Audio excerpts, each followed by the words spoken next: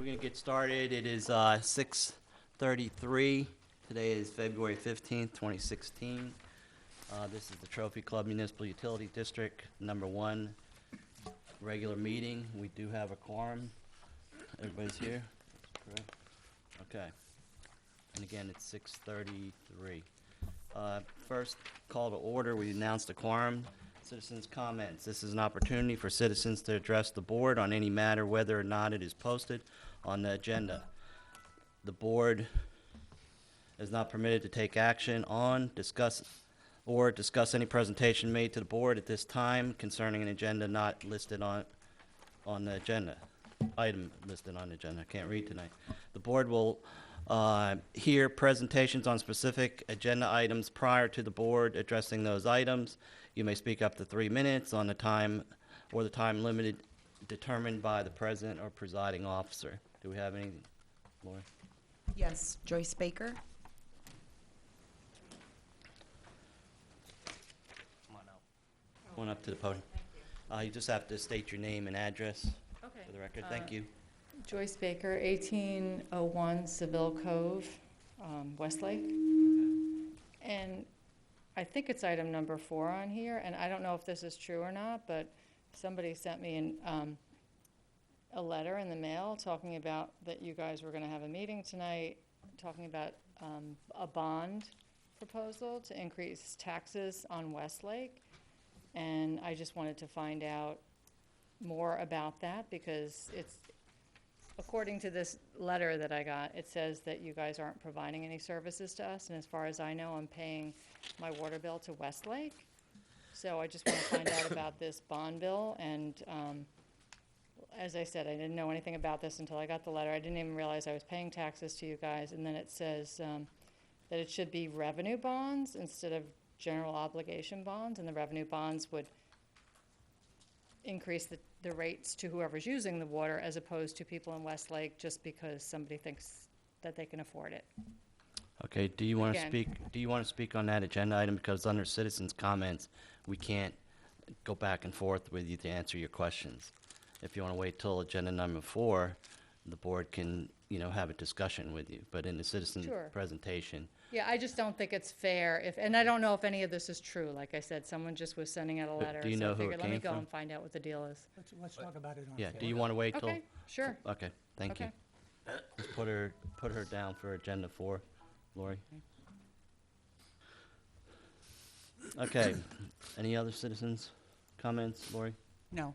Okay, we'll move on to the consent agenda. All matters listed as consent agenda are considered to be routine by the Board of Directors and will be enacted by one motion. There will not be a separate discussion of these items. If discussion is desired, that item will be removed from the consent agenda and will be considered separately. Item 1, consider and take appropriate action to approve the consent agenda, which consists of A, January check register, B, January 17th, 2017, regular meeting minutes, C, tax collection report, fourth quarter fiscal year 2016, D, resolution number 2017-0215, A as in Apple, approving submittal of Water Smart application to the Association of Water Board Directors. Do I have anyone that wants anyone to remove one of those, A, B, C, or D? I'd Director like to remove Rose? D. D? Okay, we'll remove D, so I'll entertain a motion for A, B, and C unless someone wants to remove something else. So moved. So you're approving A, B, C, is that correct? Yes. Making a motion, do I have a second? Second. I have a second by Director Rose, and the motion was made by Director Thomas. Any discussion? There's no discussion because we're going to do that. So all in favor, show of hands. Okay. All opposed? I see none, so it passes unanimously. Okay, we're going back to item D, resolution number 2017-0215, A as an Apple, approving submittal of Water Smart application to the Association of Water Board Directors. Director Rose. Yes, this resolution that we're passing says, whereas the board has discussed and reviewed the district's application in its entirety and has confirmed the inclusion of all necessary documentation required for submission to the Association of Water Board Directors Water Smart Partners program, And whereas the district has fulfilled all the necessary requirements for inclusion in the Association of Water Board Directors Water Smart Partners Program. I have not seen any other documents with this item besides this resolution. So I cannot confirm the application. And then also, I went online and checked the Water Smart application, and one of the things that it calls out says the water district has set water conservation goals and has a plan for achieving them. Since I've been on the board, I've not seen water conservation goals, and we're having discussion on conservation items. So from what I'm reading, I can't comply with the whereases in the document. Okay, any other discussion? I would concur with that. Okay. Anything else? Okay, do you want to make a motion, or? Well, my motion would be to table this until the next meeting, and we can confirm that those items are complete. Is there a deadline on this?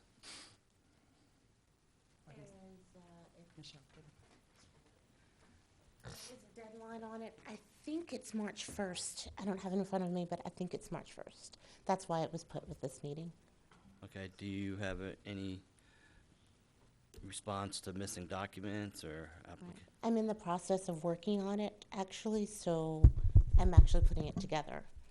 Okay, Um, so we have, does anyone else have any questions? This You, is, you, excuse me, being on the AWBD board, they have some very strong cutoff dates, but if we know that we've got something very, very close, there's a possibility we could reach out to them and ask for an extension. And Mary, if we can contact Mary Leonard, and I'd be glad to reach out to her if you want me to. But we can ask her for an extension on our application, letting her know that we'll try to approve it at our next meeting if we get all the documents in line. I think based on the dates from when you have to have something in 2016 to something in 2017, there were a lot of things that Kari did that would qualify. So I think we really would qualify. An extension would help. Oh, I don't think the issue is qualification. I think the issue is Bill saying we need the document to be Right. done right when we submit it. I think, that right, Bill? Well, I mean, it says that we will have reviewed it. Yeah. And, I mean, that's what the document that I'd be voting for, I would be saying that I had reviewed it.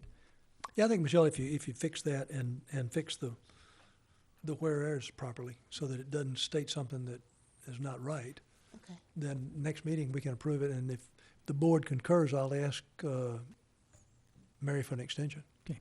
I think that when you get into this a little bit deeper, you'll find that there is a document basically, which is what's copied precisely out of AWBD, word for word. So I don't think we're going to be changing. If you plan on taking that tact to file the application or that approach, I don't think you're going to be changing any words in the document. No, Bill, all I would do is, the program itself is managed by a team of people. There's about 9 or 10 of them, and the majority of them are advisors to the board, not board members. Matter of fact, I think all of them are advisors to I've the met them. I've met And so several of them anyway. Mark, and I can't think of Mark's last name, he heads that program up. It's just a matter of getting down to Mary with a request. It's just a matter of getting down to Mary with a request. Would they allow us to submit our application after our meeting in March? You said March 1 was the deadline? I believe March 1st So is the basically, we're deadline. asking them for maybe a 20-day extension, which I think they would probably grant, but we need to ask them. You know, I'll be glad to email and get it in writing if. if you could, just see if we can get an extension to our next meeting date, and that would help. We have a motion by Director Rose. We have a second by I'll second it. Director Wilson. And I think in that you're acceptable with having Director Yes, Thomas? I would amend my motion to have Director Thomas contact AWBD to see if we can get an exemption on that. That's acceptable to me. Okay. No, another thing I request is once you complete the application and pull everything together, if you could send it out to us so we can have the opportunity to review everything prior to the next meeting so we can make an educated vote on the topic. I will do Thank you. that. Okay. Could we not individually send any feedback directly back to her prior to the meeting, if there's something she needed to tweak? That would make sense. Yeah, So long as we don't send it to each other. we Correct. can- Yeah. yeah, you can send us stuff and we can come back to you, we just won't do it with each other, but if we see something that needs to be fixed, maybe we can tell you what that is. Okay. Okay, any further discussion? Was that Jim Hayes? Jim Hayes? Can't see. Okay. Okay, we're gonna, vote on, seeing if we could delay it till the next meeting and then come back and send all the board, the documents. Is that okay, Michelle? Okay. All in favor for the motion? Okay, unanimous. Okay, moving on. Regular session. Item 2, consider and take appropriate action regarding district participation in the Wise Guys Irrigation Evaluation Program being offered through Tarrant Regional Water District and other rebate and conservation programs available. I understand Christy Upton with Southlake, is that correct? Was very nice to come through and give us a presentation. Let me do an introduction if I can, Kevin. Sure, I apologize, I don't know your name. You know, I brought this up, actually, Greg, before you and Bill were on the board, brought it up to the previous board at one point in time and then brought it back up again last year. And we said this would be a good thing to look at after the first of the year. Christy's title is environmental coordinator, but I've worked with Christy, 3 years ago? Mm-hmm. And Christy and I attended for a 2-year period of time a council of meetings that met once a month to look at water issues throughout North Texas. She has literally spearheaded, now correct me if I'm wrong, literally spearheaded almost all of the major water conservation issues in Southlake, at least associated with In this program. Southlake, yes. In Southlake. And she's had a great deal of influence, because I went to the meetings. She had a great deal of influence on a lot of other cities. Southlake is one of the first communities in our area to embrace this program with Wise Guys. They've got about a 3 or 4 or 5 year record now. Right. And Christy, among our many other duties, because she's got all kinds of stuff she's responsible for, runs this program. Probably nobody on our side of town knows any more about how this thing works. And when I called her and then her boss agreed, I was just delighted that she was able to come talk to us tonight. She's got a video she's going to show us that was actually a news report from Channel 11 that they Right. did on her program. And she's brought with her Ashley Carlisle, who's sitting there. Christy's job is such, she has a full-time employee. They call her an intern environmental services, but she is a full-time employee working for Christy. So, Christy, I'll turn it over to you. Oh, by the way, I've told her ahead of time that you guys may have questions. She is perfectly willing. Interrupt her in mid-sentence, and she'll try to answer them when you have them. Yes, that's fine. Thank you, Christy. Yes, sir. So, just to get started on the presentation, I will be speaking upon the Wise Guys program in Southlake. I really couldn't speak to the program outside of Southlake, so if you have other questions, I'll have to defer.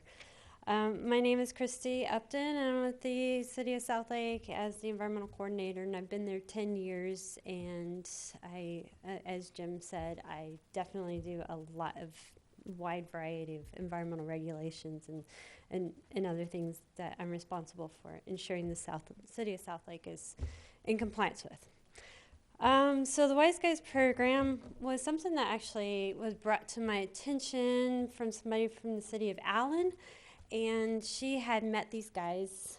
They were kind of getting started in developing this business, and if you didn't know before, the actual business is VIPO LLC, and VIPO is owned by 2 guys, John DeSalle and Doug Goodwin. They live in the Houston area. And they were irrigators themselves, and they saw this need for residents to understand their irrigation system. And they thought that there was this real gap in understanding how this thing works and actually getting landscaping that looks good. And so they developed the program. And what is I think the best part about the program was that they created this partnership. And so they've made it really easy for us in that they hire and fire the irrigators. So they manage the irrigators, so you don't have to manage those people. And then the irrigators are assigned through their software program that they have created. And so that makes it also really easy for me because it's hands off. And I don't have to manage whether, this irrigator is going to this person's house, etc. They just sign up, the next irrigator on the list gets assigned to that house, and then, the magic happens, and then they write their report in that software, and the homeowner gets that report directly from the software that VPO created. To help you understand exactly how the program works, I thought it would be great to show this video, and Jim agreed. So if you don't mind, it's about 2 minutes or so. And this video came from a story that WFA came out and did. The audio? Miguel, would you hit Can you turn the 6? lights down? If we have a clap, please. Push 6.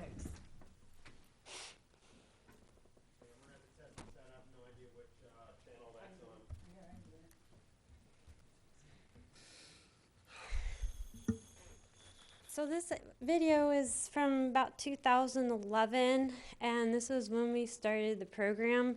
And part of the reason that we were really excited to get this video and get Channel 11 to do the story was that if you were around in 2011, you know how difficult it was that year for water suppliers to keep up with the demand. It was incredible. And at that time, our residents were in the 600, 700 gallons per person per day range. And that was such incredible demand that the city of Southlake was having a hard time keeping up with it, as in supplying the water.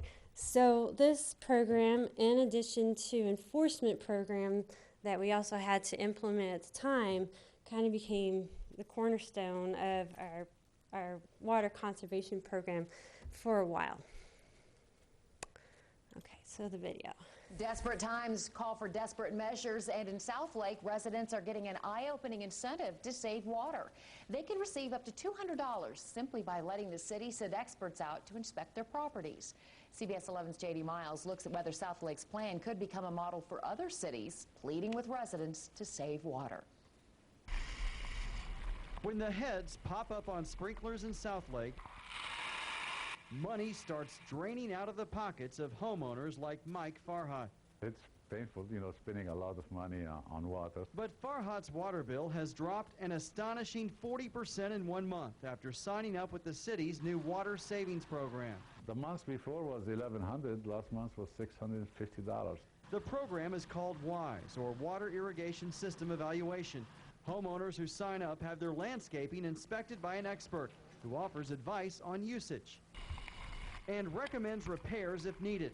The city will reimburse the cost of those repairs or credit their water bill up to $200. People just don't realize what's going on with their sprinkler system, because they, generally you'll want to run your sprinkler system at 3 o'clock in the morning when everybody's asleep. City officials say the program is so popular there's already a waiting list to sign up. Of the 176 homes evaluated so far, the city has already issued 57 rebates, totaling more than $11,000. There's some significant investment that we've made, but we're seeing that, and we expect that rebate to turn back to the community in the near future. After coming close this summer to extreme rationing, the city started looking for a plan that residents would buy into. The city of Southlake has been digging into this problem for quite some time, and they found an astonishing 85% of the homes they surveyed were wasting water. So this program is just as much about conservation as it is about saving money. These homeowners will have more than half the cost of their sprinkler repairs absorbed by the rebate, and less water absorbed into the concrete. In Southlake, J.D. Miles, CBS 11 News.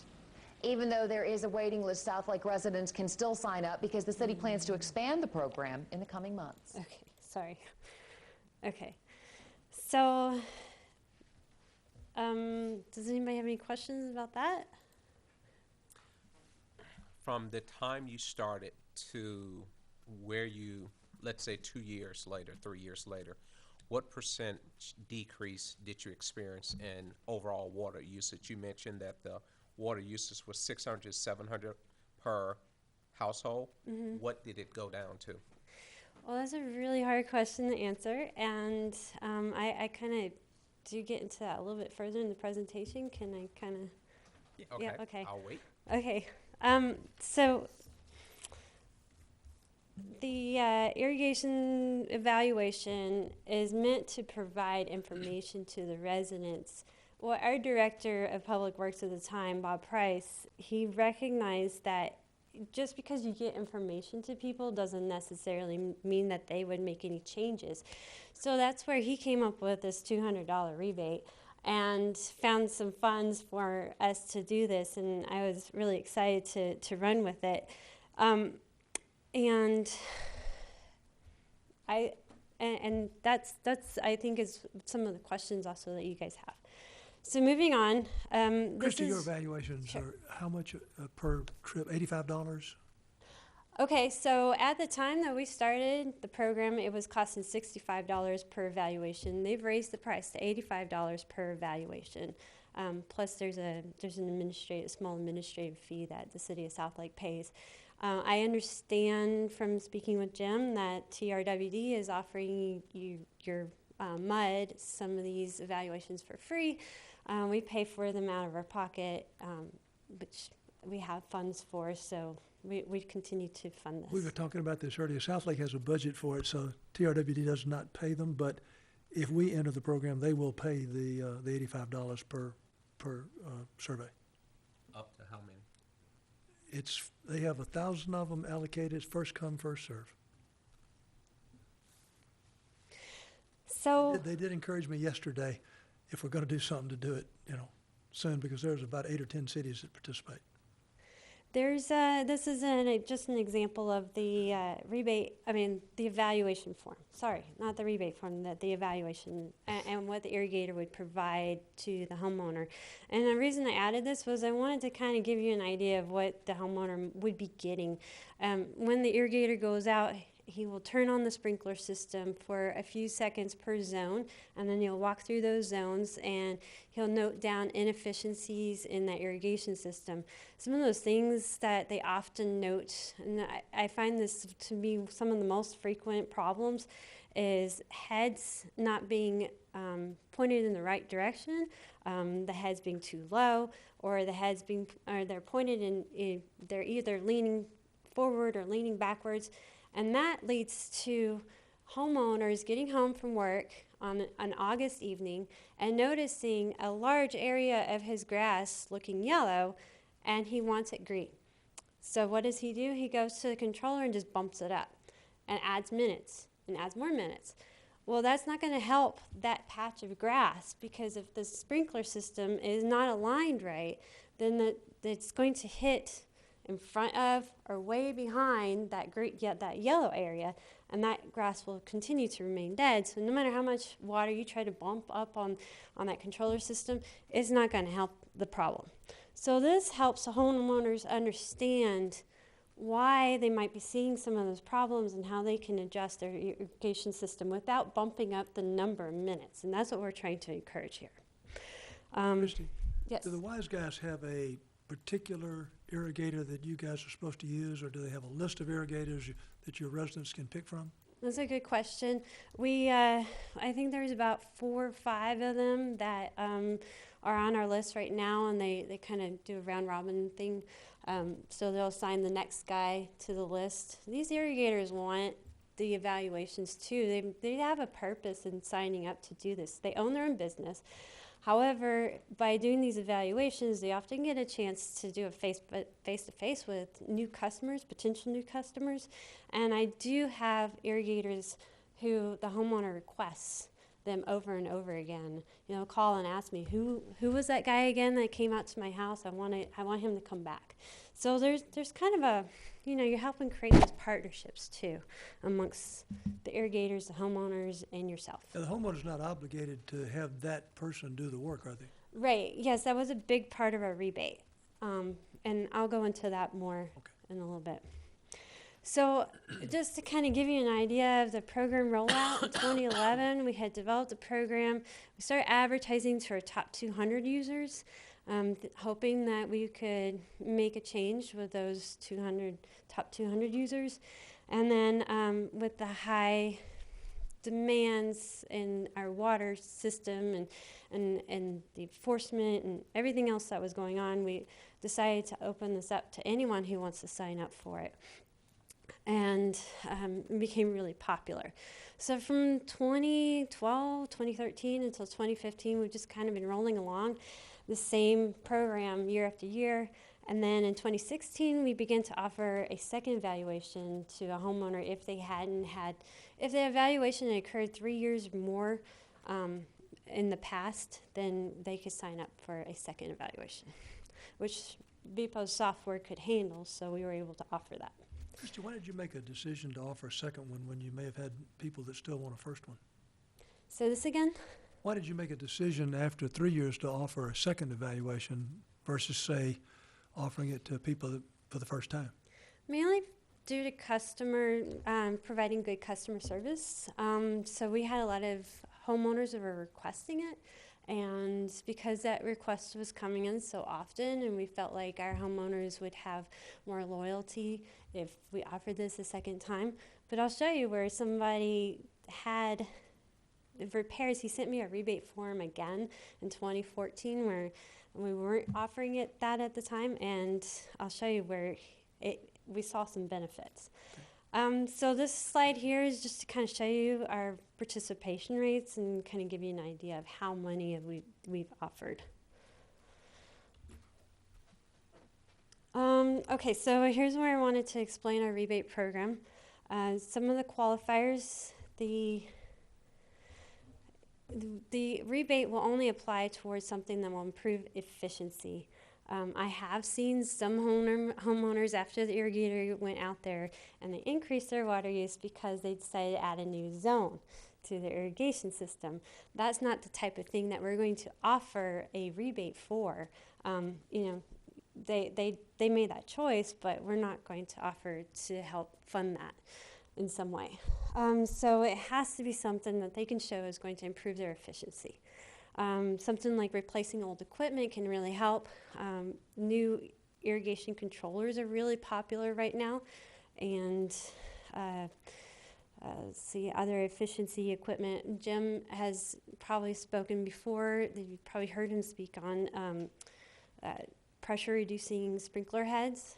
Those can make a big difference to an irrigation system and how efficiently it's applying the water.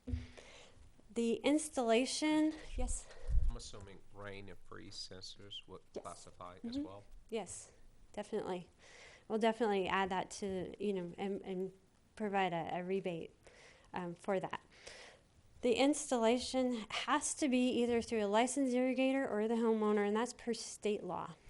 The state of Texas adopted, TCQ actually, has issued these irrigation licenses, and they have specific rules. You can, as a homeowner, you can make changes and repairs to your own irrigation system. But the only other person who can touch your irrigation system is a irrigator. I had a few in the beginning who were turning in rebates, and it was their landscaper who didn't have an irrigation license, and I had to turn them away. The application is really easy. The only two things I ask for is a copy of the receipts, or if they purchased, the item on their own, or an invoice from the irrigator, and then filling out our application form.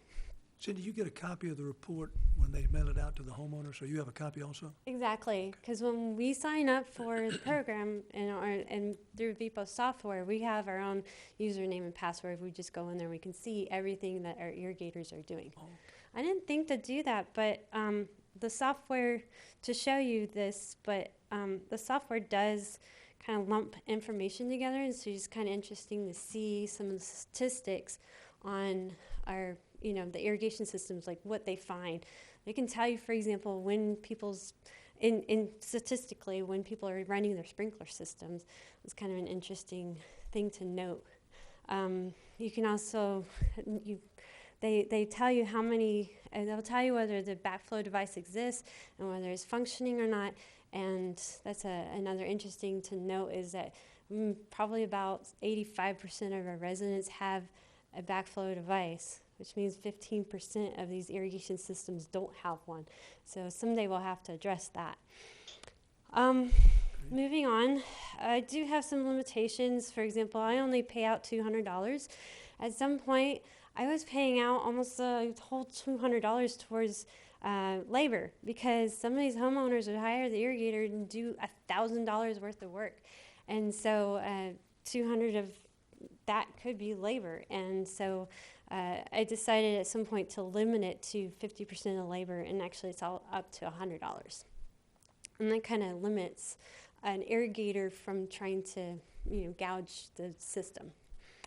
I do have some limits on some items. For example, one homeowner one time tried to convince me that improving his irrigation system would include adding a new backflow device. And so I didn't think that was creating efficiency in his irrigation system. So that would be a recommendation if you decide to do this, would be to kind of make some of those decisions. You cannot add new zones, like I mentioned earlier, and we, the water supplier, do reserve the right to inspect the work.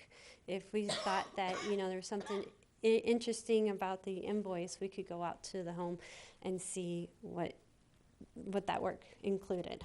Do you have a feel for approximately what percent of instances you do go inspect? I've actually only found time to do one inspection ever. I'll admit to that.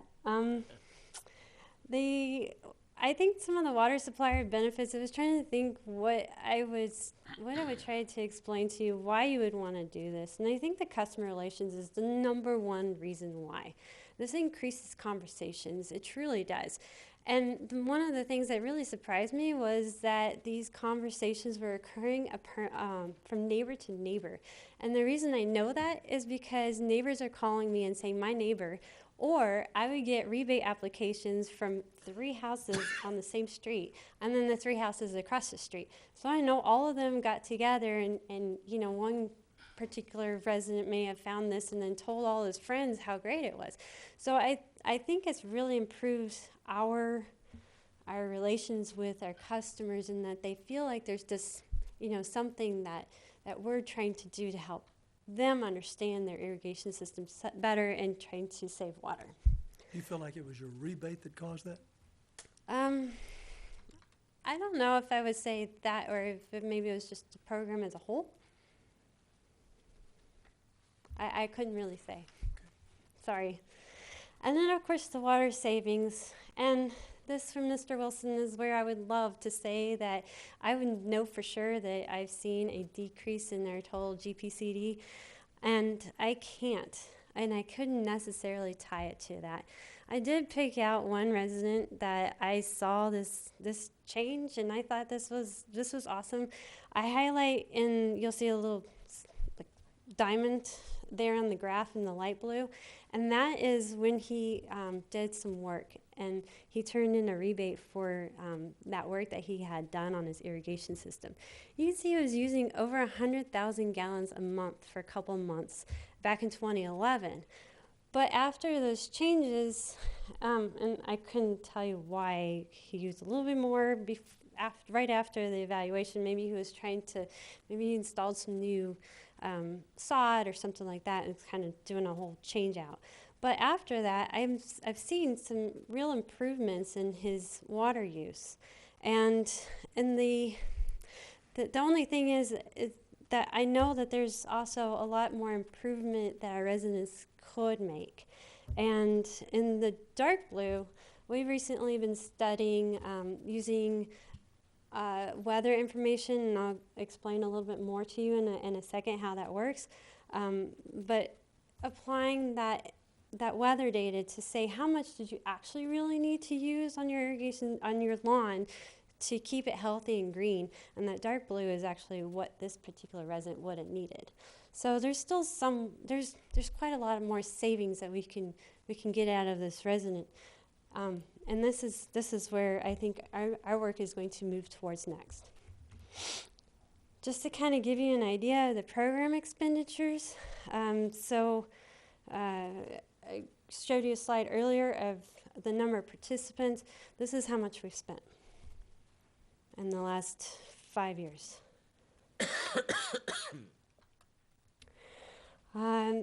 Customer service, and I put together this slide to help. Christy, can you back yes. that chart up just one Sure. second? It looks like you're getting, as the program, in 2014, you had about almost as much rebates as evaluations. In 15, you had more rebates. Yes. And So also, something I've seen over the years is sometimes our residents will hang on to that invoice and they'll find it one day in a pile of papers and they'll send it to me. And so I think that's probably what happened there. Or maybe the residents all signed up in like the August, September timeframe and sent them to me in October, November. And so they'd get processed and applied towards the next fiscal year. Sometimes that happens too. But yes, I've had a couple of residents that send me in their invoices 2 years after the work, and I'm like, come on, buddy. But okay. Deadline on that, or Sorry? are you thinking about implementing a deadline that you have? Well, 2 at first years? we did, but you know, after a couple of residents, we kind of moaned about it. I figured it was better to customer service to go ahead and just process it than to deny it, because for me, this entire program is about customer service more than anything else. Don't you budget X amount of dollars per year? Right, but we haven't exceeded that budget yet. In the prior years, like if they came up Well, 2 the years only year later? we exceeded that, we budgeted $50,000. So in 2014, we exceeded by just a little bit. So you did go over it then. A little bit. So customer service wise, I would recommend that you anticipate the customer. Some of the things I've seen, higher summer demands. So you should expect that. Residents don't remember that they have a sprinkler system until they wake up in June, and all of a sudden it's hot and they want to turn it on, and then they realize that maybe there's something wrong, and then they want to sign up for the program, and they really want to sign up for in August and September, when it's really not the best time to fix your sprinkler system, but that's when they want to think about it. Then you can expect more rebate requests coming after that. Christy, over time, yes. did you come up with any kind of ideas or programs to incentivize your customers to do something early in the spring versus waiting? I do. I try to advertise early in the spring, and How do so you advertise? we've sent out postcards. So we developed a postcard and we mailed it to every resident in town. It was actually not terribly expensive to do, and then we've done a lot of social media. Channel 11 story was actually kind of a marketing, as well as Channel 11 agreeing to do it. What else? We've started a newsletter, which I'd like to tell you a little bit more after I finish up with this part of the presentation. So we've had a number of ways that we've pushed this out to our residents. Okay. Some homeowners will develop irrigator loyalty. Like I said, they'll call you and they'll want to know who was that guy. And then some irrigators will absolutely hate their irrigator, and they're going to call you and they're going to request that you send somebody else out. And I try to avoid doing that, and I try everything I can to reschedule that irrigator and try to figure out, and make that connection. Sometimes for customer service point of view, I just reassign, or I'll call the VPO and I'll ask them to reassign the irrigator. No names, Christy, but have you ever had an irrigator dropped from your program because of complaints? Not from complaints. I think more because he just got so much business that he couldn't keep up. So do you go through the irrigators? Do they have to submit an application to you? No. So VPO hires and fires all the irrigators, so they manage everything about that. And that makes it really easy for you as the water supplier, because then you don't have to worry about these guys. So I'm just worried about residents getting like a fly-by-night irrigated. Does more damage than good. Right. No, I've never come across that problem, because I think that both John DeSalle and Doug Goodwin do a really great job of vetting the irrigator before they bring him into the program. Some of them look a little rough. There's a couple of them with big old, grandpa beards and all, but they're really great, nice guys. And most people, after the evaluation, will call me and say, that guy was awesome. And I'm so happy about the information that he gave to me. Christy, in total, how many does South Lake have that that do evaluations? How many different- Right now, there's about 4 or 5 that sign up, but I've probably had about 10 different ones come and go. So I'm just trying to understand. You don't have to worry about that. If you get an application, you turn it over to VPRO, and VPRO says, okay, this guy, the next one, this guy, next one, this guy. So they handle that. I actually don't even get the applications. Sometimes I don't even know how many of our residents have signed up until I go log in. All of it's through the software. So I create a link on our website. The homeowner goes through that link directly to VPA's website, signs up for it there. They then are immediately assigning an irrigator to it. I can go in and I can see a list of how many homeowners have signed up and who they're assigned to and what's the status of that, like whether the irrigator has called them, does he have an appointment scheduled, has he finished the evaluation, etc. So I can look at all that information, but it's very hands-off. So you really are not involved until you get the Rebate. the application and the not the application, but the receipts Yes. requesting a rebate, Right. and or somebody complains about a Yes. particular Yes. customer, a particular Exactly. vendor. Okay. Right. So some pitfalls I would recommend that I've come across that I would recommend for anybody who's trying to start this program. Using the program as an answering to customer complaints is a mistake. If you have homeowners that are calling you like they did in the summer of 2015 where they said that they had really high water bills and there's no way I used all this water, this would not be, I wouldn't recommend this being your first answer. And there was at least one that we dealt with where it was exemplified why not. We did do that, and the irrigator went out, and the homeowner became more irate because he felt like there was something else, and so it didn't help. So I wouldn't recommend this being your answer to customer complaints. I would say keep this at a very high level of, here's what we're offering you. And then to expect off-the-wall requests.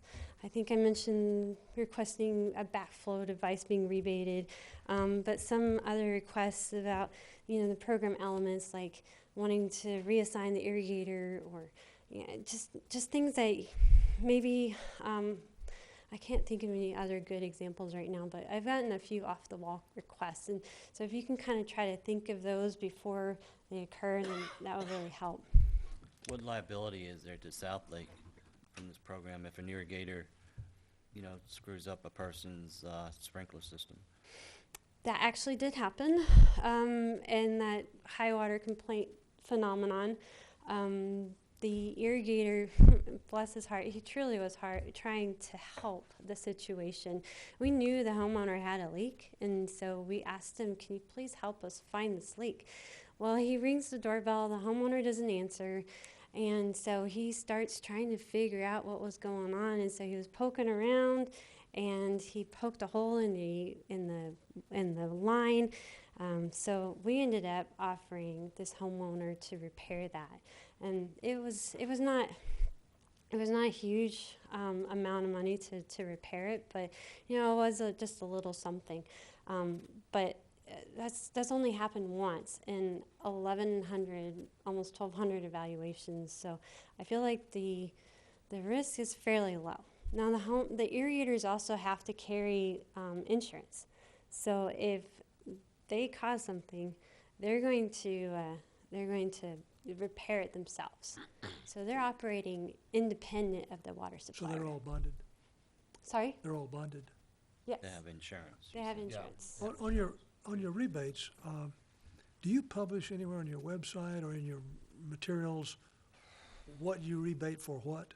Yes. And then I believe, didn't you tell me when we talked that you do not rebate the taxes on something, just the base cost? Oh, right, yes. No, I don't rebate the taxes. So if somebody makes a purchase at a store, because we don't pay taxes, and I'm not going to rebate the taxes.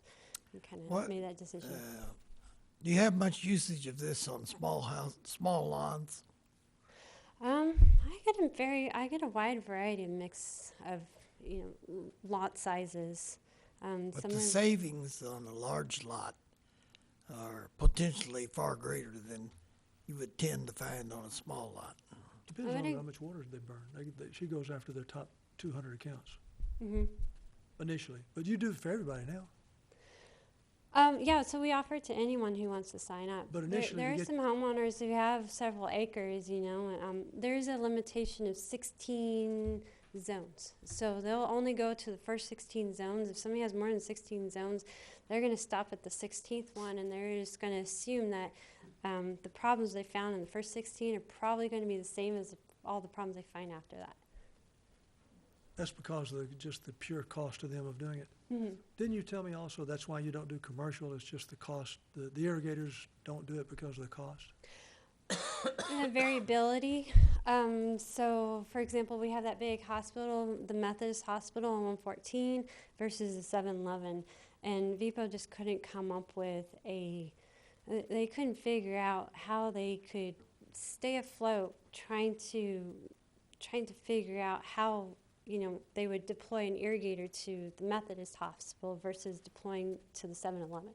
So that's where we ended with it. They just didn't see the business, what do you call it, the business. So it was the irrigators that kept you really from offering it to commercial accounts, not South Lake. Right, yes. Mhm. I guess my one question would be Mhm. back to the reduction in water usage.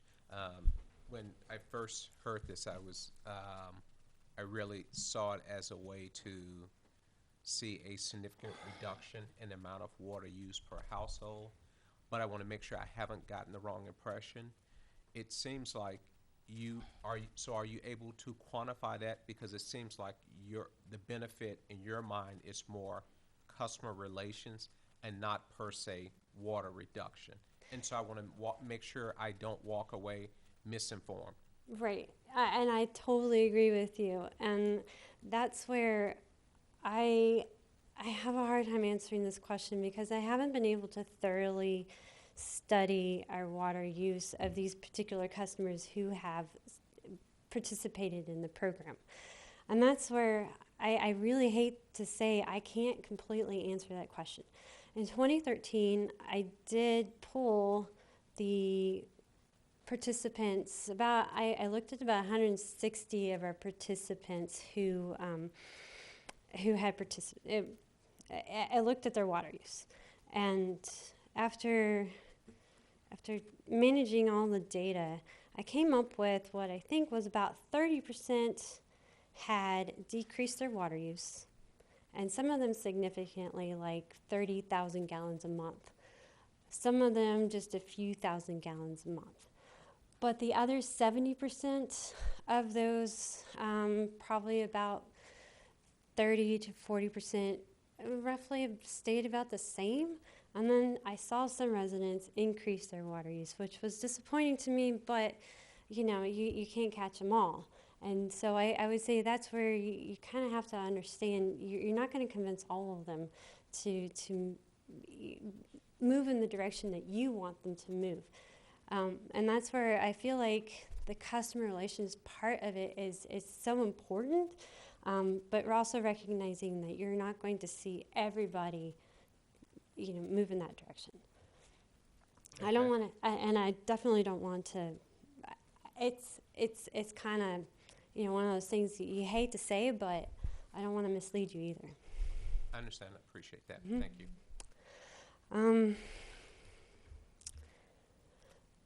This is something that my intern and I have been working on that I feel is really important. This is why I added these slides in here. There's another portion of what TRWD is offering, which is this ET values. And ET is a measurement, evapotranspiration is what it stands for. It's a measurement of the water loss from the land.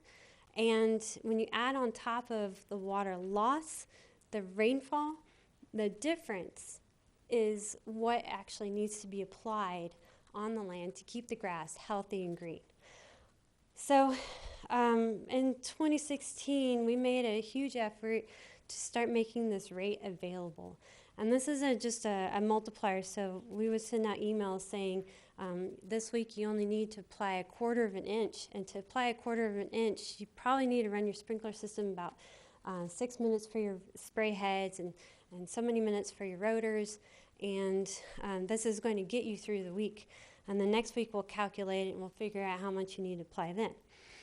We started sending those out in a blog format and emailing them to a number of our community members who we had emails for.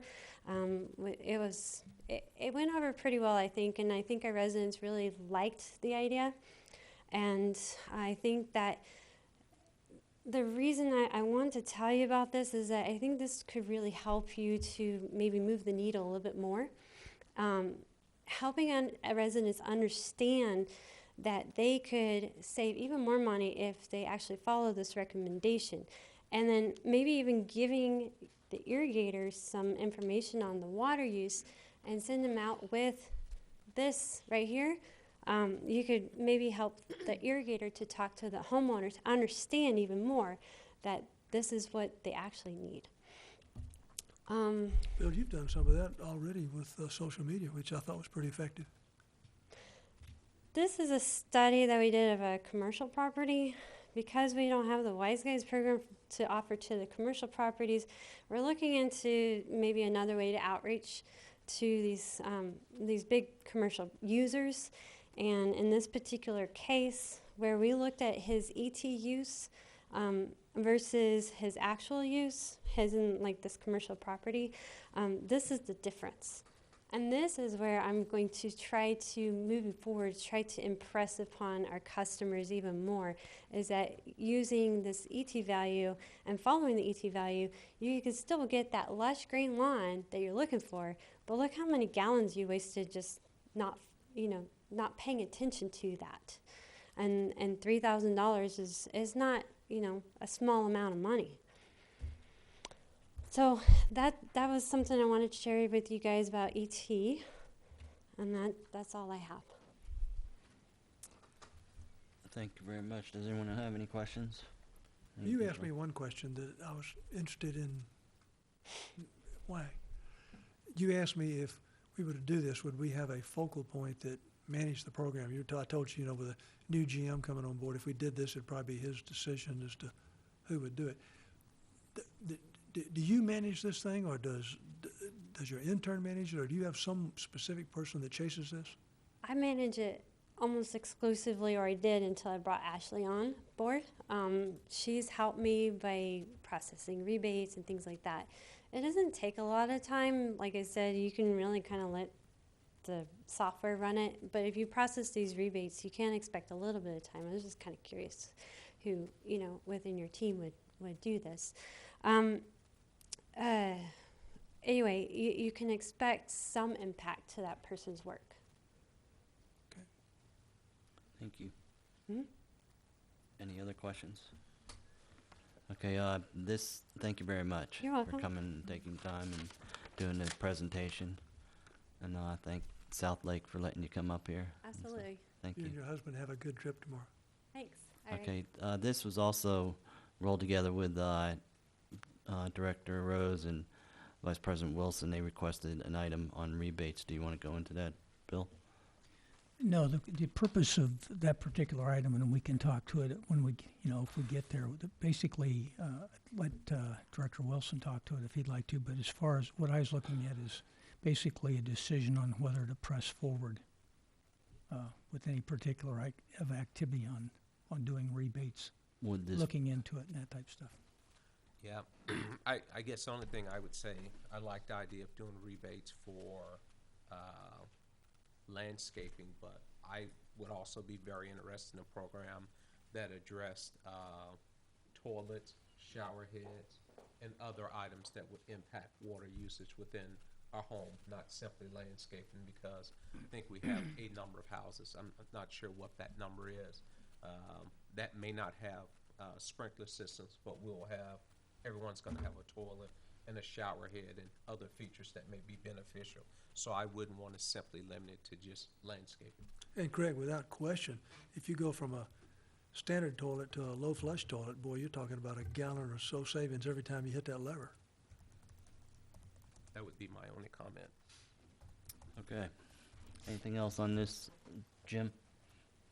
Thomas? Well, I brought it up because, number one, we have been approved for the program if we want to enter it.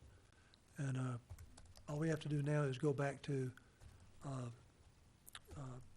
TRWD and tell them we want to participate. And they're in the process of doing a, for lack of a better term, I'll call it meets and bounds. VPRO has got a process that they use where they identify the boundaries of your subdivision. It's kind of like GPS, but it's just something I've never seen before. I passed it on to Tom Class, and they looked at it, and the town didn't have that data, but we gave TRWD the street boundaries around our town. And so they're working with VPRO to determine, what those coordinates will be that match to that. They should have that done any day now. If we choose to participate, all we got to do is tell them we're going to participate. We are already approved. The program, according to Dean Minicelli yesterday, who runs this thing for TRWD, he's going to have between 800 and 1,000 allocations that he's going to pass out. And in the past years, he had done it with this city gets X number, this city gets X number. But what he found was City A wouldn't use anywhere near all their allocations, and City B would want 3 times their allocation. So this year, it's going to be first come, first serve. It's just whoever signs up, they get it until they run out of their budget. And he said the budget will handle somewhere between 800 and 1,000. So I would like to see us move forward with this. Personally, I like look, we're getting started and trying to figure out how to do it. I'm hesitant to just throw it out to everybody, although that might be the right way to do it. But I do like the idea of taking your 200 largest ones and target them.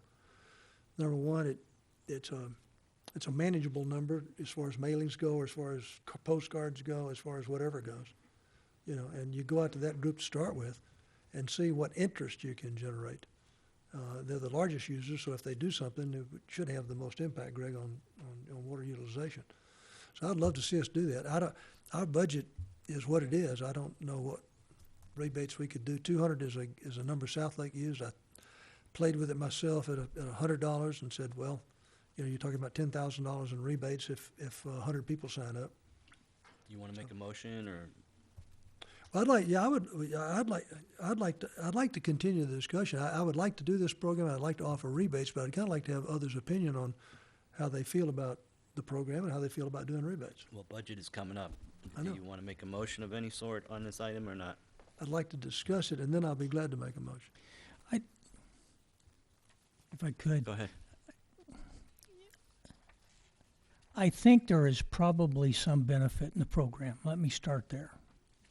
The problem that I'm struggling with is there seems to be a lack of a cohesive package that says, here's what the program looks like. These are the things that we sign up to do. This is what our costs are going to be.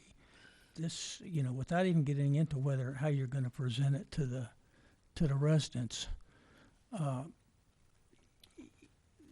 At this point, what you're saying is take a leap of, from my perspective, take a leap of faith and say we'll do this, and we'll go down to TRWD and say we'd like to have X number, and whatever number that funding, does that X number just say that the water board is going to pay for the $85 per irrigator to come out and look? Is that what it pays for? Does it pay for any rebate or offset program?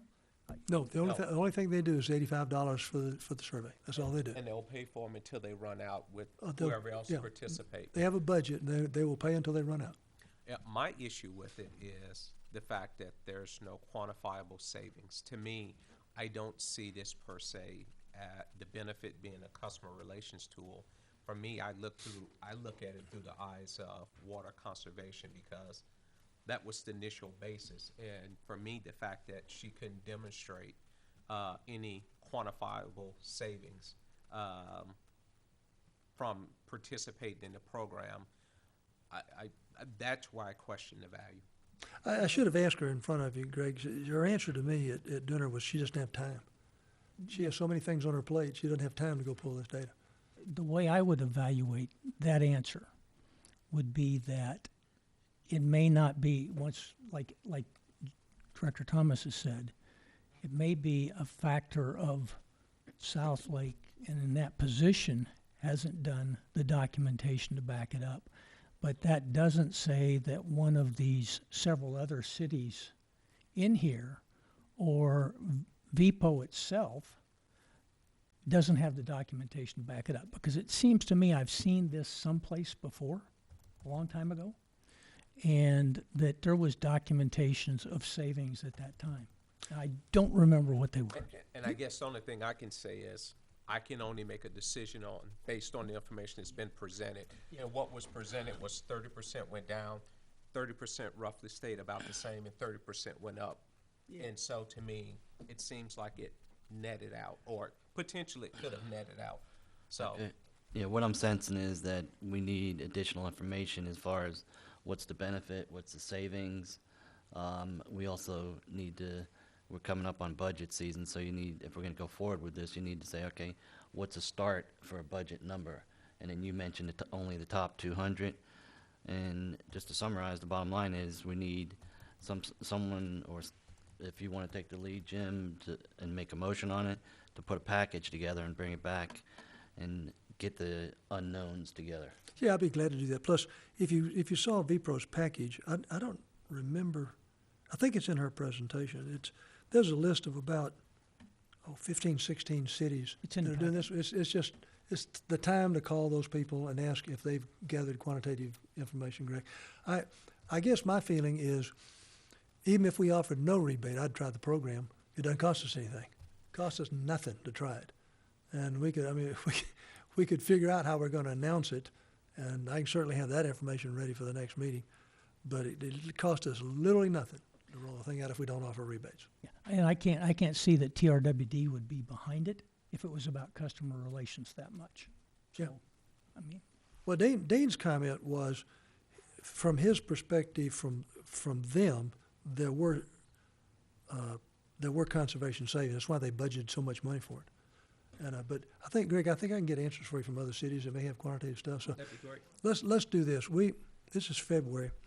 If we're gonna need to announce something, we got to do it pretty quick after our March meeting. Otherwise, you get into the cycle and everybody's using up the allocation. So let me see if I can't bring everything back.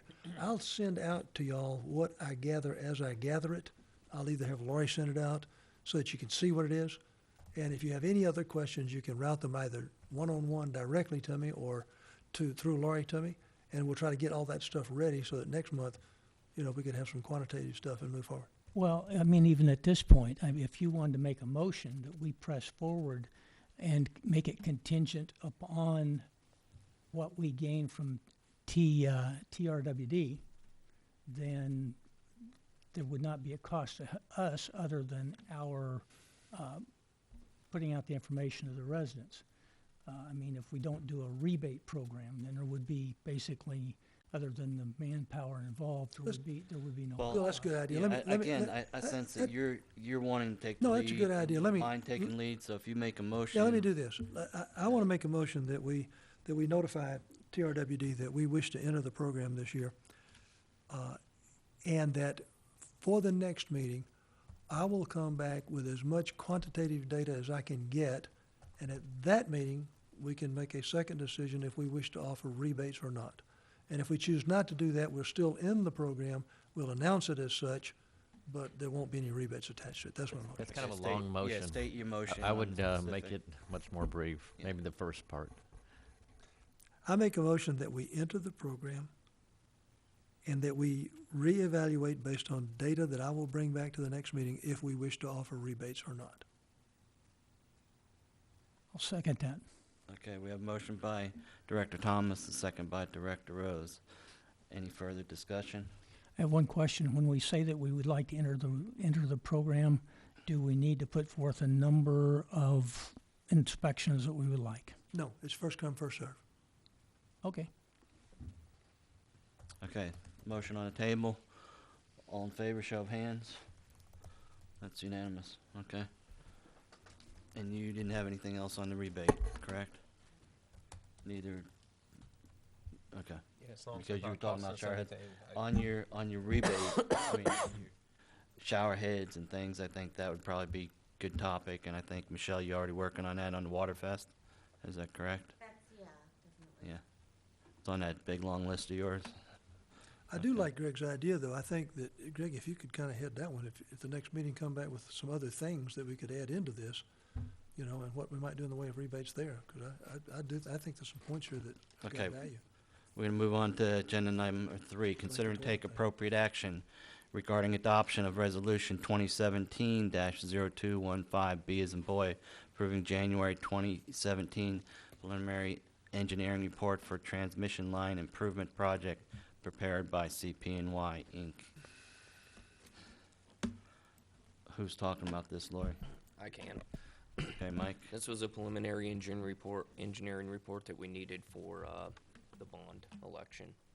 So CP&Y put it together for that reason. Okay. We had to have this done before we could. This is under Tony's purview, I would say. Correct? It's just a requirement. Yeah, under the water code, before the district conducts a bond election, it requires that the district approve a preliminary engineering report. The purpose of it is to provide information to your voters so that they can make an informed decision at the bond election, a description of the facilities that would be funded with the bond proceeds, estimated cost, location, and similar types of information so that, again, the voters can make an informed decision at the election. Okay. Question for him, Kevin. The cost of this, is that included in the soft cost associated with the bond? The next item on your agenda is consideration of some actions, and specifically adoption of an order to call the election. The two are interrelated, but the draft preliminary engineering report has the construction and engineering costs. A description of the soft costs associated with the issuance of the bonds is set forth in the draft order calling the election, and that has a breakdown of both the engineering, construction, contingencies, legal, fiscal advisors, and other types of soft costs. So this aspect of it is the engineering and construction. But it's with, if it were to get approved and we approve the next item, it's part of the total You'll cost. see a line item in the order calling the election, which is the numbers taken from this preliminary engineering report. Okay. Okay, Director Rose. This is really not fair. I was looking forward to seeing Kevin here this evening because I have a question That is on his. that is unfair. Which is really, I don't know if you've got it. You stand a chance. If it's technical, I'm going to defer to Mike on it. It's technical. I'm looking at page 56 of our packet. There's an existing piping future max day demand graph for both the elevated storage tanks. Okay. Okay, now if you roll on down the document to page 59, there's another graph that shows it with how the construction would affect the levels in those tanks at a future time period. So my question is this. In the previous slide, the west tank was at 80%. It's now at 60%. And the east tank was at 5%. It's now at 65%. Now, I understand the purpose of the line was to fix the issue at the east tank. But what this chart seems to indicate that there is a decrease in the level on the west tank. from 80% to 60%. So my question becomes, is this $2.4 million bond only a partial fix to the issue of trying to keep those tanks at a fuller level? No, I think the confusion is coming in there on the previous slide. There was so much of a different curve up there because of the green up there. That tank would actually fill up and shut off. So I can fill that tank up and it will shut off. Yeah. I can't pump enough, and I still continue to pump water to the other one. So basically what it's telling you in that curve is that they're going to level out, and then we can fill them more, I guess, simultaneously.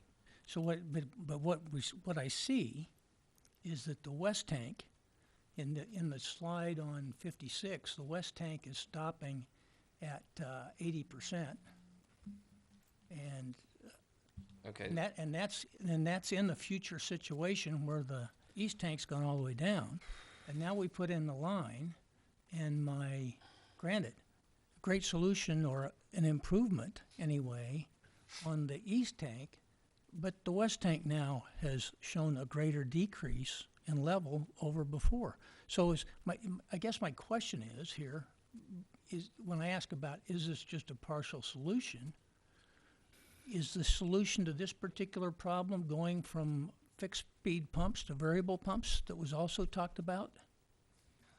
The pumping will help it some. I mean, I think we can pump enough water right now to take care of the problem.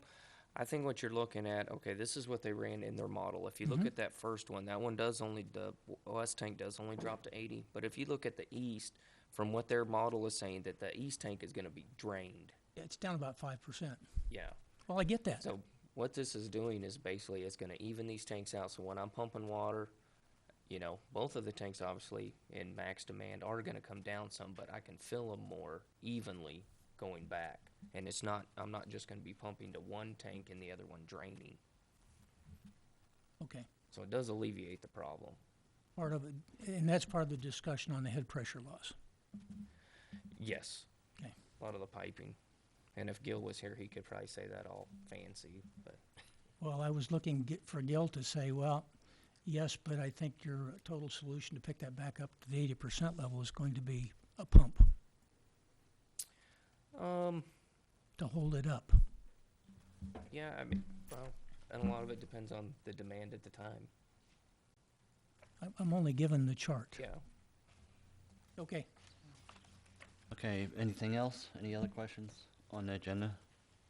Okay, do I have a motion?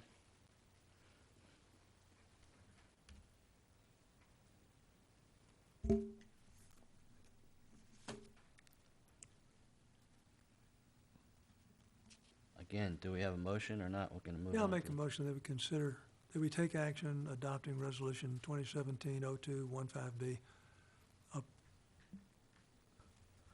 I'll second it.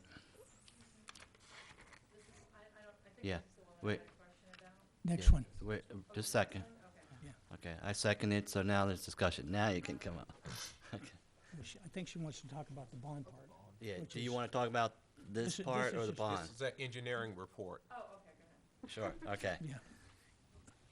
Okay, there's a motion by Director Thomas, and I second it. Any discussion? Okay, I'll call for show of hands. All in favor? Okay, I have unanimous. Okay. Now we're moving on to, Paul, do I need to say A, B, C, read all those other ones, or can I just read and then go down? I guess we're going to go down each one at a time, is that right? Why don't you, Just read them all? if you want to take them all together, read them all at first. If you want to take them individually, read them one at a time. Okay. And Tony, it's okay to do one, like starting at A and go down the list, or do we have to do one first before the other? You can do it either way. Okay. Okay, Agenda 4, consider and take appropriate action regarding May 6th, 2017 bond election. A, consider and take action regarding adoption of order number 2017-0215, A as in Apple, calling a bond election for Trophy Club Municipal Utility District Number 1 and making provisions for conducting such elections and other provisions incidental and related thereto. I'll just read them all. B, consider and take action regarding joint election and election service agreements for conducting May 6, 2017 bond election. C, discussion and possible action regarding approval of appointment of election agent. And D, authorize the general manager, officers, and district consultants to take such action as may be necessary or appropriate to proceed with May 6, 2017 bond election. We'll start off with A. Consider and take action regarding adoption of 2017-0215. A. I have a speaker. Yes. Joyce. This is your spotlight. Okay. I don't want to be in the spotlight. I Oh, just that's wanna, all right. And please forgive me, tell us your name again. Oh, Joyce Baker and Joyce. Joyce, Joyce, and I live at 1801 Seville Cove in Westlake, and we just moved in June. And again, I don't know if this is true or not. We just got this note in our mail, and we just paid our tax bill, and I'm wondering why I'm paying my water and sewer to Westlake, and I see on my tax bill that I'm paying the Trophy Club mud. And then I get this note saying that you guys are looking to raise a bond, and I think and again, I don't know if any of this is true, but it's just saying that that you're looking to issue a general obligation bond, which is going to raise the ad valorem tax rate to the people in Westlake versus a revenue bond, which would be paid for by the people that use the water. And the reason in this letter I got was like, because Westlake can afford it, they're all rich anyway, so let's just make them And pay who's more. it from? Do you mind saying who? Huh? Who's that? It was mailed to me, didn't have any Okay. return, I don't know where it came from. Again, I have. Had no I don't- signature, no name attached to it? No, I have no idea. So I guess I'm just here to find out, I guess one Sure. question is, I used to live in Southlake, so I'm familiar with all that stuff she was talking about, and I'm wondering why I'm being charged on my taxes for this group if I'm getting my water and everything from Westlake? And then why would we have to pay for a bond for water for Trophy Club if we don't use water from Trophy Club? And maybe we do. Maybe you guys provide it to Westlake and then they charge a fee and, pass it over to us. I have no idea. But I just don't think it's fair. So that's why I'm here. Okay, I'll start off by saying we're a water district, and the district exceeds Trophy Club lines. We go into Westlake, have been. Westlake actually requested, back in IBM days, requested to be in our district because they didn't have any lines. We invest. 1982. Excuse me? 1982. Yeah. Do you want to give the history? Yeah. Okay. Well, I worked for IBM at the time. IBM entered into a partnership with McGuire Partners and acquired 448 acres in Westlake to build a campus facility for IBM employees. It included all the current buildings that are over there, plus it also included this kind of building that's still available for rent on the Southlake side of the highway. The property at that time was owned by, I don't know the exact number, X number of fairly influential, wealthy people that owned hundreds of acres of land, and they all had septic systems and wells. There was no water through there, and they had I don't even know if they had a volunteer fire department. They may have depended upon some other town. And so IBM came with the city of Westlake. Westlake passed 2 ordinances to petition, in those days, MUD 1, because MUD 1 had water, had sewer, and had fire trucks. Mm-hmm. We did not have any ambulances because in those days the state authorities did not let MUD districts run ambulance services. But the petition was for the MUD to provide water, sewer, and fire suppression services to that 448 acres. Mm-hmm. Bottom line was, through all of the exercises, those 448 acres were approved. Now, here's the interesting part of that thing. If you go to map and look at it, the boundaries, if you were coming down the old precinct line road before you moved in. Okay, Davis now? The old Davis Boulevard actually was about 30 or 40, maybe 50 yards west of where it is today. That's where the actual boundary is. It comes down, so it's on the other side of the road. It's not where the road is today. It came down and then it jutted out into a piece like this. There was a farmer that didn't want to sell his property, or didn't want his property to be part of it. Jutted out, came back. I say farmer, he could have been a businessman, but it was jutted back, then comes back down and swings around. The area includes all of what is known today as South Lake, which are the kludge of buildings that currently exist. It includes what is being developed today as the commercial space known as Entrada, and it includes approximately 50% of the homes that are going to exist in Granada. That little sliver, that big sliver, is right in the middle of the home section. Okay, so I live in Granada.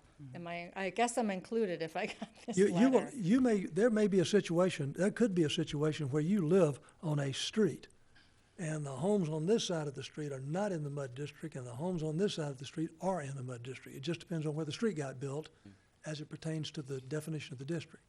Now, as a district, we can't carve out one area and say we're not going to tax you. We tax everybody in our district the same rates. We have to do that by law. In the course of events, when Murdat Madoya was negotiating with Westlake to build these two areas, he had the choice of buying water and sewer. It turns out we thought he was going to buy it from us. And who is he? He's the developer. He's the one. He's the guy that built Centurion? Do you mean? Yeah, Centurion same American. company. Yeah. He Murdoch's the developed the president. streets and put in the walls. He put in the sewer systems and the water and pipes. You've bought your home from a builder. Right. He sold your lot to that builder. Right. He was the developer that got everything ready for that lot. He signed a contract with the city of Westlake because he had the right to do it under a fairly obscure state law that says if a developer owns X amount of land in an area and can secure water and sewer from more than one source, the developer may choose the source he wishes to buy that water and sewer from. So he committed contractually to buy water and sewer from Westlake versus buying water and sewer from Mud One, even though our rates were 100% less. Westlake has a 100% larger cost of water than we do. And we buy the water from the same source. And by the way, we get it from the same source at the same amount.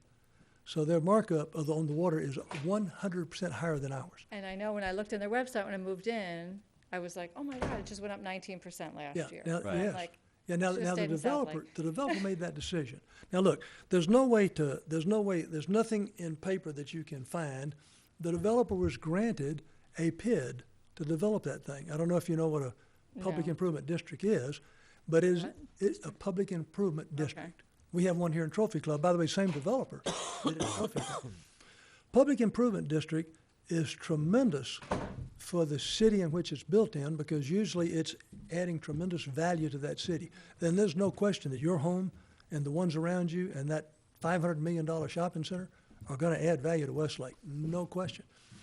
It's also tremendous advantage to the developer. Under law, it's the fastest way he can recover the largest amount of his investment possible to mankind in state law and state of Texas. So as he deeds over a property to the town of Westlake, they sell what's called PID bonds and pay him back. Well, the homeowners in his area have to pay off those PID bonds. Nobody else in Westlake is going to pay that. You're going to have some assessment from Westlake.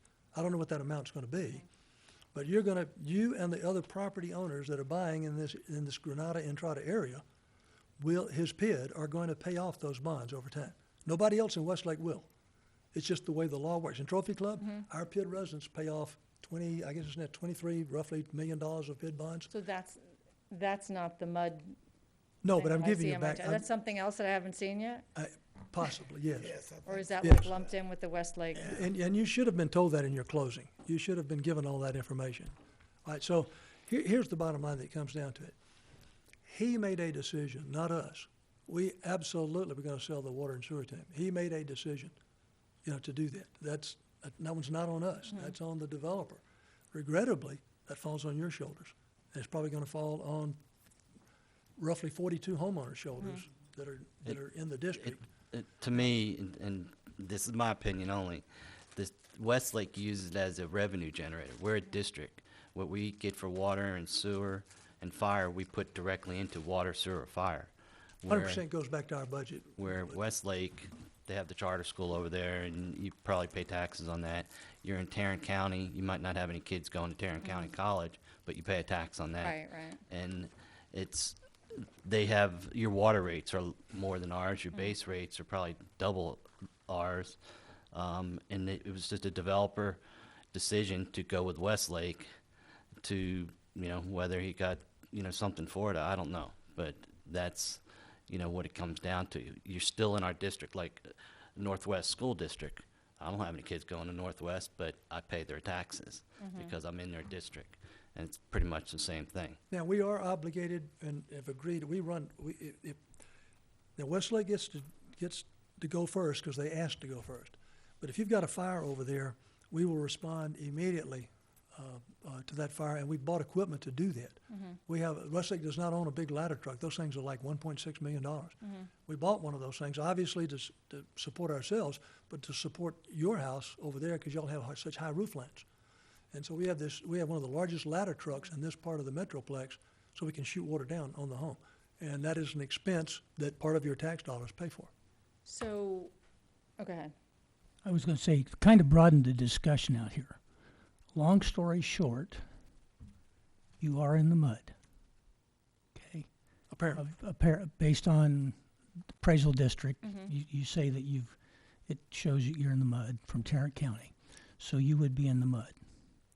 You don't know that for sure, do you? The answer to your question, It's on my tax bill. It says. We have a copy of it, yeah. the answer to your question is, if this goes forward as a GO bond from this body, and it is adopted by the voters, and you are one of the voters, register. If it's adopted by the voters, then yes, you will be billed, and yes, you will receive no services. So why wouldn't you make it a revenue bond so that it's paid for by the people that use the Well, water? we can talk about that later. Tony, do you want to respond to the Yeah. pros and cons on revenue or wait till later? Yeah, we will be into that, I assure you. Yeah, You guys have decided that already, or you haven't? No. We haven't decided Okay. one way or another, revenue but it will be decided. And Well, when's Kevin, it that's gonna not be completely decided true. today, or- No, that's not true, Kevin. We have already voted to go out with a revenue bond. Tonight is just solidifying, we voted No, we last week? haven't. General obligation bond. Yeah, I'm sorry, excuse me, a GO bond, Yeah. forgive me, I said the wrong thing. Okay. Yeah, I would have been happy if you said that. But yes, we have already voted to do that. Okay.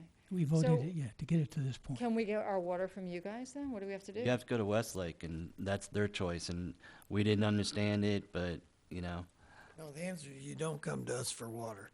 Yeah. Westlake's gonna provide your water and your Yeah. sewer.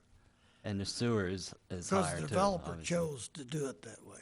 Right, but okay, now, I'm in phase 1. I'm assuming phase 2, which is Wilbo, might have gone to you guys, because you said only some people. Well, we were told there's 84 homes over there. Right. And approximately 42 of them were in the annexed territory of MUD 1. And the others are not. approximately 42 were in Westlake, but not in the annexed territory. So you're going to have, the people that buy over there are going to have the very unenviable position of having to pay Westlake water rates, but when it comes to tax rates, they're going to have to pay, half of them are going to have to pay us. Now, once we annex that territory, we have no choice but to tax everybody according to their appraised value. The state will not let us charge 7 cents per $100 for one homeowner and 12 for another home. We don't have that option. We have to bill everybody the same rate per $100 valuation for every property in our territory, including the annexed territory, and including commercial and residential. So in terms of us giving now the basic question you ask is, if we go the revenue bond route, you do not have to pay any of that, because even if you buy water from us, which you don't, you'll buy it from Westlake. So when we bill our homeowners for the cost of capital improvements. And if we go with the revenue bond, they have to pay it in their water bill. Since you don't buy water from us, you don't have to pay it. The other choice is to go GO bond or tax-based bond. And so your question is, why don't we go revenue bond? Right. And my answer is, and I'm only one member of this, I only have one vote, but my answer is large capital improvements, millions of dollars of capital improvements, have historically in this country been paid for by tax-based bonds.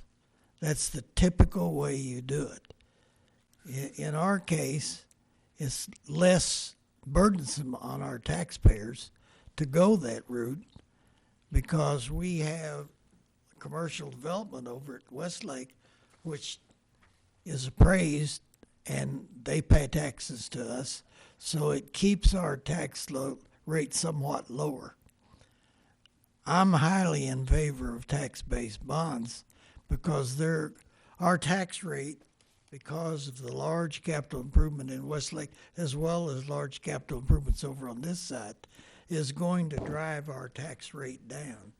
So what the residents feel, and I'm talking now about Trophy Club, unfortunately, what they feel is they don't see the impact of that large capital improvement because it's buried in a tax rate that is going downhill because of large capital improvement.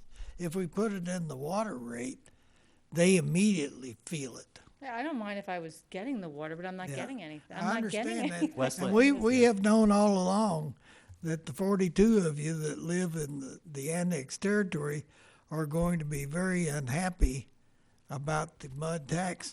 But again, we don't, if we choose to do it through tax base, we don't have a choice about excluding those 42 homes. We can't do that. We have to tax the district, not the people that want or don't want the water, or don't use the water. So I would like for you to walk away with the answer to your question being this. This board has to decide which we think is the best way to finance these capital improvement bonds. And there's probably a diversity of opinion on the board about which way we're going to go, because we have not yet voted on that. But we're going to. It might be tonight. Is that part of tonight's agenda to declare what kind of bond we want?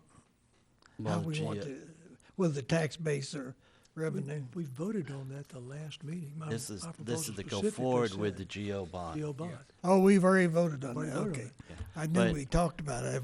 Couldn't- For all those businesses there, they're not getting water from you guys either? Yeah. They're just paying because they're a big business and, The Entrada, you talking about Entrada? well, there's nothing there. Yeah, It's like a anything CVS. that All the others God- get water from us.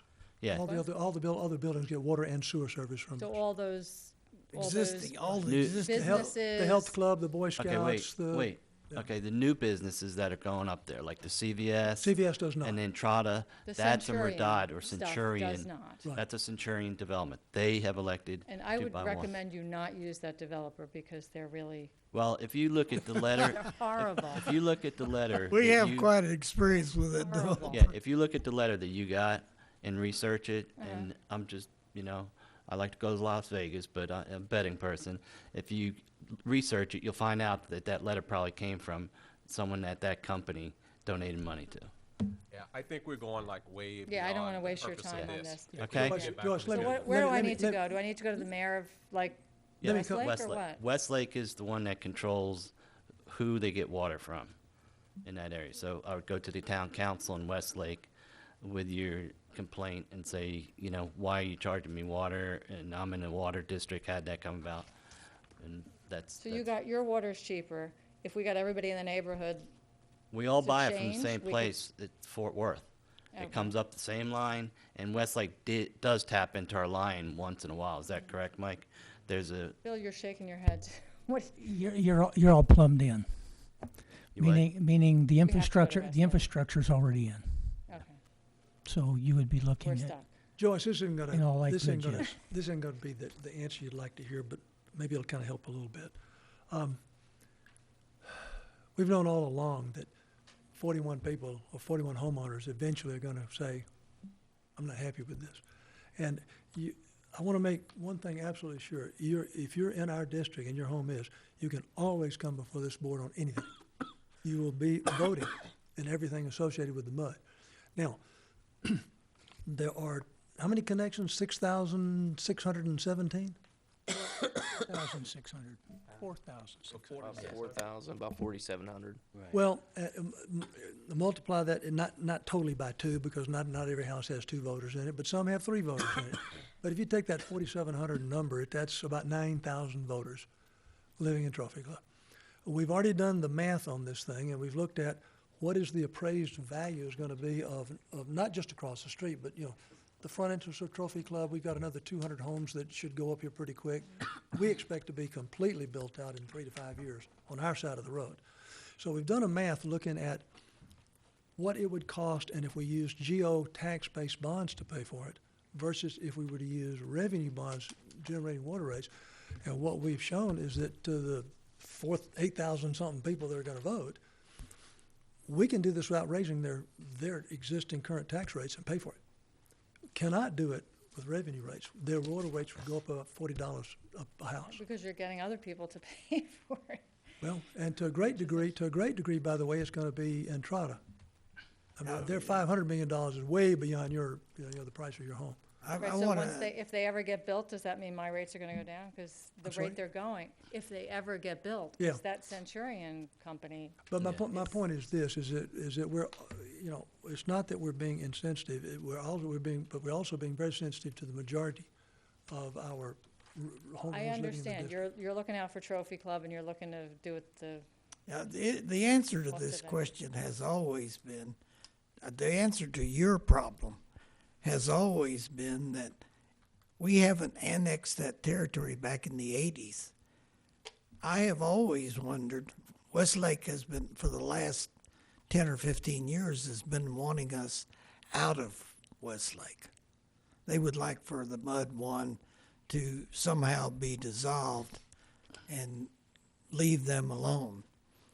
But the only way that I can see that can be done is either the legislature has to tell us to get out, or they have to break the annexation. To my knowledge, Westlake in these 30, 40 years that we've had that annexation has never tried to break it. Apparently, they're very difficult to break. That's all I can conclude.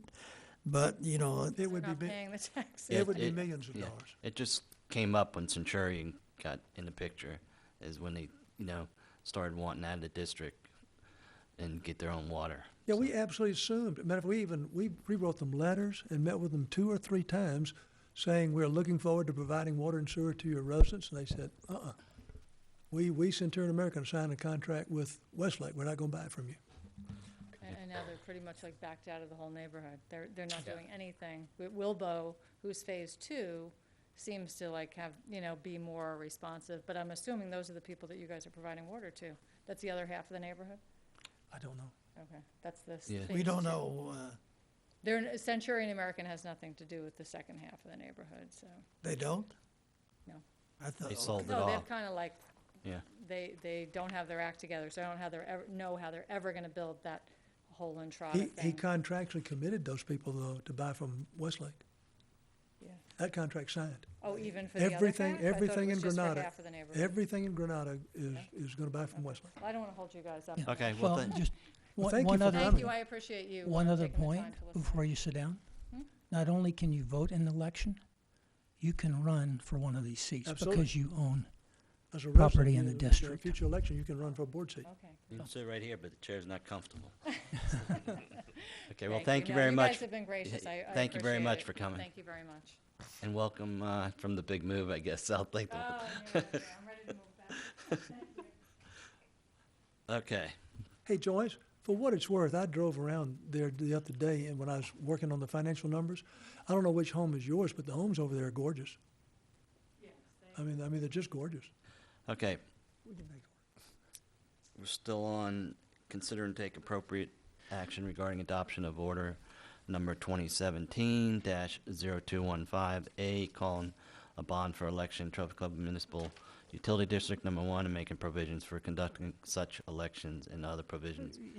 I would kind of like to combine them all because in the long run, it would probably Fine. be easier. I think so, Bill. I And have I'd a like, m- and I'd like to have our consultants. Yep, I have a recommendation to combine them all. Does anyone have any problem? No, let's do it. Okay, we're gonna combine them all. Thank you. And we can let our consultants I don't speak like and to, we can I don't ask like our to make questions. that, but, Hello again. hey, Tony? So the purpose of this item is if the board desires to proceed with the issuance of general obligation bonds, in order to do so, those bonds would have to be approved by your voters. Those bond elections can take place on the uniform election dates, which are in May and November of each year. The deadline for calling the May election is this Friday, February 17th. So if the board elects not to adopt the order tonight, its alternatives would be to wait until the November election date to proceed, or it could proceed with the issuance of revenue bonds. My understanding is that the prior direction and votes taken by the board did indicate a preference for a general obligation tax bond, although obviously in order to do that and consummate that, this election would be required. And even after this election, assuming the proposition passes, there'll be subsequent actions taken by the board to actually approve the issuance of the bonds.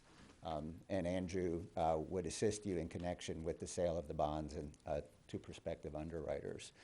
The bond order, which is the first item with respect to this item, is the order that calls that election.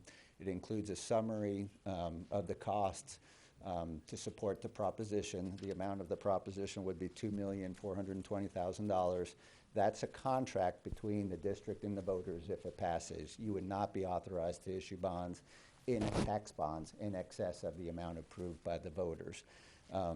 It also provides other provisions regarding your elections, which are mirrored after your typical elections. There would be a joint election conducted with the counties. They would provide election services for the election. But bottom line, the purpose of this item is for the board to consider whether or not to call an election, which would be held in May, to ask your voters to consider the approval of a proposition for the issuance of general obligation bonds to fund improvements to your water transmission system. Okay, thank you. Before you go, I have a question. Since you own the paperwork to go with the proposition, I note in here that it says 40 years. Not to exceed 40 years. Not to exceed 40 years.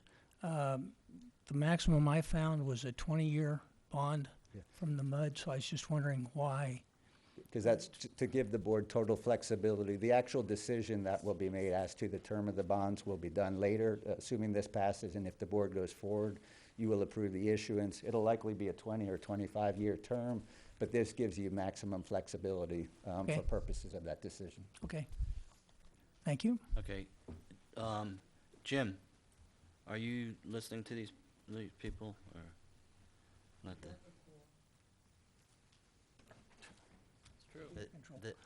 The information is for us to consume.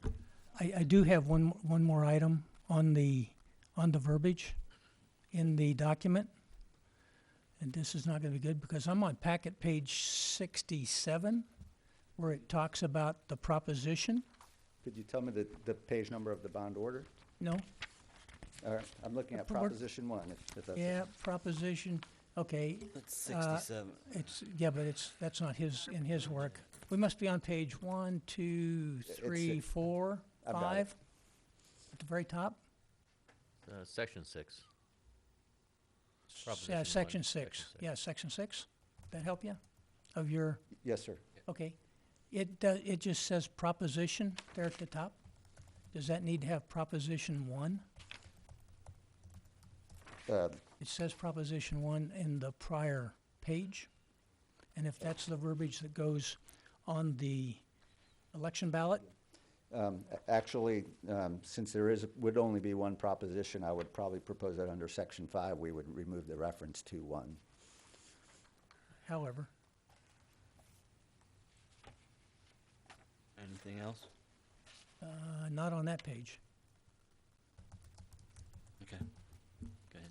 Can you Good just evening. Tell everyone. Andrew Friedman with Samco Capital Markets. I work with the district as financial advisor, as I hope many of you will remember. worked to put together a tax rate impact analysis with Mr. Thomas at you all's direction over the last couple of months, and so that's what I've handed out just prior to this item. You may or may not have seen it. We prepared it back in January based on some taxable assessed valuations, projections for the next several years, and what ultimately the tax rate impact of this $2,420,000 potential GO bond election would be. You can see, starting from the left column, you've got the taxable assessed valuation assumptions. Moving all the way to the right column, the interest and sinking fund tax rate based on what our existing debt is and the proposed debt service for this new bond, based at a conservative but perhaps realistic interest rate by the time we hold a successful election, get through the TCEQ process, and then get to issuing these bonds, which could be, the TCEQ process could take upwards of 6 to 8 months after a successfully canvassed election. Now, let me see if I understand this far right-hand column. Yes, sir.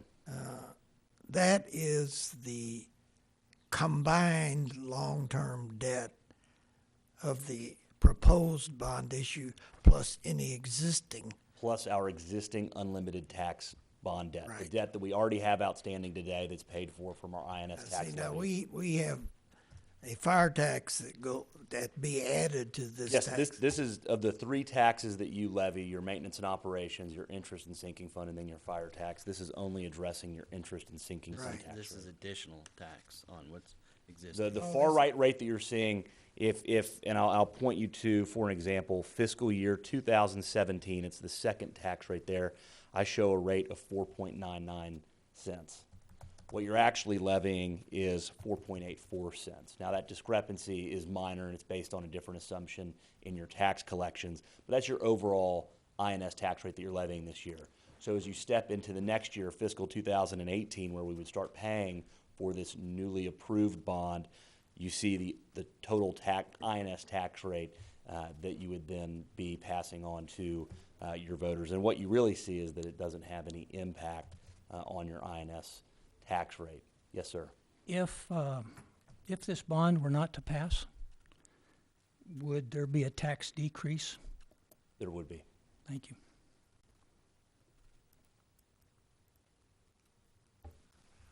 So I have a question. This shows, essentially indicates a 33, actually it's a little bit more than that, probably 40% increase in the assessed valuation between, that's 33%, 2017 and 2019. What would be the impact to the tax rate if that were not to materialize? I don't have that number off the top of my head, and obviously I don't have a computer to run that through the spreadsheet. Without that gain, you could expect to see that tax rate increase, though. And that's why I've included as a second attachment where we came up with these taxable assessed value assumptions.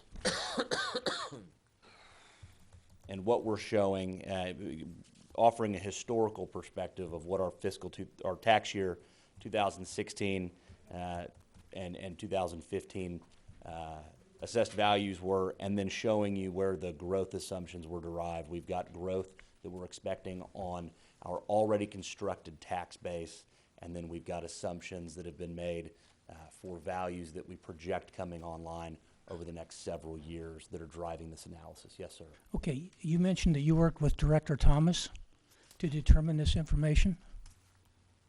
Yes, sir. That's correct. Did you make any determinations on your own?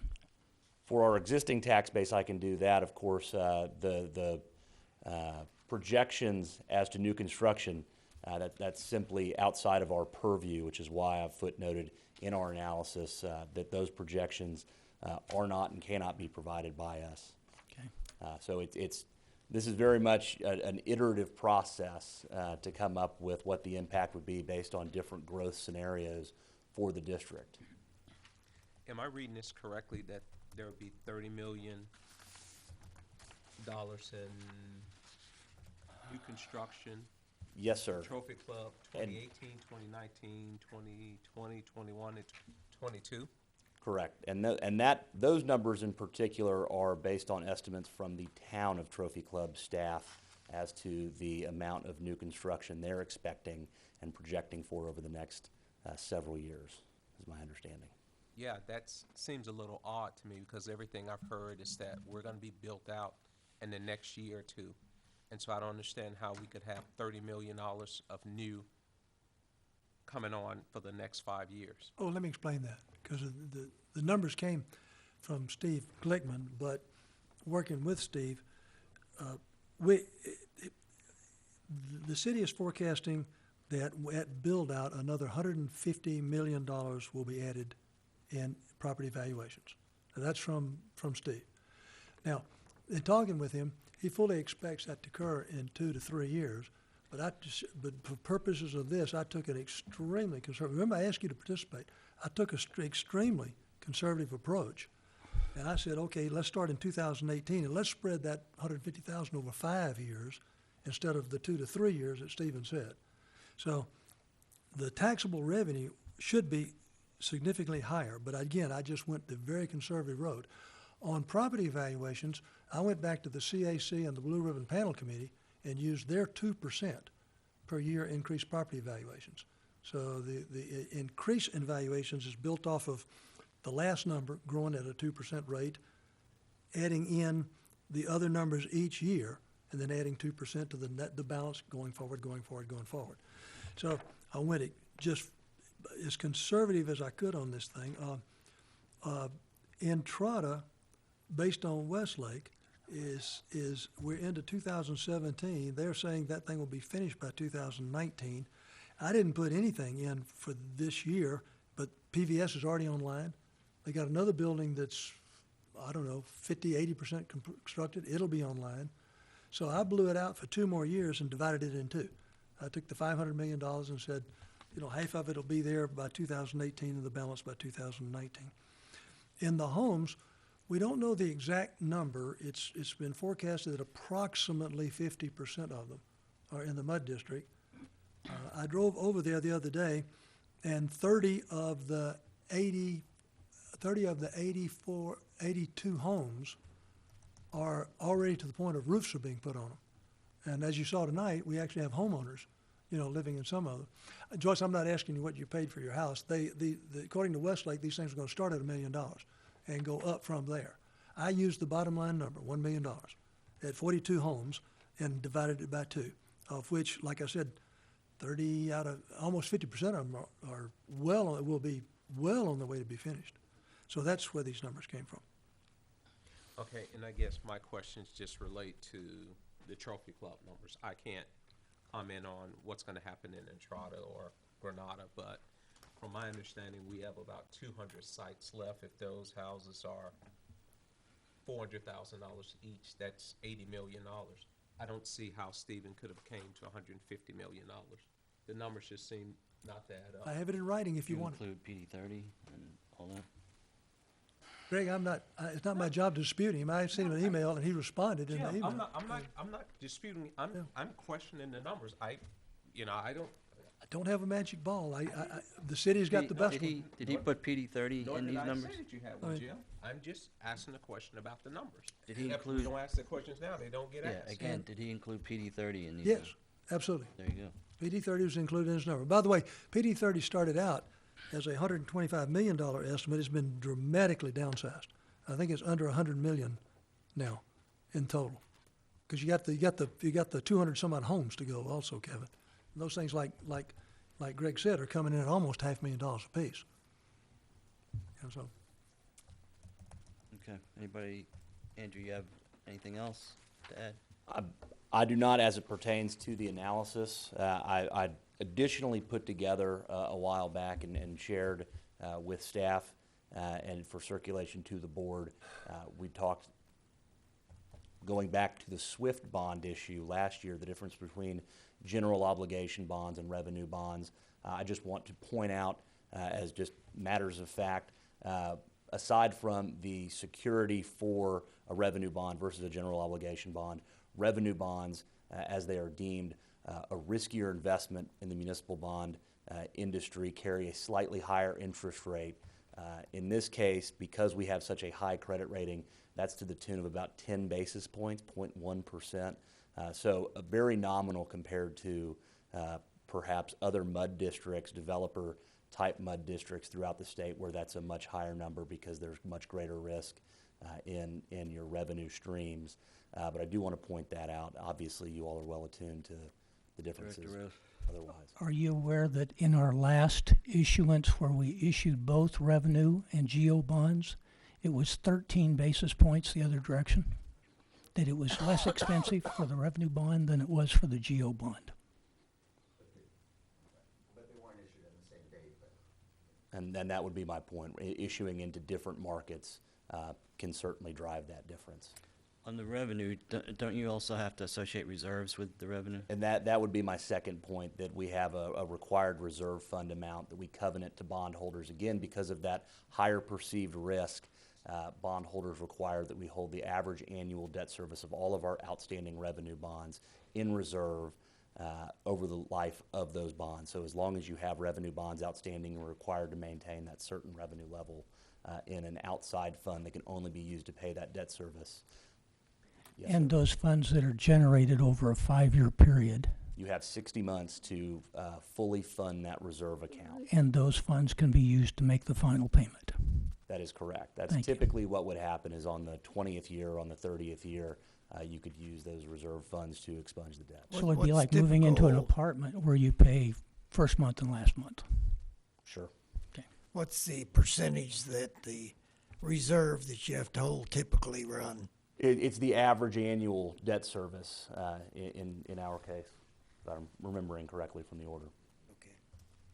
Andy, when we talked about this, you said you wanted to be super conservative. You ran this thing at 5%, which is, well, it could be that. What is it today? If you were to sell it today, what is the going rate? We'd probably be below 4% in today's market, 375 for So- a tax-exempt GO So bond. would it be fair to say that these numbers are potentially super conservative? Well, they are very conservative. Obviously, since November, I'm sure many of you follow the general interest rate environment that we're in. We saw interest rates go up in the 10-year Treasury bond, for instance. We're about 87 basis points higher than we were last June.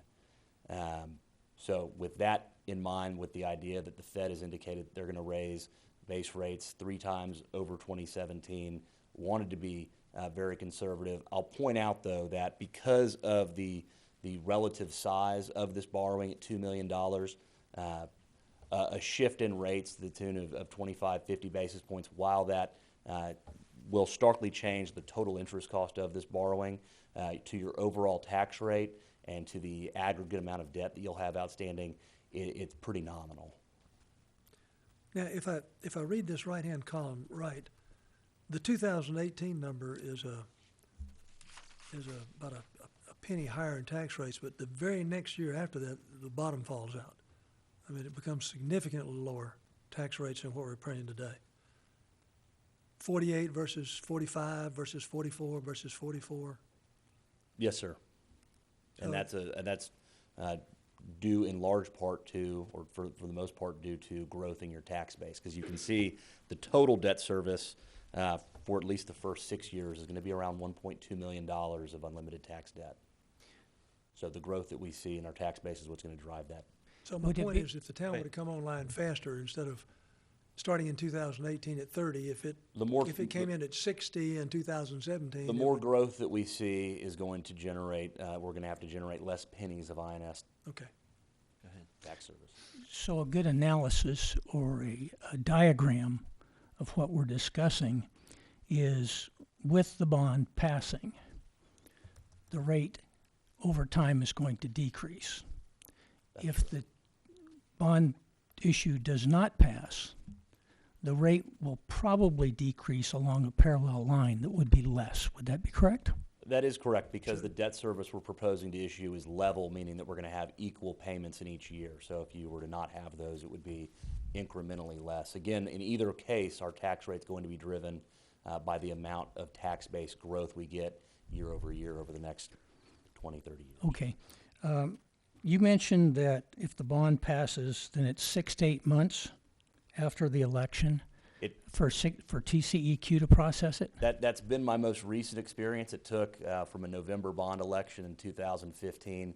We didn't have TCEQ approval until, I think it was middle of June.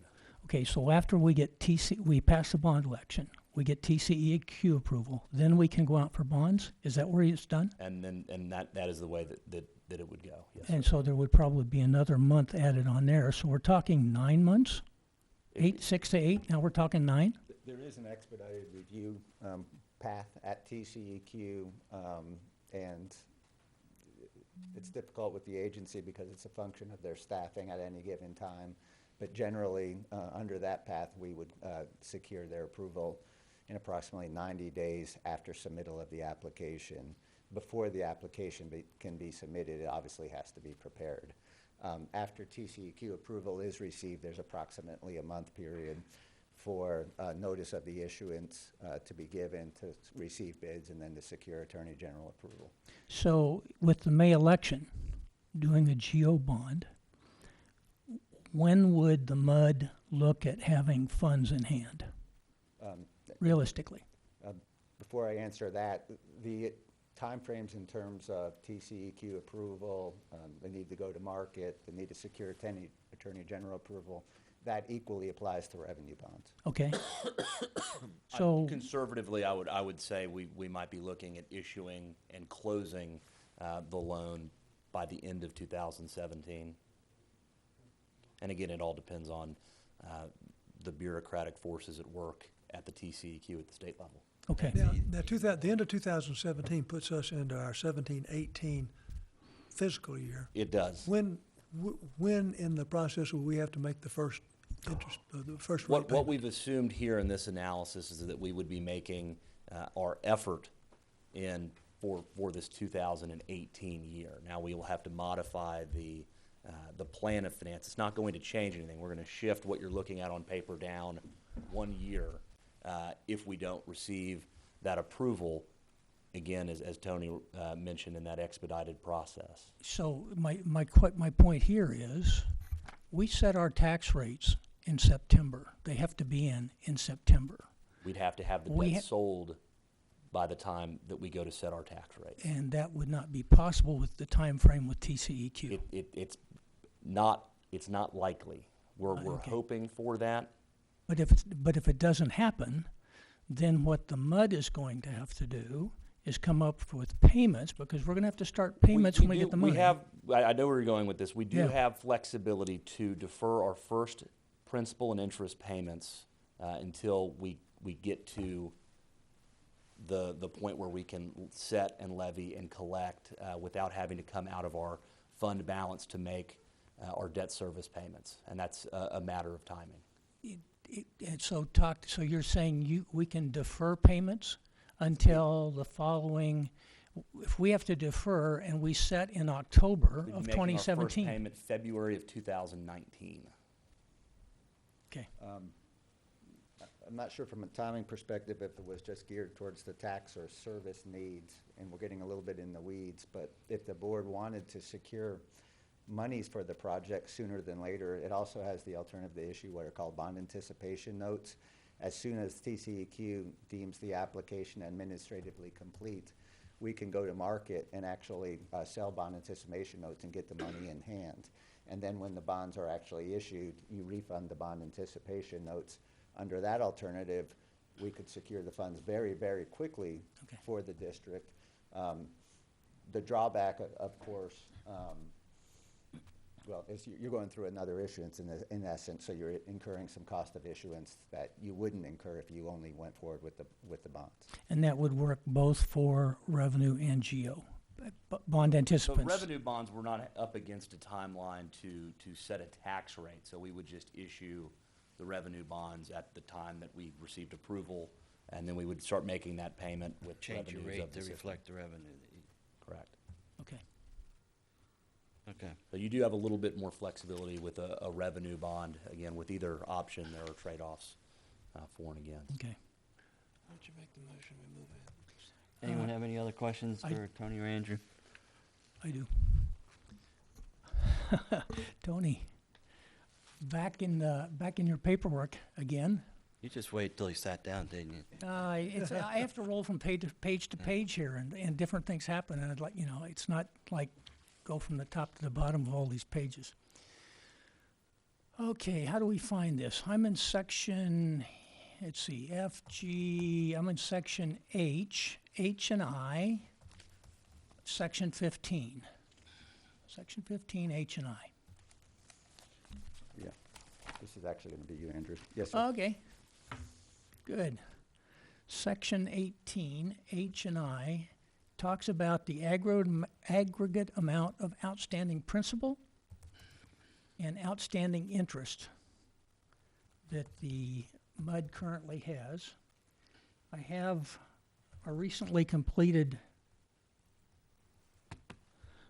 audit, and as opposed to 10.1 under H, I have 19.1, and opposed to 2.6 under I have 5.4. Without looking at your audit, is that including your revenue bonds that are outstanding? It says all bond-debted shares. And that I think is the difference there, is that's also including your revenue bonds that are outstanding. Yeah. Okay, so the revenue bonds. For the purposes of this bond election order, we're only concerned with bonds that are supported by your INS tax rate, not that are supported by the revenues of the system. Okay, that would be it. And that accounts for the drop on the payoff of, what, 2023, we have some that mature? I thought we were out 2035. No, we have No. $4 million that Yeah. in 2023 is paid off. Oh, you're talking, okay. The old bonds that we have. Is that right? You counted for the drop off. That's probably what the 22, 23 drop is, because we have some that mature, I think, 4 million. Okay, thanks. Okay, any other questions for Andrew? You need to sit down first, okay. Tony, okay, any questions for Tony or Andrew? Jim Hayes? I would like to make a motion Okay. we have a on mo- agenda item 4A. I would like to make a motion to take action to adopt order number 2017-0215A, calling a bond election for Trophy Club Municipal District Number 1 in the May 2017 election. Second? Okay, I have a motion by Director Hayes and a second by Director Thomas to adopt order number 2017-0215A. I thought you guys wanted to consider them all Yeah, at once. do you want to? Oh, you want to consider them all at once? Yeah, that's why I immediately when you stopped, I said, I wonder, All right, let me I look should at have the said rest. that.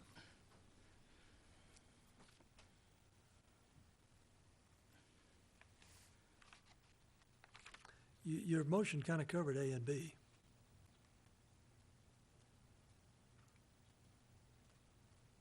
Discussion possibly regarding approval. Agent. You need to include the approval of an election agent. Who was our election agent last time we saw? Is that one in? Who is it? You are? Okay. And authorizing officers. You want to add to your motion, Jim? Yeah, I'm looking at it. I would prefer not to make it one motion. Okay. Let's do,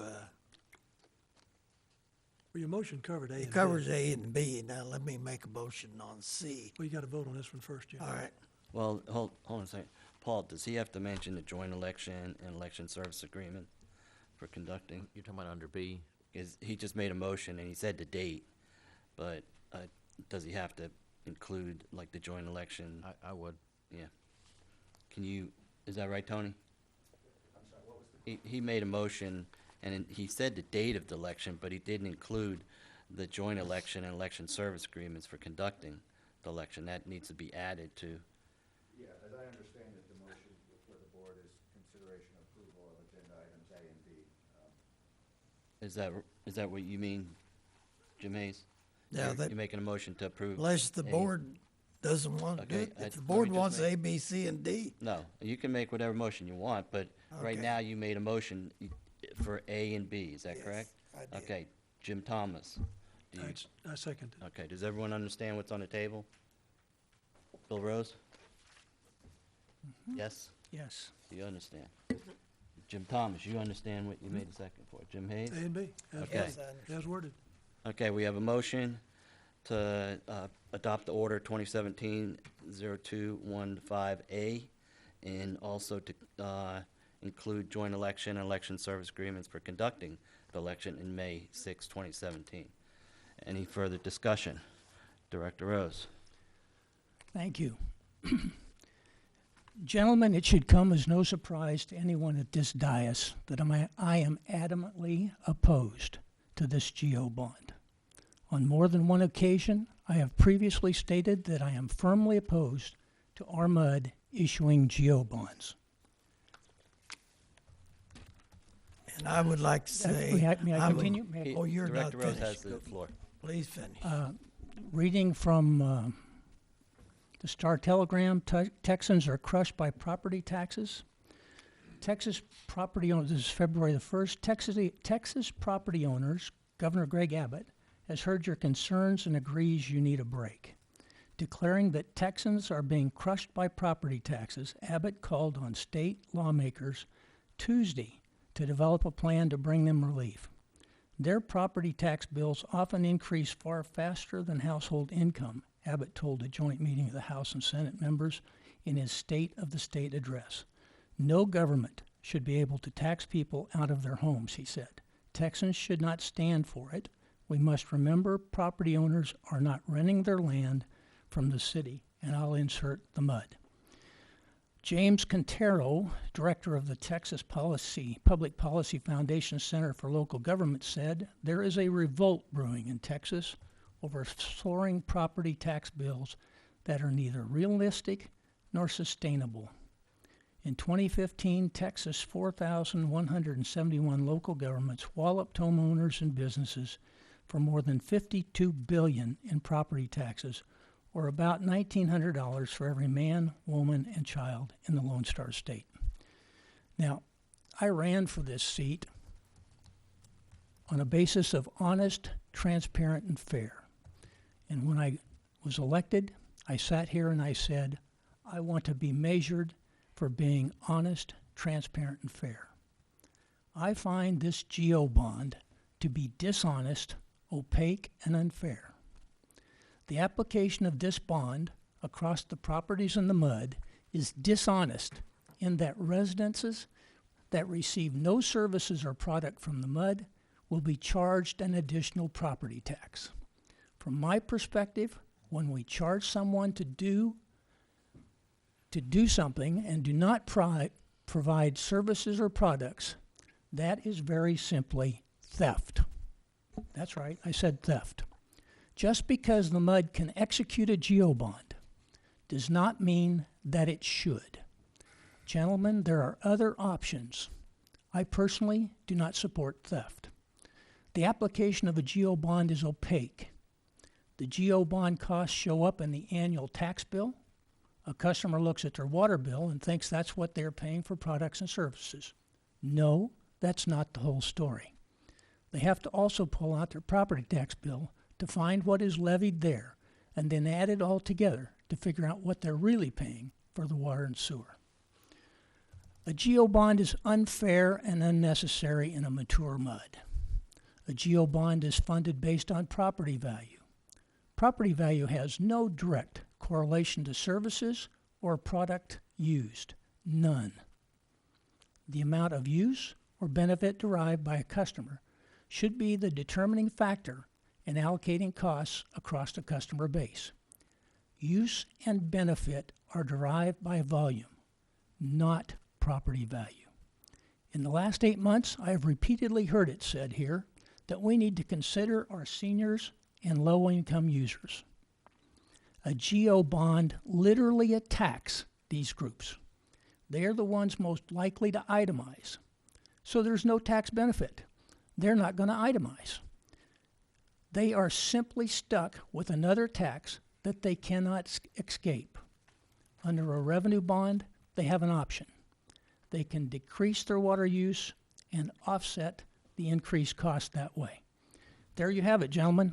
From my view, this bond is dishonest, opaque, and unfair. Thank you. And thievery. Theft. Okay, okay. Just making sure. Okay, Director Hayes? I totally disagree with that statement. I think the GEO bond, with the tax situation we have, and where we're in two cities, one of which is almost all commercial, I think it's far easier for the senior taxpayer and the fixed income taxpayer to absorb what is going to be, despite the bond. The tax rate in total is on a declining and will continue to decline. And to put it in their water bill and sock these people that are on fixed incomes with huge water bills while we got a declining tax rate is dishonest and unfair. Dishonest and unfair. Kevin? Go ahead, Director Thomas, you have the floor. Yeah. Bill, your comments are dealing with raising the tax rates. Yet the data that we got from the town of Trophy Club and from Westlake, and using the most conservative of numbers, shows we can do this without any tax rate. Tax rate can stay flat. It ain't going to go up. And by the way, the low-income seniors you talk about, if you're over 65 and have your paperwork filed properly with Denton County, property evaluations don't go up anymore. They're frozen.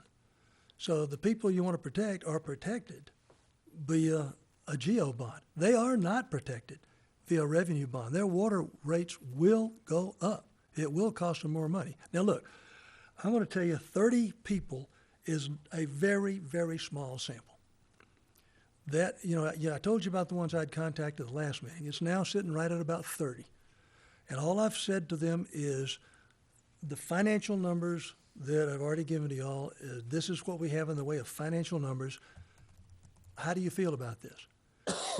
30 homeowners have said to me, GEO bonds, do not raise my water rates.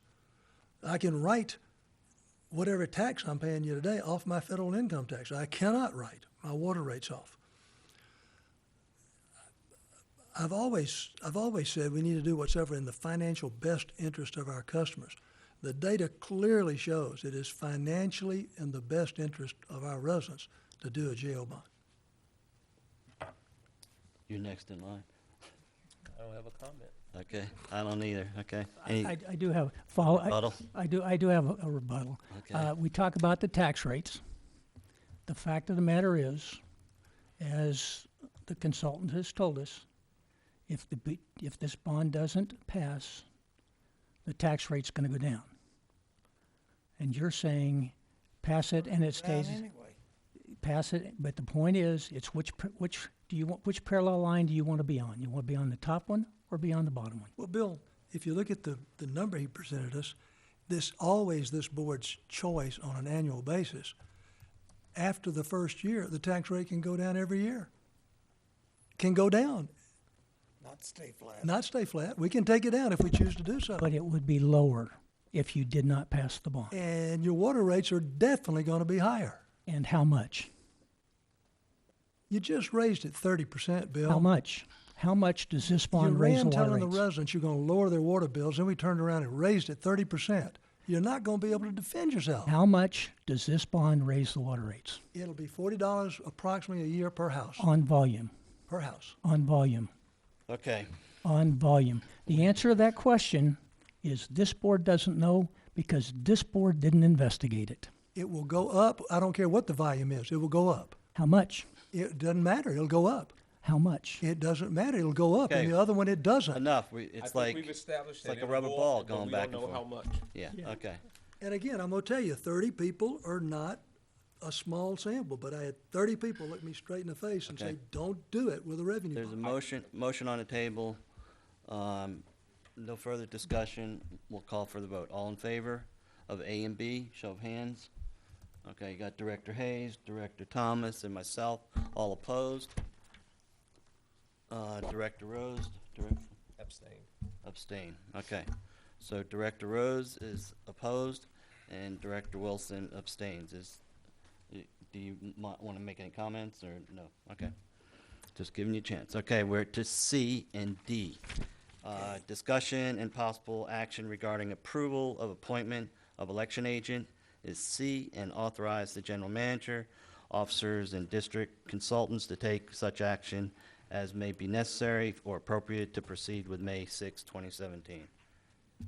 Okay, I'll make a motion on C and D.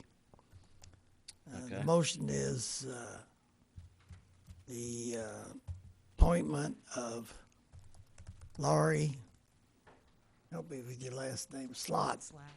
Laurie Slot is be appointed as the election agent, and we authorize the general manager, officers, and district consultants to take such other action as they may be necessary or appropriate to proceed with the May 6, 2017 bond election. Okay, I have a motion by Director Hayes. Do I have a second? I'll second it. We have a second by Director Thomas. Any discussion? I see none. All in favor of C and D? Show of hands. Okay, Director Hayes, Director Thomas, and myself, all opposed. Director Rose, are you abstaining again? Abstaining? You just say it, so. I'm abstaining. Okay, got it. Okay, we have Vice President Wilson abstaining, so the motion passes. Okay, do we want to take a quick break? So we can Before we, bathroom break would be before we do nice. that, I think I need to mention that somewhere up in there was an item that talked about a roll call vote. a roll call? Yep. One of those items, I think it was after A, one of the things that the secretary is to sign, I think calls for a roll call vote. Where's that at? Where's that? Stand by, I'll find it. Paul? Any thought on that one? What item number are we talking about? Bill, I think you made that up. Stand by, I'll Let find give it. him a minute. Just have to bounce up here and find it. Okay, certificate of order on page 61. It's 61. Says, and the roll call was called of the duly constituted officers, roll call. And down below, it says, with the adoption of the order prevailed and carried unanimously. That will have to be changed also. Paul, any thought on that? Okay, you're talking about in the certificate of order because it wasn't unanimous? Also the roll call. Okay. I don't think there's any problem with amending that before it's signed to reflect the board's action tonight.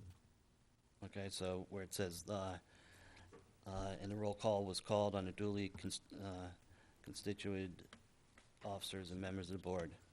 Okay, I'll go around the table. You mind starting off? Director Rose? No. Okay. I say yay. I say abstain. Abstain. Yay. What's the question? It's a roll call vote. Just How a you roll vote. call vote. Okay. Yes. Director Thomas, yes. I said yes. Director Hayes? I frankly, roll call vote, It's- meaning what? Just seeing how you voted. Did you vote yes to approve it or no? to- Yes, okay, I voted yes. Does that meet the? That's sufficient. Okay. But it does, you need to change where it says that it was carried unanimously. That needs to be amended. Yeah, and Lori, you'll change that? Okay, good. It can just be that it was, that prevailed, period. Okay. Anything else? Okay, can we take a break so it can, okay.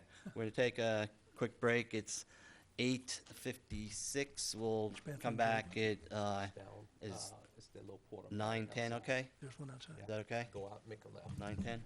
9:10. We're in recess at 8:56, and we'll return at 9:10. Kevin, the bathrooms are what? The regular session at 9:08, and we're left off at agenda number 5. Then that's your item, right, Michelle? No.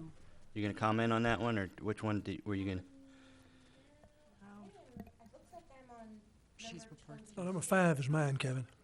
Okay, what number are you? 22. You got a long way to wait. Okay, we're gonna move 22 up for Michelle, and it's manager monthly reports, and we're only gonna do A right now, human resources update. Do you wanna give us an update, Michelle? Okay. Stephen's Oh, A. Stephen? Okay, Stephen, you go first then. I can do that. Okay. Sorry about that. All right. I do want to say that we have officially accepted a general manager position. His name is Shane Jeff. He will be here starting Monday at 8 in the morning. We're going to have a nice staff meeting in the morning, get to know everybody to meet him. I got with Michelle. We did an e-blast out there to let the public know about Shane. And I believe we're going to do a newsletter later introducing him more. And yeah. Thank you very much. I think, not dealing with us, but I think the town is what, the 16th? Is meet the town manager? Yes, tomorrow night from 5:30 to 7:30, I think. Okay. At the country club. Country club, yeah. Just want to mention that, even though it's not listed. Okay, Michelle, do you want to just do, Renee, do you just want to do all of that so we can knock out D and then we don't have to go through bullet points? I'll do the cost savings. That's on me also. That's part of that. Next Kind of one. pushing your luck there, aren't you? I know. I'm sorry. Yeah, go ahead. All right. As far as cost savings, we have gotten with the staff and tried to find different ways that we can try to save costs here in the district here. One of the things that we have done just recently was get rid of the auto flush on the toilets.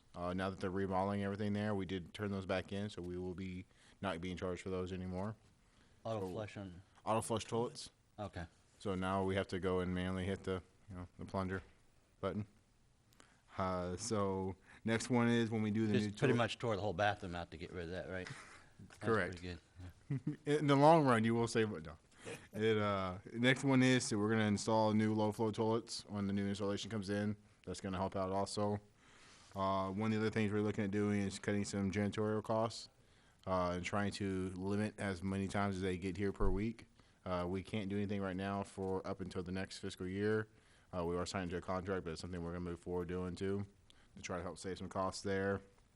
And another thing we're looking into is to do auto dimming lights on the offices. So motion sensors as you walk in, they'll automatically dim when nobody's in the office. That's one of the things we have noticed that maybe not all the lights have been turned off by the end of the night.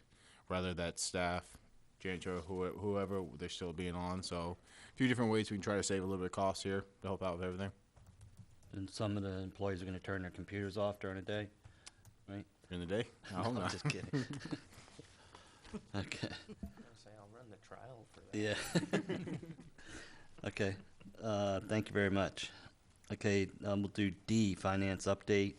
And the first bullet point is receive update from staff regarding plans for 2017 Waterfest.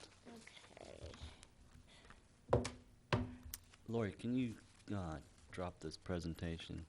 Or, there you go. I think you can just pull the thing out of the wall, right?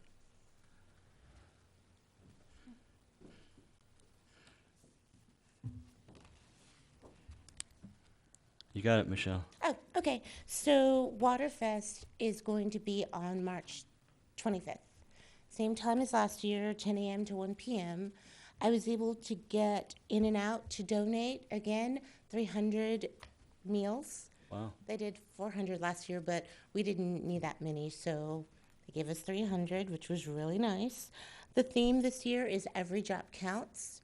So I've reached out to the schools in the area. We have a student contest going on, one writing, one coloring, and one drawing. And the goal is to obviously promote water conservation, but I'm really stressing educating them so that they can pass the word along. There are going to be booths like last year. I'm actually still working on getting everybody, trying to find out who's interested, so I'm kind of in the middle of that. But I'm working with Keep Trophy Club Wild and lots of other, have a whole list of other people, including we talked about low flow toilets, things like that. That's really important. I'd really like to push that idea. I will need director participation, but as I get a little bit closer down, I'd like for you guys to have a booth, but I'll tell you more about it. Yeah, you once push I that get- way down, like off, Okay. off the table. All right. So then I'm also in the process of getting donations, more donations, and just have a lot of fun planned. Good. So you're going through the vendor list from last year? And the one from before, because I don't want to hit up the same people, Right. but I also want to see who we didn't use that might be really good Yeah, and options. Staff, last time, I think each of them had some, topic to discuss. Is that what you're gonna do this year too? I want to narrow it a little bit more. I don't want to, I mean, not that it was boring, but I want to keep people really interested. I want them to go to each booth and have some benefit. Yes, we will have staff involved, but I'm really trying to update the boards we used last year and really just narrow down what do people want to know about and focus on those things so they're not just kind of wandering aimlessly, wondering what to do. Okay. But yes, staff will be And what's the there. dates again? March 25th, 25th at 10, starting 10 at 10? to 1, at Beck Elementary. At Should've Beck, told you that. in the cafeteria area, correct? Cafeteria and gymnasium. Okay, and then you're gonna send flyers out or something? Yes. As a matter of fact, I'm getting the flyer on the school's website also. She said she'd do that today. So they're going to be, the town is promoting it through their Facebook site. I'm just kind of, it's going in the newsletter, it's going e-blast, front doors, I mean, everywhere. I'm marketing like crazy. And maybe you could get with Vice President Wilson on shower heads, like, with your flow. You can bring your shower head. Low up. flow toilets. Yeah. Take a shower there and show them the difference and stuff. Mhm. Okay. I'm really hoping that I can get someone there that can really tell them why it's important to do that. And what I really, really love would be if maybe I could get a gift certificate or something from someone, because if I can get people to switch it out, then of course they'd be using less water. So I'm working on those things. Okay, thank you. You're Any welcome. questions for Yes. Michelle? Okay. Yes. Michelle, if this would have any applicability associated with the elementary schools, I'll be glad to get with you and show this to you. 4 years ago, I developed an hour's presentation and gave it to 2 fifth-grade science classes over at Meta. It went over stunningly, having to do with what is the mud and how do you go about saving water and all kinds of different things, to include some things that got their attention, like flushing the drinking water out of my toilet. But it's just a cute presentation. I'd be glad to show it to you and let you determine if you think it might have some applicability. Second thing is, I know we want to let you get out of here, but can you just stay for at least the next topic? Oh, sure, definitely. Before you leave, okay, thanks. I'll be here. Okay, Renee, do you want to finish off the utility billing permits collected, or Michelle, if interested, let me know. anyone and I'll- have any questions on those? I will say the permits, in January, we had 6 new homes and 1 permit for a new parking lot that the town is having put in over by Harmony Park. So we had 7, and I think, Michelle, how many have we had so far in February? 3? Yes. 3 so far in February, so December we didn't have any, and then it just kind of seems like we're busy with it, and then it kind of dies, and then it just seems like they all hit at one time, so it's still moving. Okay, anybody have any questions on those? Either one of those? I see none, okay. I'm gonna jump back up to agenda 5. You two can leave if you have nothing else on. You can leave, go. 5, discussion possible action regarding communicating information to the public, Thomas/Wilson. Yeah, Greg has been very interested in coming up with, I hope I say this right, coming up with ways to better communicate to the public on various issues, and he may want to broaden this to further things. I specifically want to ask Paul, as our attorney, now that we've are going forward with a GO bond, what specifically are we allowed as a board and as individuals that are more board directors to say to the public in connection with this upcoming election in May? Okay. Whenever you have an item that's on the ballot, you have to be careful on how you communicate what your opinion is. So, for example, you cannot use any kind of public funds whatsoever to encourage or discourage a proposition on the ballot. So whether you're for or against, there can't be any kind of public funds, tax dollars whatsoever used. Can't put it in a newsletter, can't use it marquee, that sort of thing. Of course, what you can do is let them know that there is an item on the ballot and encourage them to vote. But as far as one way or the other, you can't use any kind of public funds or tax dollars to. If we present facts and we present both sides of the facts, and I'm thinking now about what are the advantages and disadvantages of revenue bonds, what are the advantages and disadvantages of tax-based bonds. Can you do that sort of thing? Not with public funds, you can't. You can't give facts? Well, when you're doing that, you're on a fine line. That you may be attempting to present those facts in a way that is either for or against. You could state what the bond is paying for, and like a water line, and that pretty much you can't do a comparison. But I wouldn't do a pros and cons. And I wouldn't get on Facebook. No. I don't think. Well, first of all, you have to separate what you can do as a MUD and what you can do as an individual under freedom of speech. Okay, now, So- go ahead. Go ahead. I was going to say, regarding freedom of speech, absolutely, as an individual, you can express your opinion. You can say whether you're for or against, no problem. I would make sure that you make it clear that you are speaking as an individual, that you're not speaking for the board, you're not speaking as a board member, but are you open to express your individual opinion and be, whether it's for or against? Yes. Do you mind, could you, and again, with the approval of the board, write a statement if someone wants to do that, just so they're protected and they can do that statement disclaimer? Is that possible? Oh, kind of like at the bottom? Or at the Where top, or in the middle? Or where it says how that you're doing this as an individual? Right. I can put some language together that Does anyone have any problem with that? you could use, yes. Bill? I think that you might run into the situation where something might be clipped or something like that, and you might not get that statement to carry with it, and so you leave yourself exposed there. I think that from clipped, separated, you know what I mean. Okay. No. But if Okay, so I think that the caption, all of that was in bold print in the documents that we've approved,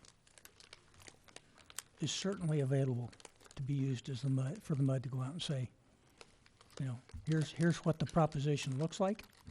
This is its 40-year bond, that entire bold print thing. I think that without a doubt you can put that particular information out. And Michelle, you're going to put that on the webpage as far as a link on what the bond is actually for, correct? Okay. What the proposition is. Right. Everything that's in the there was a title to it. What page is that, about 61, 62, something like that? And what about the data? It's open record anyway, since it was presented, but the data that Tony or Andrew, the charts. Yeah, like where it talks about the order calling for the bond, and the certainly the proposition itself. I think that not an issue. Yeah, I wouldn't view that as an issue at all. Not an issue whatsoever. On what? On the MUD publicizing, using the MUD funds to put forth basically the stuff that was on, that you just led want me in that thing. You want to make it's the order 2017-2015A. Anything in there that you can use MUD funds to inform the public as to what's happening. I was talking earlier about just being careful not to try to persuade the public to vote one way or the other. So the data that Tony and Andrew presented as far as that chart, whatever you wouldn't say put that in there, it's going to be in the minutes anyway. Yeah, but you're going to run into a problem with interpretation of You're talking about the handout? Yeah. I would just leave it the way, it's already going to be publicly disseminated. Okay. That's fine. Everybody understand that? Okay. Well, let me come back to what Bill was saying a second ago. I understand from the board, and I understand not spending MUD's funds, but back to this freedom of speech, I want to ask you about that for a second. Every one of us sitting up here have friends and email distribution list. I have a fairly exhaustive one, a fairly large one. Am I allowed to provide the financial information I've developed, saying that it's coming from me as an individual, and here's my view based on the financial work that I've done as to how this thing stacks up? Am I allowed to do that? What email server are you using to do that? My AOL. Do not come through the town. You can do that, yes. And you can post your thievery thing too. Okay? Just bounce the sides out here. Yeah. Don't use a We just can't use, Trophy Club MUD No, I do not. server. I do not. yeah. And I generally try very hard to stay away from, you should do this. I don't do that. I say, here are the 30 people I mentioned I spoke to earlier, very careful not to do that. I said, here's the financial information this way. What's your opinion? Okay. Yeah, anything else on public information communicating? Greg? Weren't you the public information person?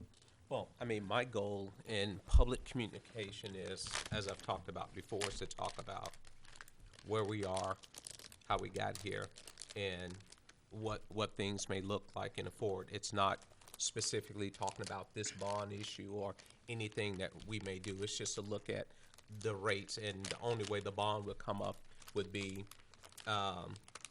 these are the projections based on what Tony provided, what the rates are anticipated to be as we go forward in the future.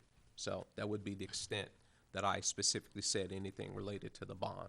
And I'm assuming that would be okay if I just... It'd be the bond and then the water. And then water. Have you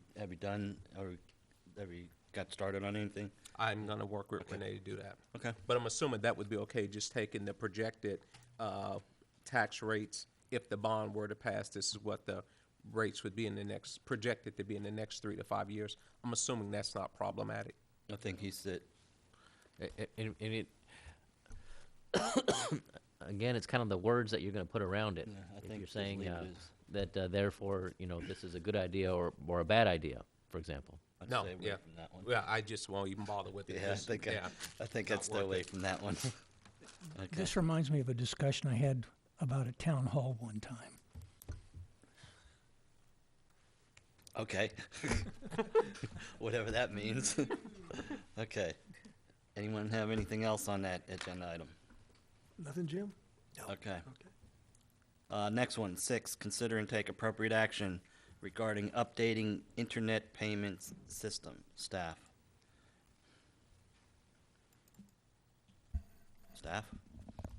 Who's doing that?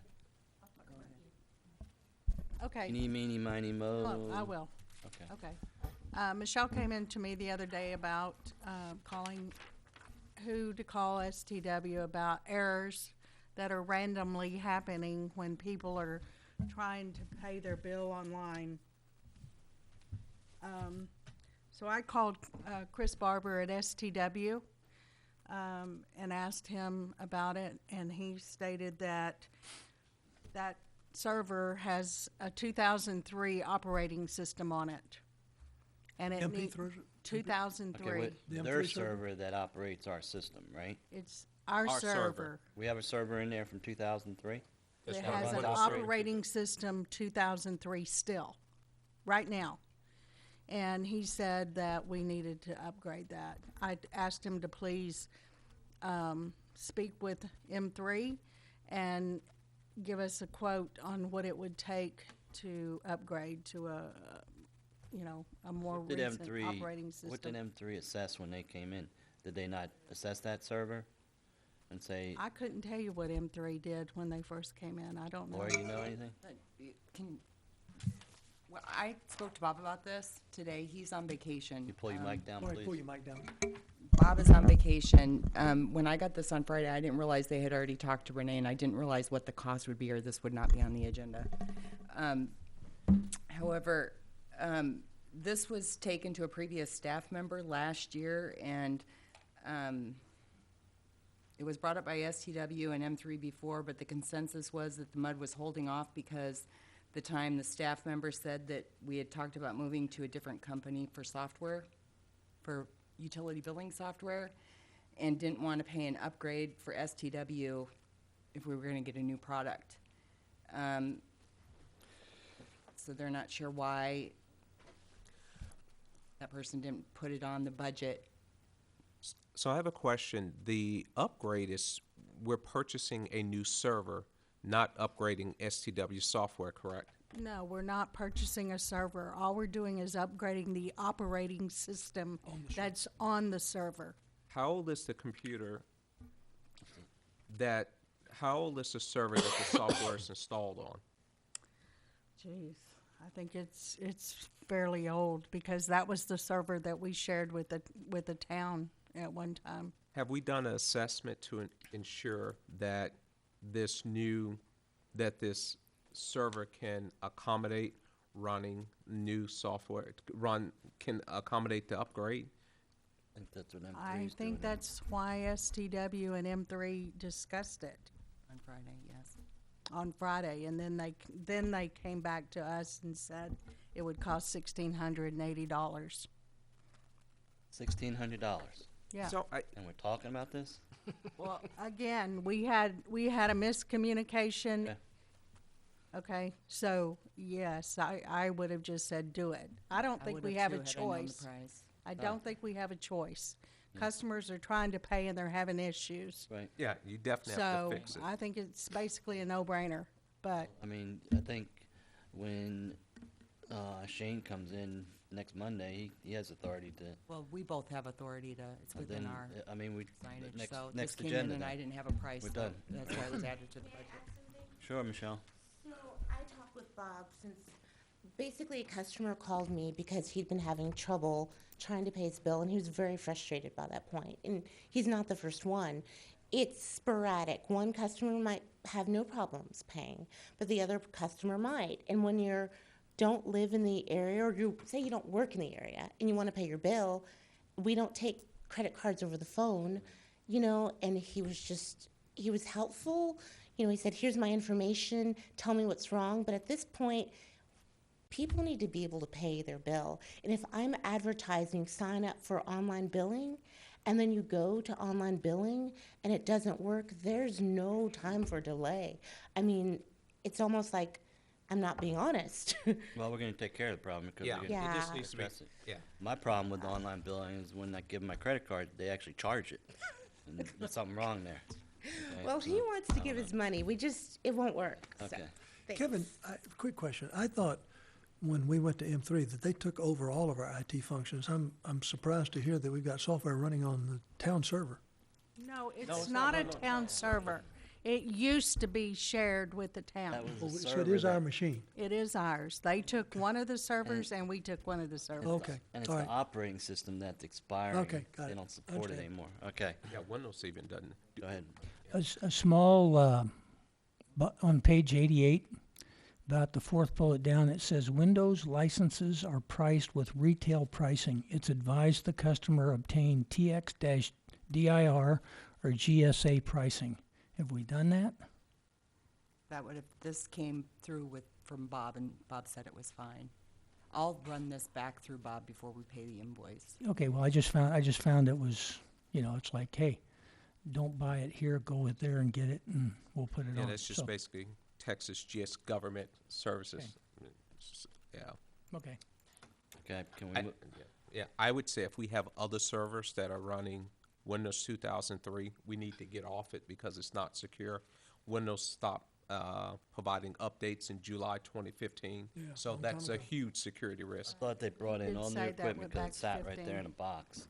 Well, they may have, they just didn't install it. Yeah, well, they didn't do the STW one and stuff. Okay, moving on. Anybody else have anything on that? I think. So do you need a motion that the staff They can- investigate the server and get it out of the 2003 discussion? Not if it's within their limits of what they can approve. Within our limit. If you want to make a motion, go ahead. I was looking at Director Wilson. You'll do what? Do we need to direct the staff then to go ahead and investigate the 2003 security issue and see if we need to upgrade those? Yeah, I would say if, make a motion to investigate replacing any servers that are running unsupported operating systems.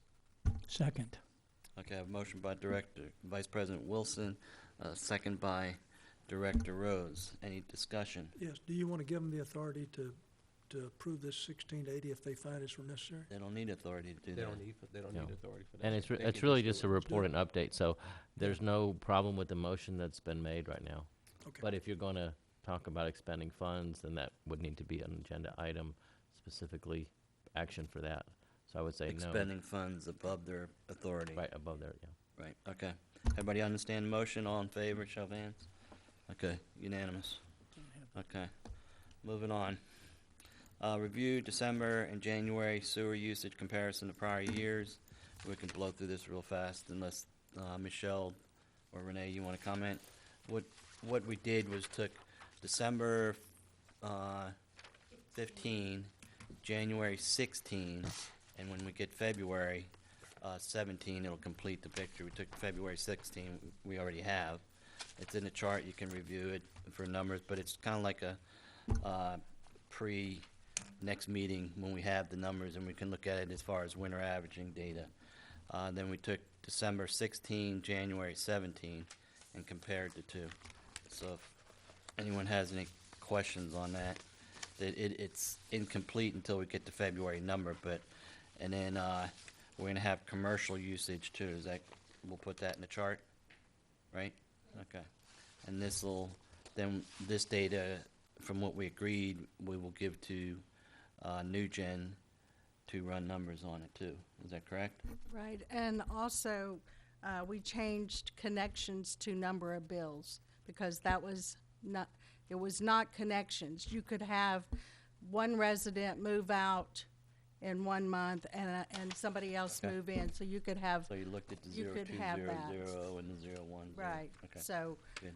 we changed it to number of bills. So are we, just a second, are we using connections as far as what Mike reports? Are we doing the total connections, or are we doing what they were doing to come up with our 46 or 4,700? I use connections. Okay, Yeah, connection, it doesn't make any difference. okay, go ahead, Bill. Well, I was just going to comment because you were talking about the connections and the number of bills, but actually the only thing the critical item in the winter averaging is two things. One of which is the volumetric that was used, that's accurate, and the other thing is we need to look at our budget and where we're at on our budget to determine what those rates need to be, because we really need to cover the rest of our budget when we go to volumetric. Now, when we go to winter averaging. Now, having said that, there's one little small rub, and that is that due to the 99-year agreement, we need 60 days notification to go to the town, which means we can't make a decision in March on our rates and implement it in April that we currently have in the rate order. We're going to have to roll that to May. Yeah, but we could get a waiver like we did. Maybe we we can can. request a waiver. Maybe. Yeah. Yeah. We They can did request. that once before. They did that in October for us. Steve Glickman, he took it before them, and, of course, he's not here anymore, but, We're going to need to be on bended knee because we're going to have to Right. look at our schedule so that we get it adopted and have time to get it to them and get it in their package and then appear on bended knee. right. Okay. So, Okay, on the data, you were talking about the revenue, is that correct? That we need the prices to be to generate the revenue? We need, And then- we need to, and that's where NewGen would run their models. yeah, we have to make, we have to make sure we can give them that the numbers, but I would prefer that they run through the model. Let me ask the board a question. I have a strong suspicion that when we look at the lowest rate structure, that is, what is it, 0 to 4 now, I think, under winter averaging, I believe we're going to find that the lowest rate level is going to be higher under winter averaging than it is under the 18K. I want to see if it's my opinion that you can have a lower rate that is called something like hardship rate or fixed income rate or some such. It's in recognition of people that are on fixed incomes and don't have large fixed incomes, that you can have a rate designed to help them out. If it turns out to be that the 18K bottom rate is cheaper than the winter averaging bottom rate, I'm not going to be able to support it unless we can do something to adjust that bottom rate. Let me address a couple of your concerns there, Jim. What the program you're talking about is Lifeline rate, a Lifeline program, and we discussed that briefly back when. Yeah, I remember briefly yeah, talking about and the qualification standards and that type of thing, and we didn't go much further than that. Now, let me talk specifically about that lowest rate that you're talking about. One of the advantages we have with using this tiered rate structure is that we can buy down, reward, basically is the way I've seen it termed, reward the lowest user customers with a lower rate.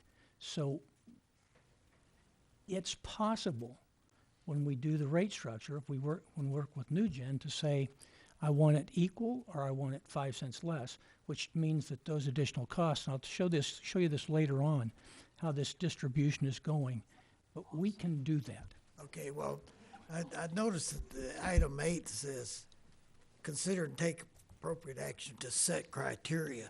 I would like for that to be one of the criteria. Okay, let's do that when we get there. Well, you need, I mean, whichever one or both of you, you all need to come back for when NewGen. Yeah, I give the marching orders to NewGen, okay, this is what we want you to do, and I think you had something. Yeah, I would say, last time, I worked with Chris, and the way we achieved the goal to get it about where it is we did a 15% offset.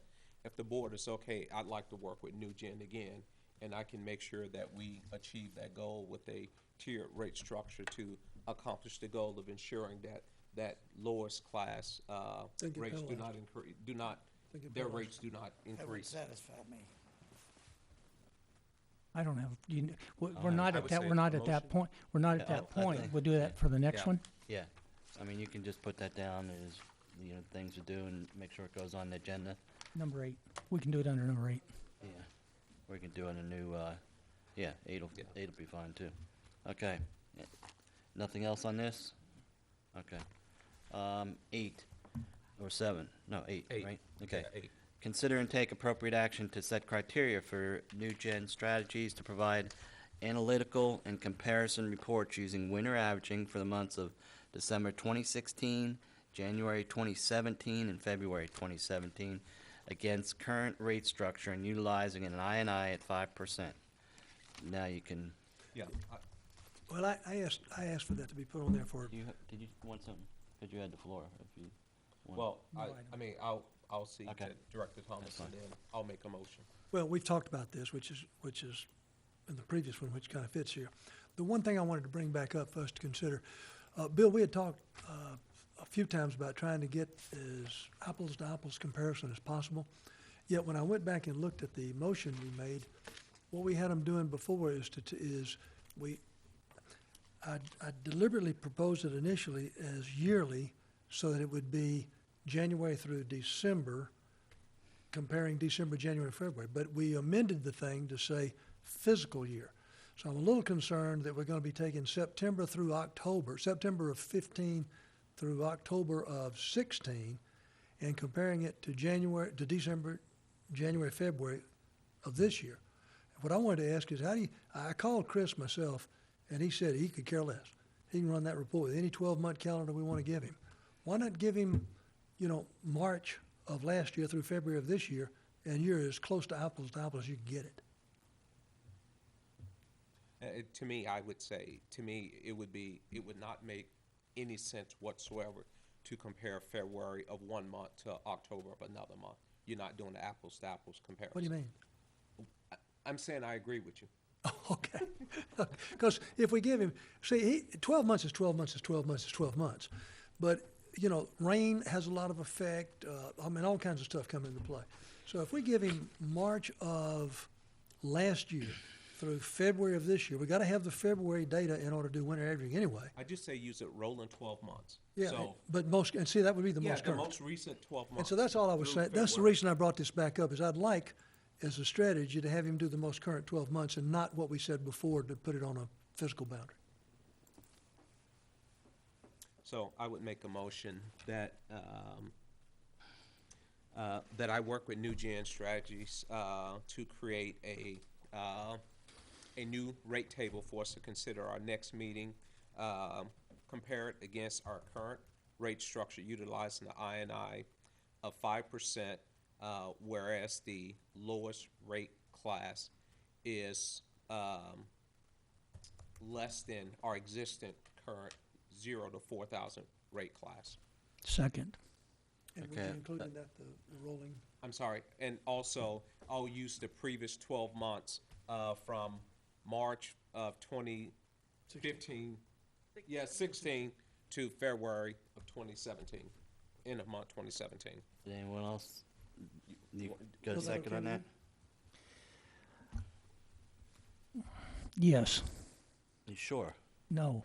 Okay. I didn't think. I'm still playing, I'm I'm still working, pondering. I'm still working this block thing, because actually what we're doing is we're in the middle of a rate period. Okay?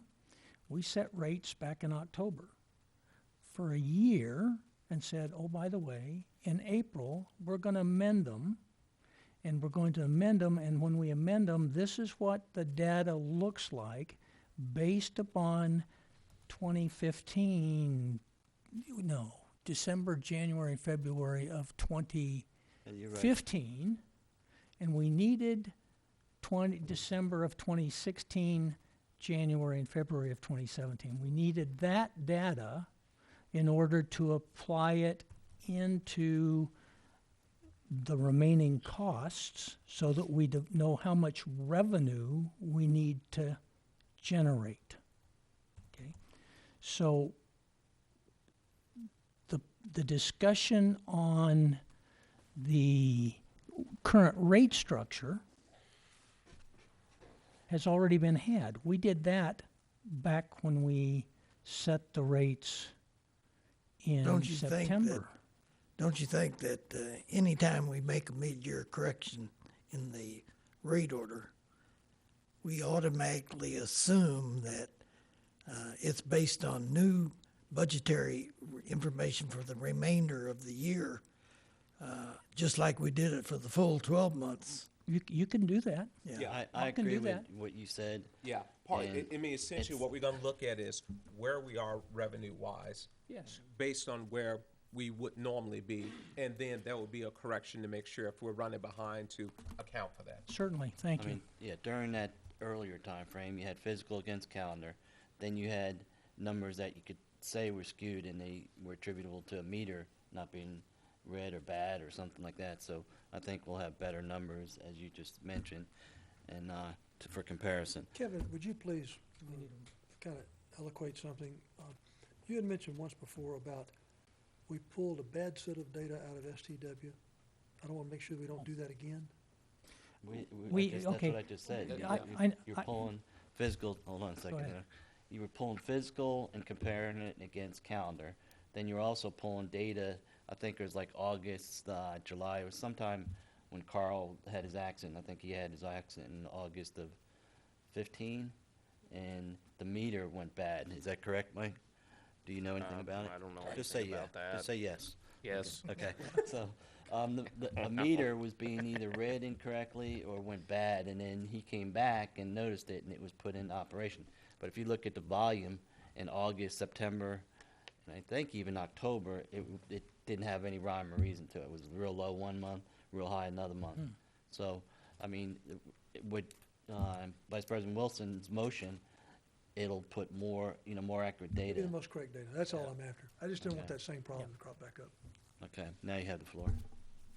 You probably forgot what you were gonna say. Did? I had one more thing I want to make sure that was, I remember cost.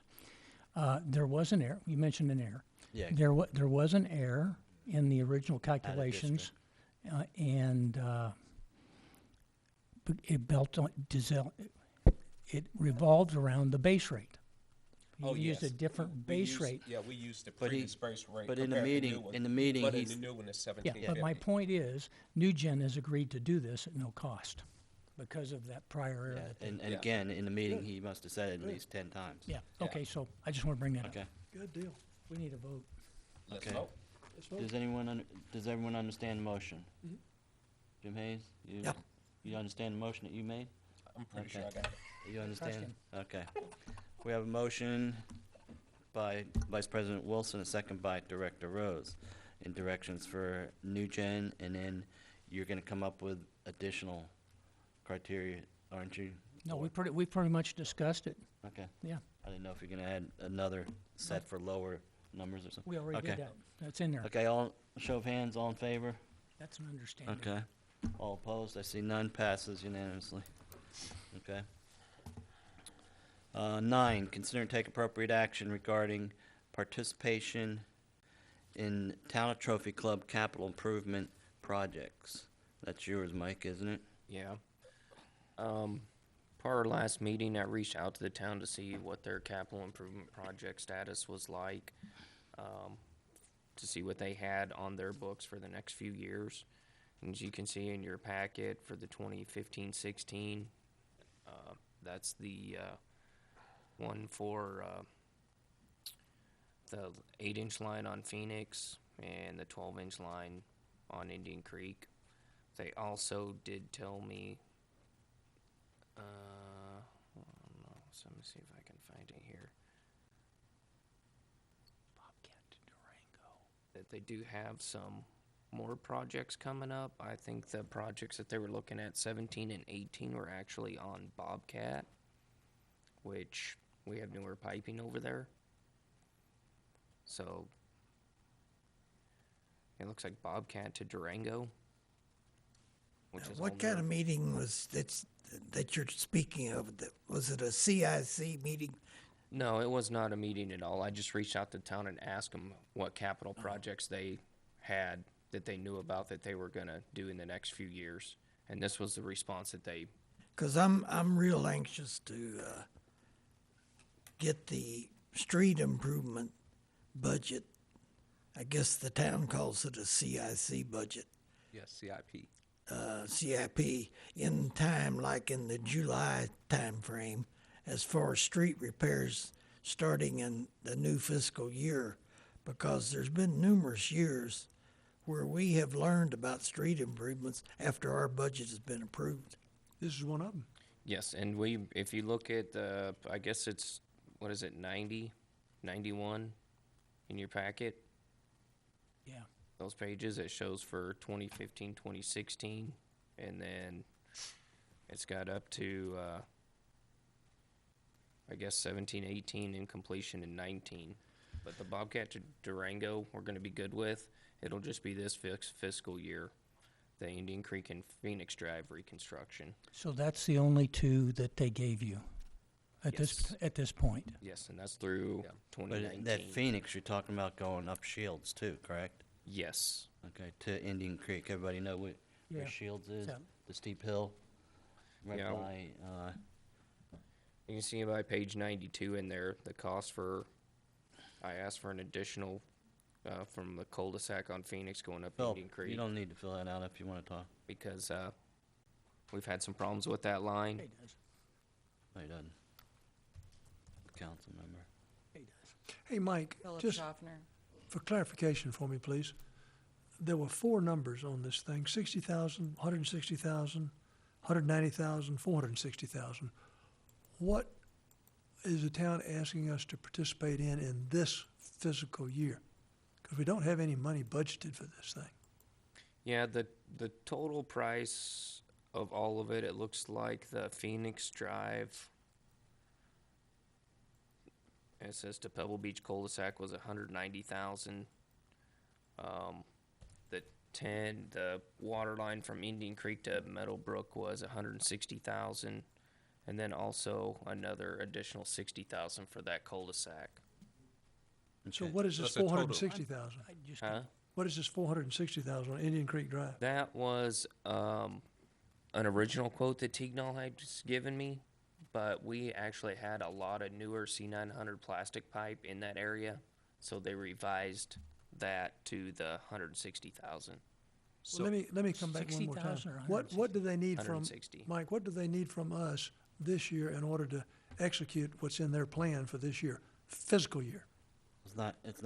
It's what's in their plan, our streets, and then what we need to replace, in Mike's view, is these two things. Is that correct? So it's the total 280,000 and 220,000.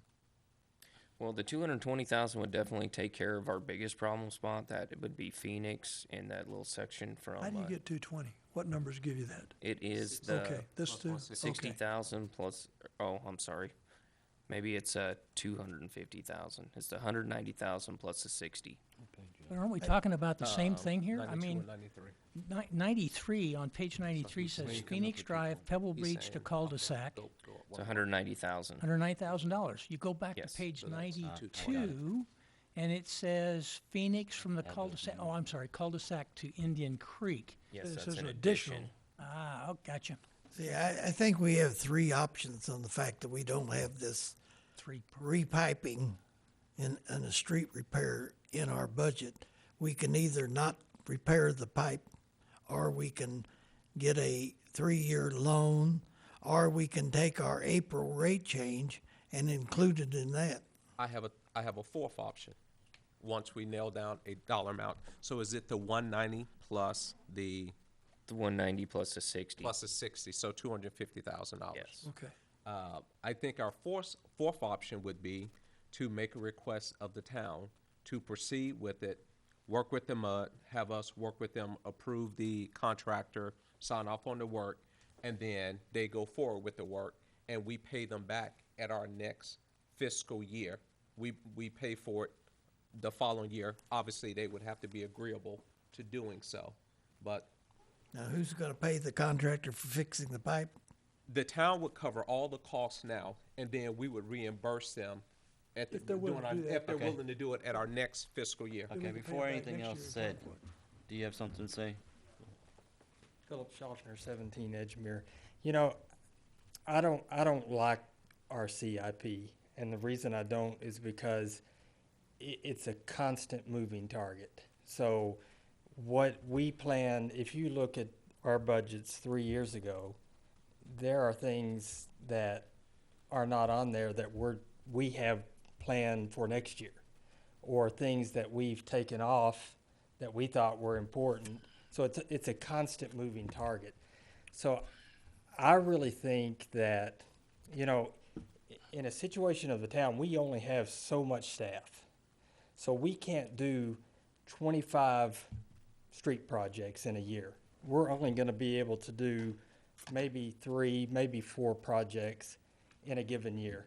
So I think that better than us coming to you in, you know, before your budget cycle and trying to figure out, okay, here's what we're going to do, here's what you need to plan.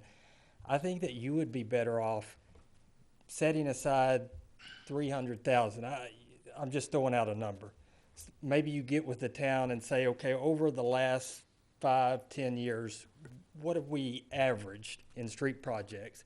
And you set that aside each budget cycle that is not designated to any certain project, but that you have that money available so that if a street project comes up, you can spend it. If it doesn't, you just leave it in that fund.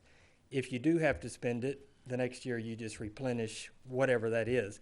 We're not going to go out and do, 15 projects in a year. Well, let me ask you this, Philip. Do you change these street projects multiple times during the year, or do you kind of look at them at budget time? You know, we look at it at budget, but it doesn't necessarily mean that we're going to agree with what staff presents. I mean, they're going to present needs based on what they go out and look. But if you look at this year's budget, there are, I think, 7 streets that I've never seen before that they recognized. You know, they went through all of Trophy Club and did a street assessment, and they figured out that these streets needed attention.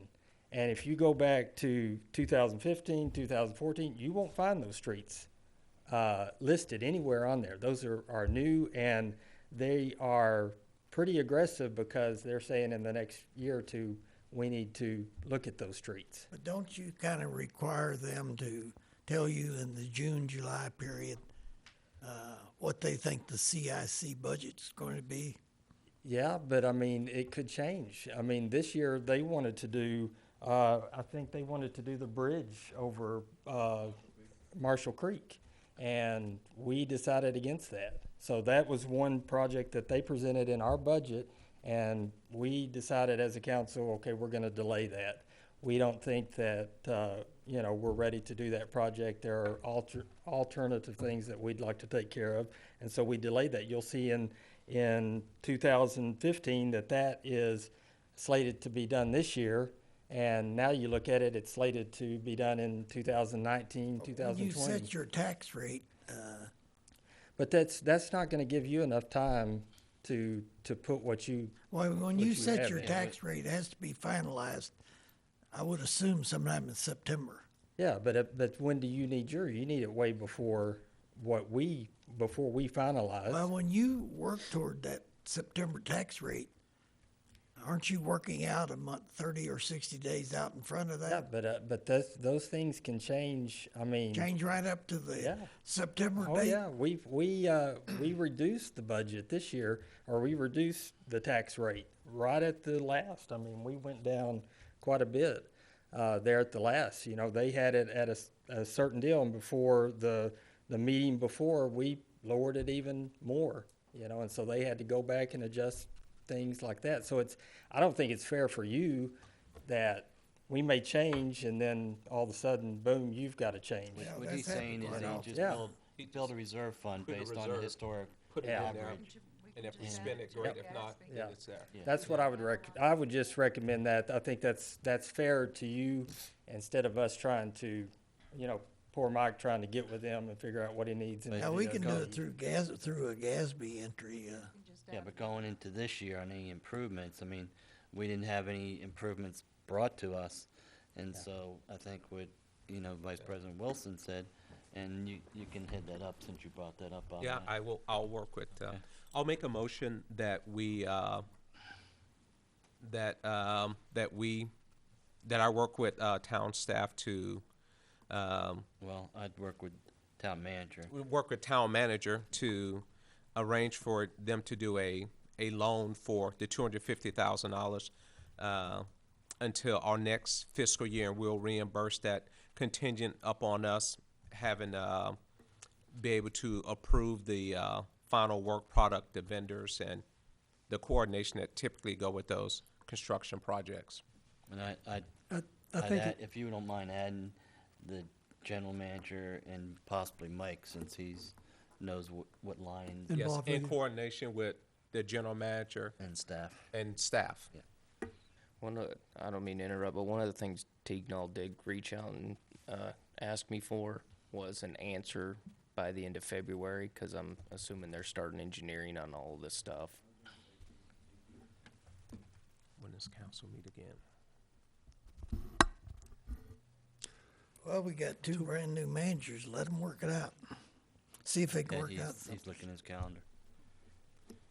I did send out emails to multiple local banks requesting a quote on a 3-year revenue note, just to get a quote and a payment schedule on a 3-year. So okay, that kind of goes waiting to hear back on that, but it was based on the 250 for Phoenix, and the other one I asked them for a 250,000 quote, and a 410,000 quote, which was the other 160 to add on top of the 250. Let's finish this up. We have a motion. Is there a second? I'll second it. Okay. So you got Vice President Wilson making a motion, and I second it. Yeah, they meet on the 20th, so. What? They meet on the 20th, so we could get on So the you're agenda. good, and then Renee has already looked into Yeah, so if it financing. fails, we have another option. And then Mike, you're gonna tell them the lines that we need to do, or because I mean, what's the lifespan on that? Like 80 years or something like that? For the that ones in AC the ground? pipe? Yeah. I don't think it's a lifespan is the problem. It's the ground Efficient. movement But is you're the problem. Okay. You're saying you didn't have any problem with ones. Well, we haven't had a lot of main breaks from that line down there towards Meadowbrook. Okay. I mean, if it can be replaced, that'd be great, but we don't Okay. have the money to do it. Okay. Kevin, if Greg would consider it, I'd like for the motion to also state that when he and Shane meet with Tom, that if that's amiable to the city, we give them permission to go ahead with a 250,000 deal with Yeah, the. that's what the motion is. Yeah. He's Okay, already I made didn't hear that. that piece. Yeah. Okay, so I have a motion, we have a second. Any further discussion? I see none. Show of hands, all in favor? Unanimous. All opposed, none? So that takes care of the Phoenix Indian Creek discussion, that 250,000. So we still have the Indian Creek Meadowbrook on the Green Trail is still an open item. We don't have a resolution on that one, okay. Okay, my favorite topic. Consider and take appropriate action regarding status of easement procurement for the United Methodist Church for the property known as PD 30. Okay, I had a meeting with half our other engineering firm, and half? That's what I asked. both halves. Okay. Actually, there was only one half there, and two trustees from the church. And as you can see, that it was a handout as your packet because I actually had this meeting this week. Half has done the easement, and it's got the legal description for it. The second page is actually the 10-foot easement and adjoining our existing 10-foot. And that stuff I gave you. It's got the square feet. It's like 4,926 square foot. Is what that easement would take up. Through our discussions, the church had sent an email out previously, Here's one for the church. and we never responded to it. It was a counter offer to our first offer, and their response was that they would like the board to make some decision on that counter offer they gave us. And talking with half, when we were in there with our trustees, they said that the normal price for easement acquisition was about 50 cents to $1 a square foot, and what the church was proposing was $5 a square foot. It was like purchasing the property instead of just an easement. So they're wanting an answer on the $25,000 offer, right? Correct. Okay, well, I mean, this might take more than one motion, but I'll just make a motion that we reject the $25,000 offer. If I have a second, we'll take care of that, and then we'll go on to whatever else you need. So, just for clarification, our first offer was for about 5,000. 5,000. And they countered with 25. Correct.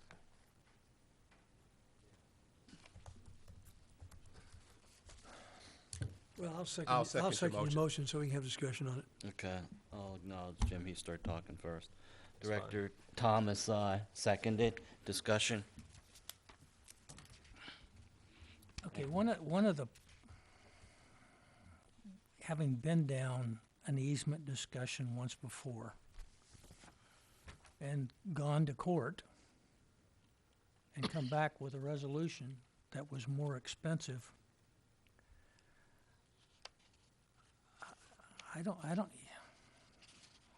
I'm not comfortable with, you say that have said 50 to $1. Is that what, Bill? 50 cents to $1 That's about per square foot for an easement. We already own half of this easement. correct. No, we don't own it, we just have an easement. We have an easement. I mean, we own the easement. We Right. own 10 foot of an easement. Right. Who knows where it's at until it gets staked? So 50 to $1 adds up to what? About 5,000. 5,000? Actually, it was about, I think, Is that 50 times well, 75? yeah, it depends on which one you use. 50 cents, 2,500, $5,000. 25 to 500? By 75. How many So, square foot does that girl I have? have a question. If we don't do this, what are our options? Or do we have options? You do condemnation. That would be our other option. The thing I did include in your packet, if you see, if you guys will look at that letter G, the buffered area regulations, I went and got with the town planner, Lisa, and I asked her, okay, what is it exactly the restrictions in here? Because they do have a 40-foot buffer from the back of Michelle Court going back onto the church property. So I asked her exactly, you know, what can and can't be built in there. They cannot build any structures within that 40 feet. They have to landscape in the existing 10-foot easement, and they can't put any parking areas or anything up within 10 foot of the back of Michelle Court, or it adjoins the back of Michelle Court property there. Which I actually reached out to the church and I told them, you know, that if they wanted to put a parking lot or something over that pipe right there after that 10 feet, that I would even, you know, probably be okay with that, but they didn't. They seem like we are, I guess, ruining that section of property for them, so They realize it's underground, right? I believe so. Yeah, we agree with that. I believe the best is. So Paul, disregard. So I know we could do condemnation still, that's purchasing the property. It's just a unfriendly transaction not- versus a friendly transaction. Even in the condemnation, we wouldn't necessarily be purchasing the Well, property. we I would mean, just- purchasing the easement. Yes. That's what I meant. Okay. I'm assuming we don't have any other options outside of that. No, other than just, Well, I mean, just if we were to, for whatever reason, say this property is not available, we have to acquire this. It's the point I'm trying to get to, is there aren't any other options without acquiring this additional easement, correct? no, I mean, the only other option would be to run it all the way down Municipal Drive and back down Indian Creek all the way over there to their property, which would be a much larger expense. Let me go into this. This 10-foot easement that we currently have, we can't get in there and put that line in 10-foot width? I mean, that was, at one point, somebody said 10 foot's enough. With the 16-inch pipe, it's pretty standard to have a 20-foot easement. I mean, they want you to have that 20 feet. Okay, but what if it was an 8-inch pipe? If it was an 8-inch pipe, you might be able to get away with a 10-foot. Okay, I guess, and tell me if I'm wrong, can the 20-inch pipe go in that 10-foot easement? I know what they're saying, you need this or that. They'll need more than that. They're actually saying that they'll need a 20-foot easement and that possibly a little bit extra for construction. And day is being half, correct? Yes. But if the pipe is in the 10-foot, then they might need 20-foot to put the pipe in, but if the pipe is in the 10-foot, you have a 20-inch pipe. It's a 16, but, I mean, even at that, you're... It's a 16-inch pipe. Yeah, 16-inch pipe.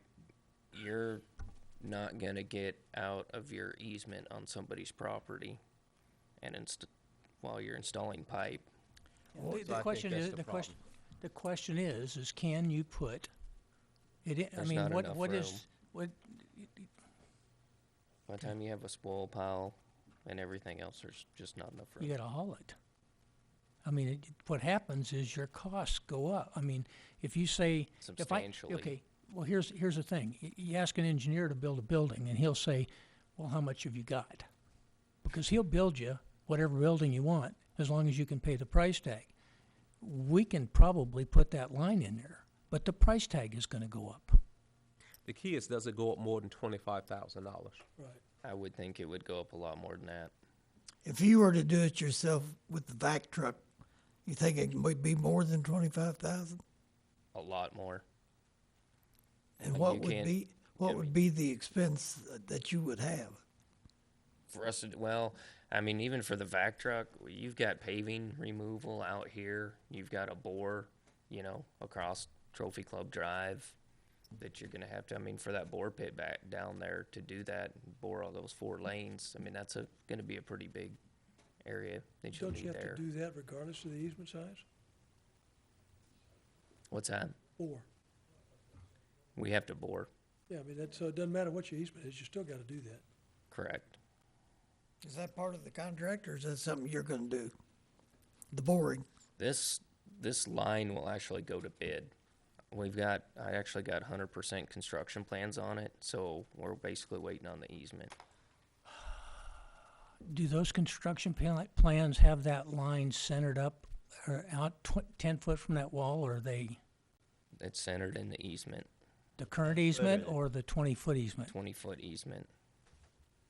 And in fact, they said that I had 60% construction plans and 100% construction plans, and they moved the line a little bit, and I haven't got back to them to talk to them yet. But they said something about per TCEQ requirements. They moved that line, and then I didn't know exactly what that meant. They said TCEQ requires 20. Still within easement. We're going to call them and ask them if that's true. Yeah, I'll find out. I just haven't had enough time to get back. I just Mike, had a meeting with the church and the plans Monday. I think the church trying to make money off of our backs. I couldn't tell if they Think- wanted a counter Kelly, offer what was the or first clip? what exactly they were after.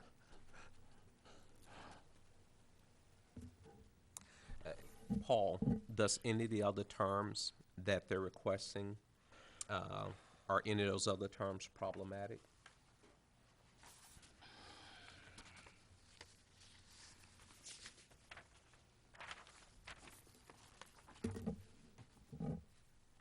Which one specifically? The terms below the offer. They talk about terms that the UMC would have to be held harmless for any property damage caused by the easement, and they want that clause in the contract.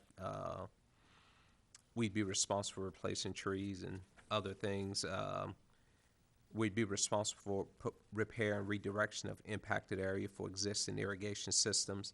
I want to make sure that there aren't going to be other ancillary costs or other risks that we're in these contractual clauses that they're requesting that may make this untenable. Well, for me, I just don't know if this guy's done a lot of this because we're going to have to do a tree mitigation anyhow.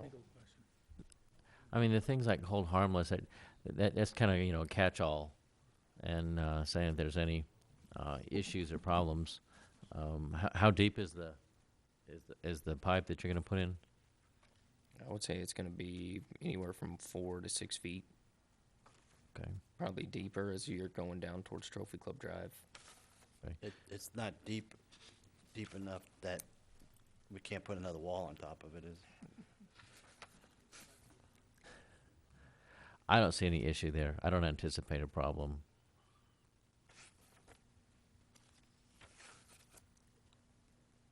I mean, they're looking at like worst case scenario, damage to surrounding home properties. There's no properties there. Right. Also, listen, in their document, they said that our offer was substantially below fair market value assessment. And then they go on to say the land's appraised value done by the city. Do we know what that appraisal is, Mike? I have not seen an appraisal for Well, in the by first place, city. we're not buying it. Yeah, well, but when you're doing an appraised value, you're talking about the surface land. Yeah. Yeah. We're not talking about that. We're not talking about Talking about surface something land. you can't even see. It's underground. Yeah. I mean, They're, ultimately, they're not comparing the same thing. Well, that's my point, is they're basing the 25,000 on those two statements, which don't apply. I mean, ultimately, I agree. We're in a position where either we pay it or, I mean, we're going to have to buy the easement one way or the other.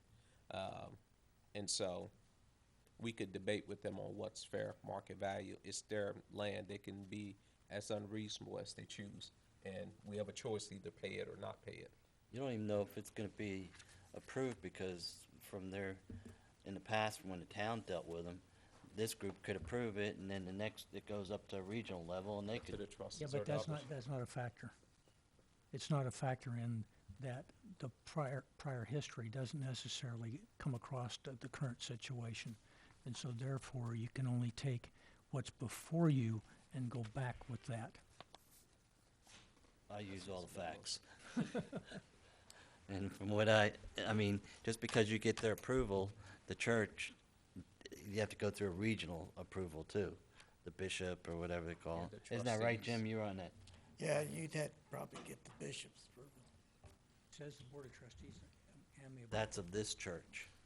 There's this district superintendent between the minister and the bishop, so I don't know if this would be delegated to district superintendent or have to go all the way to the I mean, bishop. I have a hard time paying 25. Ultimately, the North Texas Conference owns all the church property. Yes. And so that means it's a bishop decision. They may be just looking for a counteroffer. I don't know. Can we not go something to, can we not just bypass from this board. these people and go right to that conference? I think they have to take it up to them. Well, I guess you can always try to go Around above them. their Say, head. hey, yeah, Well, we, Paul, is there any way that we people can, unreasonable. that we threw out a number. I don't have a clue what 5,000 was based on. We just threw out a number. Looks to me like they have thrown out a number. Right. Do we have any way in the world to try to figure out what the right words and number associated with those words are when you talk about fair What? market value, land's appraisal value done by the city? I think our number is correct because Yeah, it's the we didn't throw it out. It came it's from- the dollar square foot for easements. They're talking about 5 times that amount for something on the surface. Because they're looking like For they want us, purchasing on the surface. they're treating us like we're going to buy the land from them. We're after an easement for the land. I think our dollar amount was in line between the 50 cents and $1. We were already at the high end of $1. Yeah, okay. I would say let's double it and go back to them, see what they say. Let's go up to 10. I think that's a fine good. idea. I make a motion that we offer. Well, you had a motion on the table already. Oh, Got a motion and a second. Well, the first motion I made was to reject Turn the down the 25, but I'll amend it to say reject the 25 and double it. and offer 10. Yeah, right, offer 10. Okay.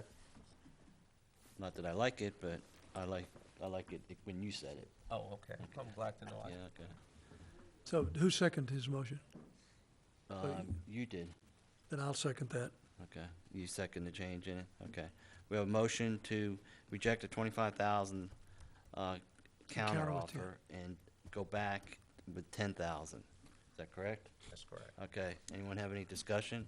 I would also like to include with that offer, 10,000 going back, any documentation we have showing that, from half, whatever it was, 50 cents to $1, saved, our offer's based on, so that it looks like our offer's reasonable. Okay? Right. You understand, Mike? Yes. Okay. That's all the discussion I've got. Okay. No further discussion. Show of hands. All in favor? Okay. Unanimous. All opposed, just to say it. Okay. No. Passes. Okay. 11. Okay. I just want to remind you, it's 10:23. Okay. Okay. Consider and take appropriate action regarding water line damaged by contractor wastewater treatment plant. Is Carl That'll be okay? me. I sent that out I think I sent this out to you guys before, letting you know that this happened.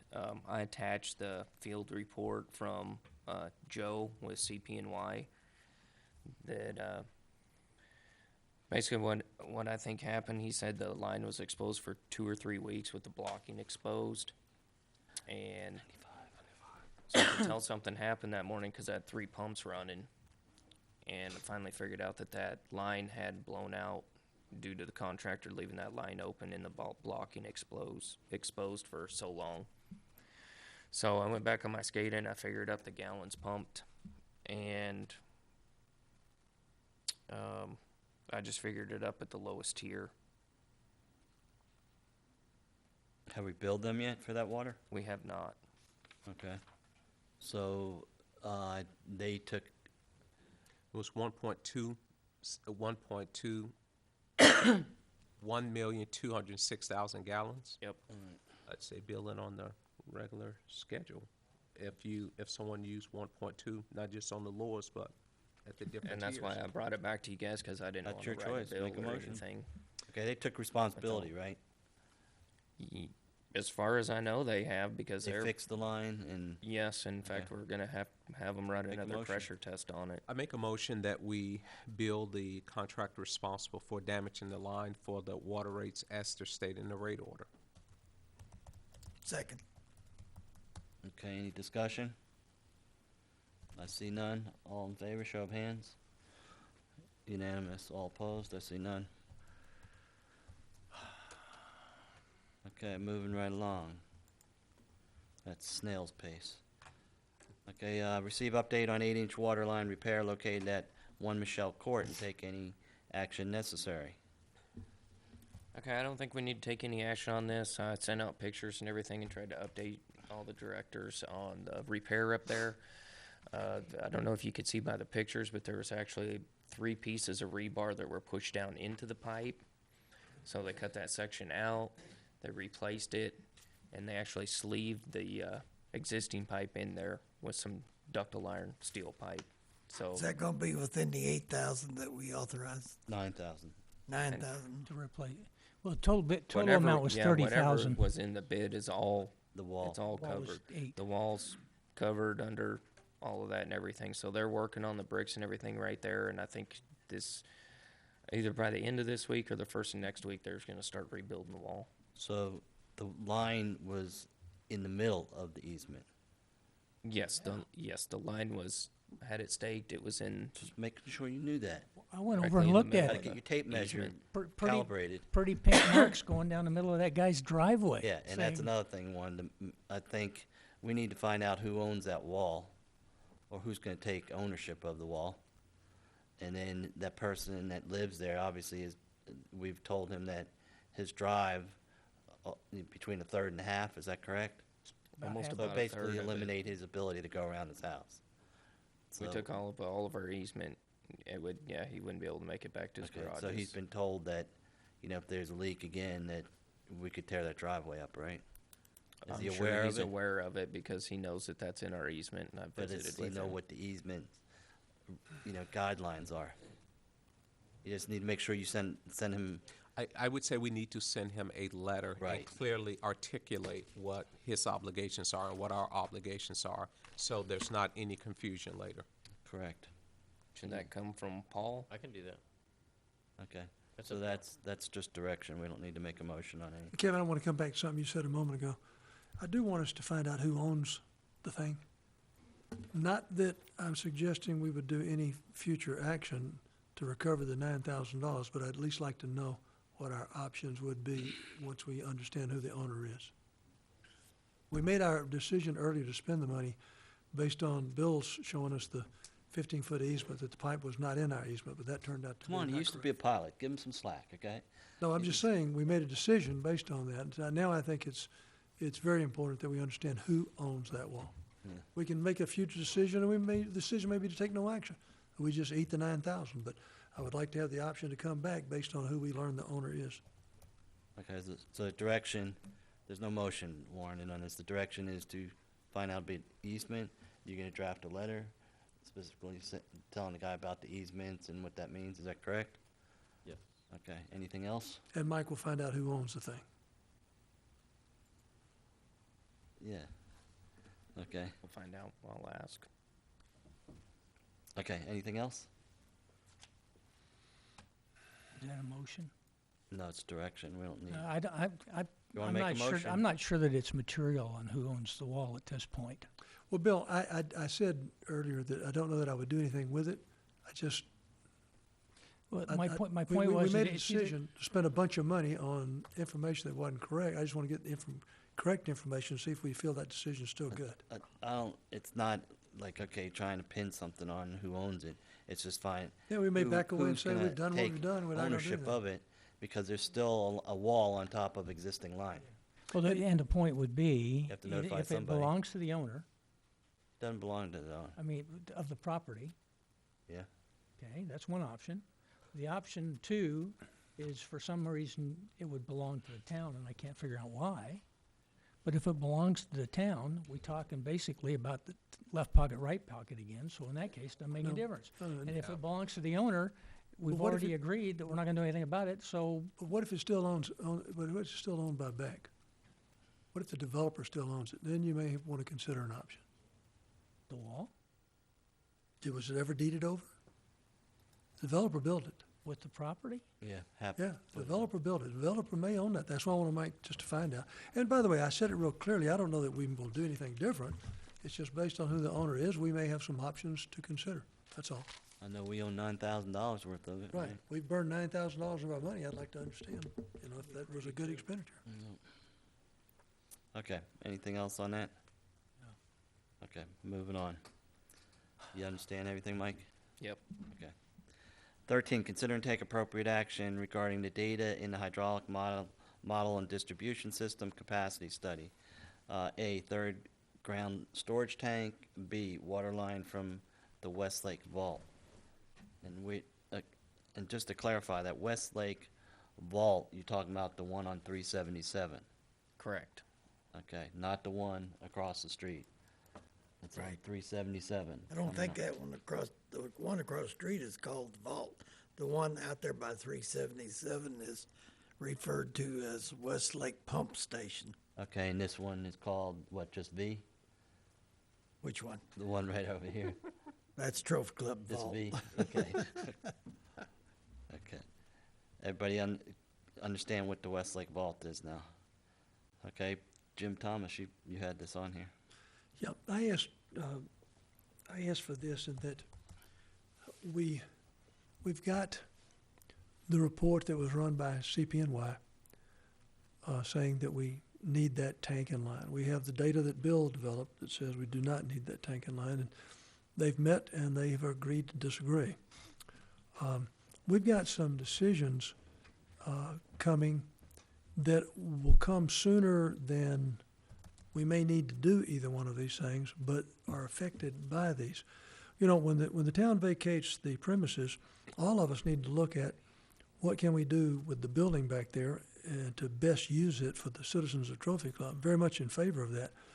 But what I'm not in favor of is making a decision when we don't know actually if that third tank's required or not. If it is required, it's got to sit where that police station is. We've already done that work. That's the only spot we've got the thing can go in. If that happens, I've gone out there and I'll be glad to provide you with the maps I did. We lose a significant number of current parking spaces. Consequently, the building use back there, at best case, would be somewhat limited. You could have maybe some form of community rooms. You may want to lease it out as office space because then you could control the number of cars. Bottom line is that decision is going to come at us probably by the end of this year because the town's talking about moving out in October. We don't have to make a decision on that tank right now. We've already talked about that. But I do think we need to know once and for all, do we need that thing? So I asked Mike if he would just get for us the least cost method where another engineering firm could look at the data presented by CPNY, the data that Bill generated, and give us an engineering opinion on those two pieces of infrastructure. And Mike, after that, you've got the data, I'll turn it to you. But that was my reason for doing this is I believe, number one, we need to know once and for all. I mean, without any question of a doubt, do we need that stuff or not? And Bill, I'm perfectly willing to walk away from it if they come back and tell us it's not needed. We just need to know. We've got conflicting data, and we do not know at this time. I guess my take on this would be CPNY said that we may need it sometime in the future. And I don't think anybody would disagree. None of us have a crystal ball and know what's going to happen 5 years from now. I mean, my personal view is that we spent a lot of money on studies, and I wouldn't want to spend another $20K to have someone say what CPNY has already said, is that you may need it sometime in the future. I think the big question has been, you know, based on what I've seen, I don't see that being the case, but, you know, who knows what's gonna happen 5, 10 years from now. But I don't know. Greg, it'll be a lot sooner than that. And in our discussion of build-out, if, this thing may have to be built in 2 years. If that's the case, we sure better start planning on it pretty soon. Because you gotta plan it for, gosh, 8 or 9 months before you can start building it. I just think this decision, if we have to make it, that's a big if. I mean, if we have to make it, I believe that decision's coming at us real fast. And all I'm trying to do is get it off the table one way or the other. We either need that thing, no question about it. We don't need it, no question about it. And I don't think any engineer, they're gonna give you a recommendation. They're not gonna give you a no question about it. But again, the recommendation is what we make our evaluation on. If they recommend you have to have it, you have to make one set of decisions. If they recommend you don't need it, you make another set of decisions. Just for reference, I included in your packet the 3 reading histories for the last 3 months of 3 of the newer 2 hotels and a restaurant, just to show the usage of the commercial properties in the area. I mean, even including irrigation in the winter time, just to show the extra demand that, you know, everything coming in is putting on the system. Speak. The only way, if you, by doing this, you're saying CP&Y, you're definitely wrong. The only way to do this is to go back to another firm and say, start over from square one. Other than that, you're reviewing. Why, Bill? Why? Can I Because that take CPNY's data and your data and compare the two and come up with a recommendation? CP&Y, we've had that discussion. We did that discussion and came up with the resolution that we were going to look again at the use of the water in November. We also discussed that we would look at moving some particular areas on the Tuesday or on the Thursday, Sunday watering schedule to reduce the peak. And I've coordinated with Mike to make sure that we now get data that reads from midnight or from 001 to midnight rather than starting at 7:30 in the morning, so that we get real data for who's watering when.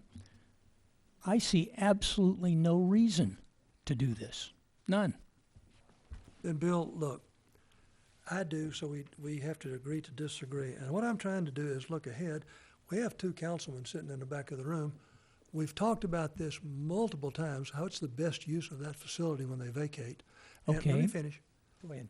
Until we know the answer to this question, I don't think we can make a decision on that building, and the thing's gonna sit there for who knows how long, waiting on us before we can do something with it. And so that bothers me. But you have a piece of misinformation that you have failed to capture that was presented right there, talking about the location of that tank. That police department and that tank, that is not the only place that tank can go. Bill, the Mud Board, long before you got on it, did an exhaustive study, spent a bunch of money, looked at 5 different locations, ruled them all out as it can't be done. Engineering work, already been done. Already been done. We don't need to go spend a whole bunch of money after something we've already paid for. That report came back and told us, if you're going to have to put a 3rd tank, that's where it's got to go. And I asked the engineers when they were standing there about that tank if it could not go in that current area, and the answer was yes. Wait a minute, you asked them what? I asked if that tank that you're talking about putting in the police department area could go in the current enclosed area. And the answer was yes. Who told you that? Because I asked the same question, was told Right no. there. I was asked the same question, was told no. It was on the tape. It's on the tape. I asked Kevin We'll have Glover that question. He said no. And the reason for it is we have 2 wells back there and you can't build on them. And when you take the 2 wells out of the spot, there's not enough square footage to put a 3 million gallon tank back there. Mike, do you Talk know? about moving the, we're gonna talk I about thought he moving the said building. no, but Yeah, I think the only way that would happen is there would be a big expense in that. You'd have to tear the existing shop down right there and move it. to, I mean, it would Yeah, that's what probably I have to be remember. outside The the cost plant is at gonna that be a lot point. more. Yeah, and there's overhead electrical right there. But the point is, it can be done. If Encore would let you At what move cost? that. So, And I'm with you as far as why throw more money at. I mean, CP&Y is a licensed engineer in the state of Texas. They're respectable in their industry. If you aren't going to go with them, why'd we even hire them to do that? Hire them to do other things, and continue to hire them.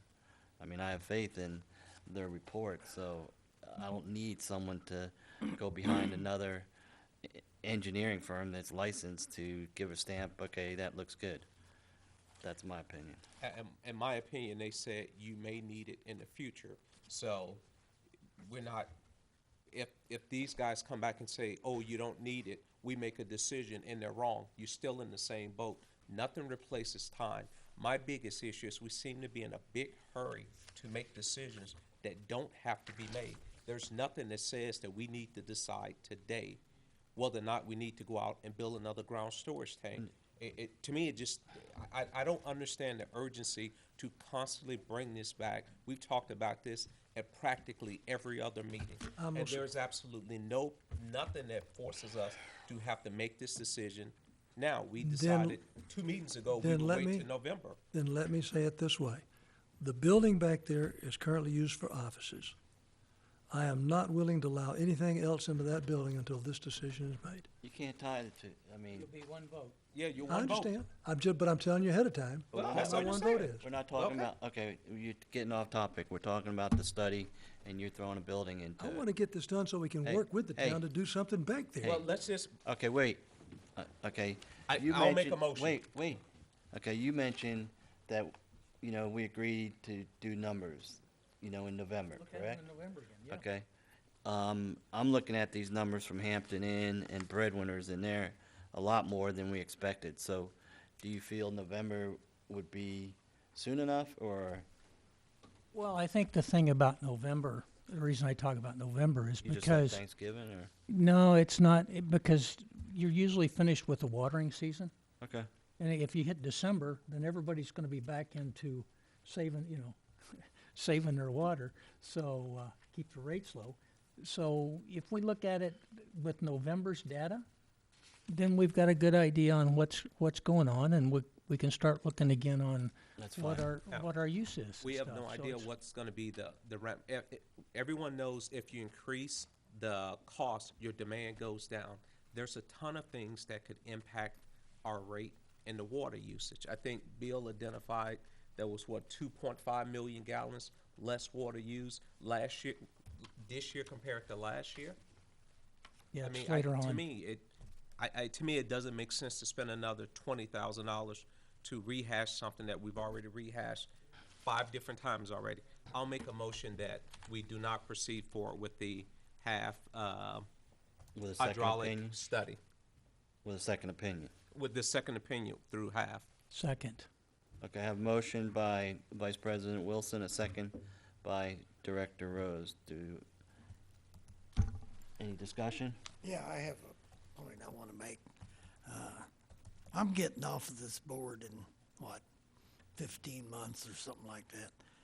And so if the two guys that are going to definitely be here 15 months from now want to gamble with the water supply in this town, go ahead. I'm not going to be here to reap the benefits or non-benefits of that.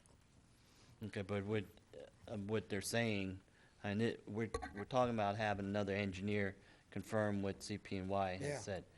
And then we're gonna look at the numbers again. If these two guys don't want to do that, they're the ones going to get the share the glory or share the blame, whatever it is. Well, okay. Because I don't know how to vote on the necessity of what CP&Y is recommending. I simply am uncertain. Well, the motion, the agenda is to have a second engineer Yeah, I look know. at CP&Y, and it's No, the 20-something motion was thousand not- dollars. Motion was not Well, to do I said agenda. Yeah. I didn't say motion. Yeah. I said agenda. Right. And it's gonna be what, 20,000 you said? 10,000. 10,000? 10,000. Okay, and then Vice President Wilson made the motion not to have a second engineer confirm what CP&Y has already said. There's a second by Director Rose. Okay? So basically, we're voting on not to have an engineer reconfirm CP&Y's study. Right. Okay, do you understand that, Jim? Mhm. Okay, you made the motion, do you understand? Okay, any other discussion? All in favor, show of hands? I'm gonna vote with them. I am too. Okay, which way you vote? I'm voting with the motion. Okay, so Director Hayes, Vice President Wilson, myself, and Director Rose, all opposed? I'm voting no for all the reasons I've already stated. Okay, and Director Thomas voted no, or he opposed it. Okay. Moving on. Now we're at 14, consider and take appropriate action regarding the district's handling of open records request. Wilson and Rose. Okay, I have questions or concerns about the way that some of our ORR requests have been handled. The Texas Open Meeting Act specifically requires certain things to happen when those requests come in, and I have a concern that that process wasn't followed for a November ORR that came in. Specifically, the act requires if you're going to withhold information because it's attorney-client privilege, you have to make that decision by the 10th business day, notify the requester, and then send them a letter. And this is a question toward our council. Do you know if on that November ORR request, if that was accomplished? You're talking about the one from Greg Lamont? It's the, yeah, I think that's the one, yes. I can tell you that the time frame regarding the 10 business days did get away from me. Okay. I did reach out to Mr. Lamont. I spoke with him on the telephone. Well, let me back up a little bit. He was provided with a tremendous amount of documents that were responsive to his request. And I did find that there was, out of that large volume of documents, there was one document that was not provided to him that I believe was responsive to his request that needed to be provided. And then in looking at that, all the attorney-client privilege communication, which normally is not given in response to an open records request. So I reached out to him, talked to him on the phone, and said, I do have this other document that I need to supply to you, and then inquired with him about whether he was seeking the attorney-client privilege communication documents as well. He told me that he was not, so I drafted a letter that summarized our conversation and said, I'm giving you this one document, but essentially he's modifying his request that did not include any attorney-client privilege communication, so that information would not be provided. And then that was the end of the response. A question, at what point did that happen in the cycle? I know after 10 business days, from my understanding from reading the act, if a request has not been made to withhold something after 10 business days, it's my understanding, according to the act, that becomes public and should just simply be provided, correct? Is that the way the act is written? Do I understand it correctly? Well, unless you get some kind of response or clarification, if you seek clarification. And I believe there was clarification sought at one point from the requester. Isn't that right, Lori? Do you know on or about when the clarification was sought? I don't think it matters when clarification is sought. If clarification is sought at any point But wasn't there clarification sought for that which part request? of it? For the attorney-client privileged information? Or No, just for the documents in Well, I general. reached out to Greg and right away and asked him for an extension, which he was. Oh, that's right. glad There was an to- extension glad- that was glad to that was oblige, sought and which that I was given grateful by the for. requester. That's correct. I guess, and where I guess I disagree a little bit, according to the way I understand the way this is written, and I leave it open that I could be incorrect, is that after 10 business days, any information that was requested, if the Attorney General opinion has not been requested, it becomes public. It's my understanding after the 15th business day that a letter has to be written to the Attorney General. So it's my understanding the request happened November 23rd. So 10 business days would have been 8th or 9th of December. A extension was requested, which would have put it December 22nd, 23rd. But it's my understanding on the 10th business day, the requester had to be notified that a request was, that things were being withheld, going to the Attorney General on the 15th business day, that a letter had to be submitted to the Attorney General requesting that that information be withheld, an exception be granted, and the requesters provided a letter stating that that occurred. I guess the problem I have with the timeline is if that letter asking for the clarification occurred, let's say in the middle of January, the information should have been provided months prior to that. And I don't understand how a action a month after a deadline can remove a responsibility of something that should have occurred a month in advance. Is that? I don't think that that timeline that you put out there was correct because of the extension that was sought. How long from the was the requester. extension that was sought? Was it 10 days? I don't, Lori, do you know how long the extension was? I got something I'd like to add to this conversation. I had a cup of coffee with the new town manager not too long ago, and I told him what I told all the people that applied for the job with us, is my number one priority for our new general manager is find a way to get along with the town. So when I had coffee with the new town manager, and I told him what I had told these candidates, he said to me, I think this ORR situation is out of control, and we should just be willing to provide whatever is asked for between manager and manager. Let's stop all this ORR. That was his opinion. I hope our new general manager will take that same opinion. I think all this squabbling about ORRs is not worth it. And I would say with you, Director Hayes, I completely agree with you. The fact that a town official would have to make an ORR of the mud, or vice versa. I think right. it's ridiculous. I do too.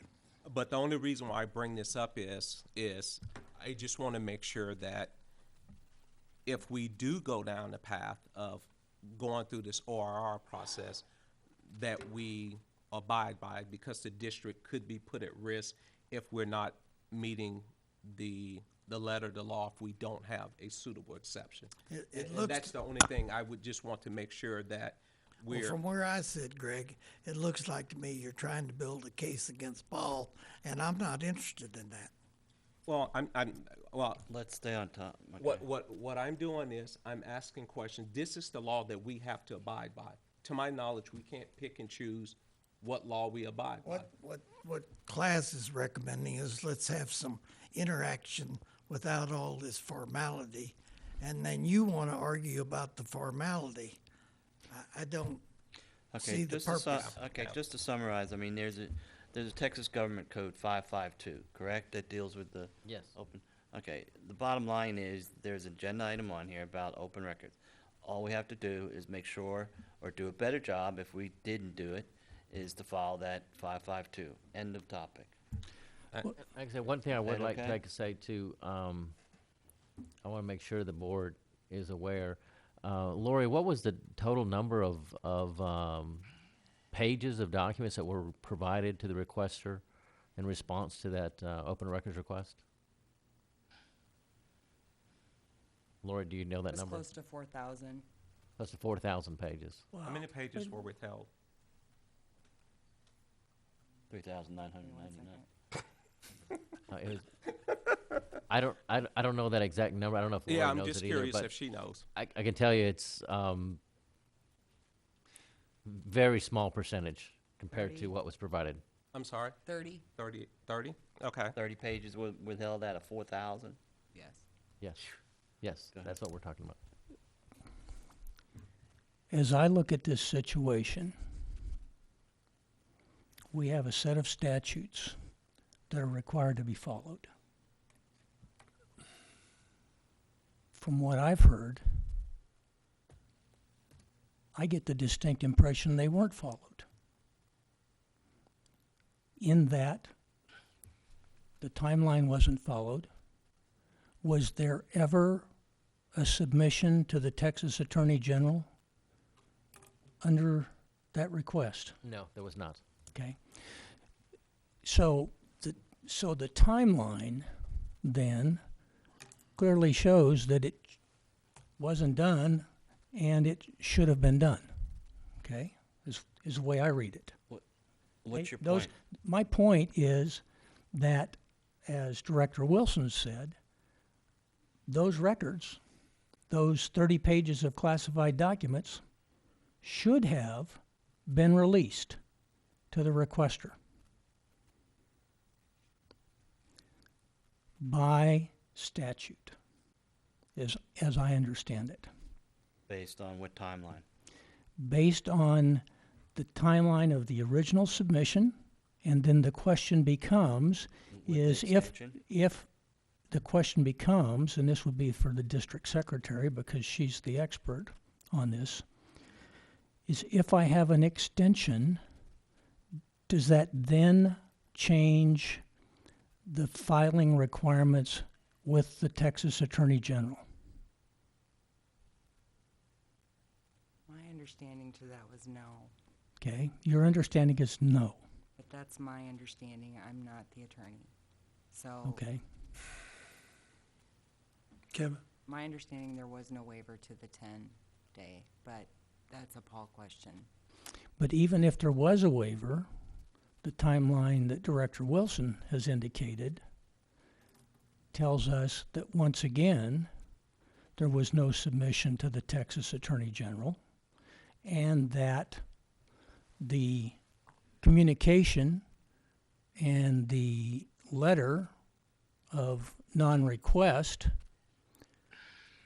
happened after the moving deadline would have occurred. And then I've also only heard, that the request for the non-submittal of the classified confidential information referenced or was in conjunction with a second request and not the primary request. Any comment? In conjunction with a second request? Yes. There was a second open records request, but I think all the documents in that were not an issue. There was not an issue with that one. The only withheld documents were from the first request. Okay, but we don't know whether the requester was aware of that information, that when he gave up access to the process, giving up access to the process of going to the Texas Attorney General, that he was aware that which specific open records request was under consideration. I don't know what the requester was aware of or what was thinking. Yeah. Okay. I'll read one statement and then. Okay, Director Thomas. Can I read one statement, Director Thomas, and then I'll let you speak and then I'll be done. Section 552-302 says, if a governmental body does not request the Attorney General decision as provided by Section 552.301 and provide the requester with the information required by statutes 552-301D and E1, the information requested in writing is presumed to be subject to the required public disclosure and must be released unless there's a compelling reason to withhold the information. And so that was my only point, is that the way the law is written, if the Attorney General opinion is not sought at the 10th business day, then at that point the records by law had to be released, and getting a letter clarification a month and a half later would not have relieved the district of that responsibility. And so to me, this is not about going after anybody. It's just simply part of what I ran on, which was I want to make sure the MUD operates in a clear, transparent, and above-board manner. and comply with the law. And if the law says we have to do A, B, C, and D, we have to do A, B, C, and D regardless of what our personal opinions of the law is. However, there is a compelling reason. It's attorney-client privilege communication. So this is not about lack of transparency. And that's where, but they have a provision for that, and that's requesting attorney general opinion. And so, and we would have had a rightful duty to submit attorney general, and if the attorney general comes back and says this information does not have to be disclosed, we provide the disclosure to the person that made the request, tell them that a request has been made on the 15 business days, provide them a copy of that request. When the attorney general comes back and says you do not have to disclose it, you simply don't disclose it, the matter is closed, and the issue is Right. gone. I agree with that. Yeah. But like that section you read, it said that it must be provided essentially to the requester unless there's a compelling reason not to do so. And do we have a compelling reason? Because Yes, is attorney-client privilege communication. That is a compelling reason.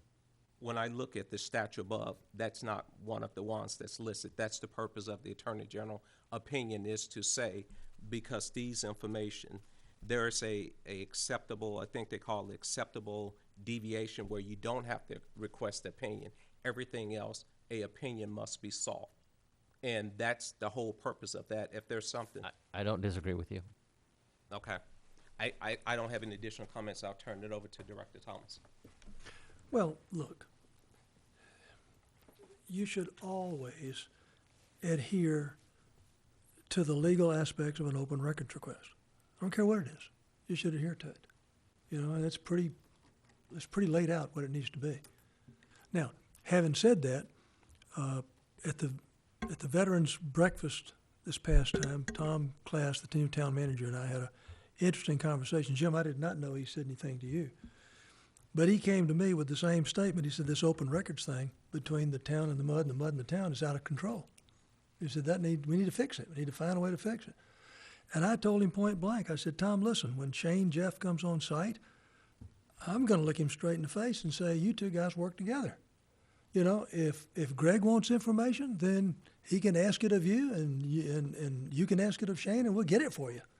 You know, let's don't force a town councilman to have to fill out a sheet of paper that generates 4,000 pieces of paper, because, Greg, you don't just hand that over. Your attorney's got to look at it. I completely And that agree. generates all kinds of, $300 an hour, all kinds of attorney fees. And so I'm with Tom Class. When Shane gets on board, if we need a question from the town, let's take it from Shane to Tom and get it. If they need a question from us, let them take it to Tom and bring it to Shane. Let's get out of this mess of open reckoning each other to death. You make the motion, I'll second it and vote for it I to think- get out of that. You know, I don't need a notion meets to me. That's just a direction. you don't wanna go- You can't opt out of open records requests. People Well, can I'm not make saying those. you can't opt out of, but what I'm saying is if someone on council goes to the general manager and asks them to do it, I would make a motion to direct the general manager to comply with Via it. the town manager. Let Yeah, those two yeah. guys do their jobs. Let them work together and do their jobs. I think, quite honestly, guys, I think those two fellows, if they work together, will solve 90% of this mess between them. I would agree. You know, as long as Tom's allowed to do his job, and we allow Shane to do his Okay, job. where are we going from here? Because I'm done with we it. beat this thing down so much. Okay, so we all understand that the Open Records Act 552 needs to be complied with. Yes. Should not be any deviation, and we'll utilize the town manager and the general manager, and hopefully that'll resolve 90% of these. Correct? Anyone have anything else to add on that? Good. Okay. We How are now- about adhering to the 11 o'clock rule? I vote, I'm with that as well. Let's get updates real quick, and then we'll just table other things, and I just want Update to what? to have the manager updates real quick, what's left of them. I think, We have an issue. what? Oh, yeah. Okay, we have to go in executive session, though, because we have to talk about the TCEQ. Talk about what? Yes, TC. we We do. have a Yes. closed session item we have to address. Yes, Okay. there's a deadline. Can you just approve the variance report real quick so Renee can? Yeah, get I that? recommend we approve the variance report and the, what it was the combined financials for financial January 2017, is that Yeah, correct? right. And I'll second that. Anyone have any questions on that? No, I would move to, let's see, where did my project go? I would move that number 16 be placed on next month's agenda. Okay, we have a motion first off on 18, Okay, consider and take yeah. appropriate action. I'm sorry. Okay. We have a motion by Director Hayes, a second by myself, to approve January 2017 combined financials and variance report. Any discussion? I see none. All in favor? Show of hands. Passes. No opposed? Any opposed? None. Okay. 18's out. Go back Let's see. up and So we're gonna table. don't table. Move them to the next Okay, agenda. move 'em to the next one. Yeah. Okay. Let's bring everything back. And, okay, 16 is going to be brought back, and I ask that you just kind of look over that on your changes. Appreciate the work you did on that, but you basically took a lot of the town charter information and implemented it in there, and we don't have any ordinances or commissions. Hey, Bill, It is open. Bill, got a question for you. Yeah. How would you like this done? I went through it literally today with a magnifying glass and found 10 or 15 tweaks. Most of it's stupid little stuff, but it Okay, would make the hold- document. okay, How would you wait. like that sent to you? Okay, just hold on. We're talking about 16, which is consider and take appropriate action regarding Right. 2017 and Yeah. 0215B, adopting municipal utility district number 1, organization policy, procedures, and code of ethics. I just wanted to read that before you Yeah, guys start and talking. my objective is to give Bill what I found so that he can bring it into the document before we vote on it and not get it delayed even further. That's fine, and I'll send you my You want it my from Lori, comments. Bill? I'll send it to her. Send Okay. it to Yeah. Lori, please. We'll send the things to you, And Lori, she can- pass them she on can- to Bill. And I'll also Okay. send you my explanations of why I think something should be done. Okay. And you have a motion to, I want to move it to next month, 16. A motion, I'd say move A 15, move. 16, and 17, all to next month. Second. okay? So we're going to move agenda 16, 15, 16, 17. 15, 16, and okay, I'm 17. just staying on the one we're at, okay? So 16 is being moved to the next agenda. 15, consider and take appropriate action regarding requests for qualifications and proposals. I got too many boxes open here, so I can't Do we read. have to read them to move them? Yeah, I just want to make sure. For District General Legal Counsel, that's being moved to the next meeting. 17, consider and take appropriate action regarding the duties of public officer, Greg Wilson, as they relate to incompatibility with another public office. That's being moved, correct? Yes. No? Yes. Yes. Okay. And 18's already been approved. 19, receive feedback, that can be moved, correct? Mhm. And that's receive feedback from AWB conference. 20, receive legal counsel regarding Westlake Vault, that can be moved? You okay with that, Paul? There's no, I don't know if there's- okay. 21, water usage review. Yeah, that'll be, I'll update that again. So that can be moved? That can be moved, but actually, yeah, go ahead and move it, but I'll update it en route when we get the, Okay. when we get the February numbers. On the manager's reports, what's left of them, is there anything that anybody wants to say? Project status, variable don't- speed pumps? I don't think so. Other than that, we've had just a few little Hiccups. minor hiccups with the restroom Okay, remodel, restroom. but Next we're We're working having through 'em. we're having a few hiccups with the restroom remodel project. Oh. There might be a slab, might have a problem. They're saying that there may be a possible slab leak, so we're actually gonna do a hydrostatic test on the water line, I think tomorrow evening. We're gonna do it tomorrow evening because it's the Yes. town manager's event and have them test the line. And we sat down with Carlos today, and we're still gonna be within the, Then the budget. Is the budget. town manager's event here or? No, it's at No, the it's country at club. country club. Same And place so where we're you and gonna Shirley gonna start the testing at 5:30. There's a few other little things too. The fans weren't vented to the roof. And they said that when they were up there, one of the actual sewer vents going through the roof was leaking. I found that out during the rain the other day. So just a lot of odds and ends stuff, nothing big and major. Okay, just keep the board abreast on anything that comes. Kevin, Okay. with the exception of an item that you may want to have early in the agenda to release someone like we did with Christy Upton, I'd like to ask that we take these items that are moved and do them first so that they don't get postponed again. That's fine. Okay, we're gonna go into closed session at 10:08. 11:08. 11:08, thank you very much. And it's item 23 pursuant to section 551.071. The district will consult with its attorney on a matter in which the duty of the attorney to the governmental body under disciplinary rules of professional conduct of the state of Bar of Texas clearly conflicts with the Open Meetings Act, or to seek advice of counsel on legal matters involving pending or contemplating litigation or settlement offers. A, consider and take appropriate action regarding the wastewater treatment plant upgrade project and related items. B, consider and take appropriate action regarding proposed agreed order sent on January 27th, 2017 from the Texas Commission on Environmental Quality. Okay. Can I go in there? I have it set up Yes. in there. Yes. Okay, that's fine. Does that work? And again, it was 11:08, excuse me. Geez, I have time to run to the voice. Yeah, sure. It is 11:58, and we are going back to regular session. And we're on number 24, consider and take appropriate action on matters deliberated in closed session. Is there a motion? I have a motion. Anyone? I move that we approve the proposed agreed order from the Texas Commission on Environmental Quality dated January the 27th, 2017, and that we also go forth with an SEP, and that President Carr and myself will work that issue and complete the paperwork. And this is on agenda number 23B, is that correct? Yes. That's correct. I'll second that.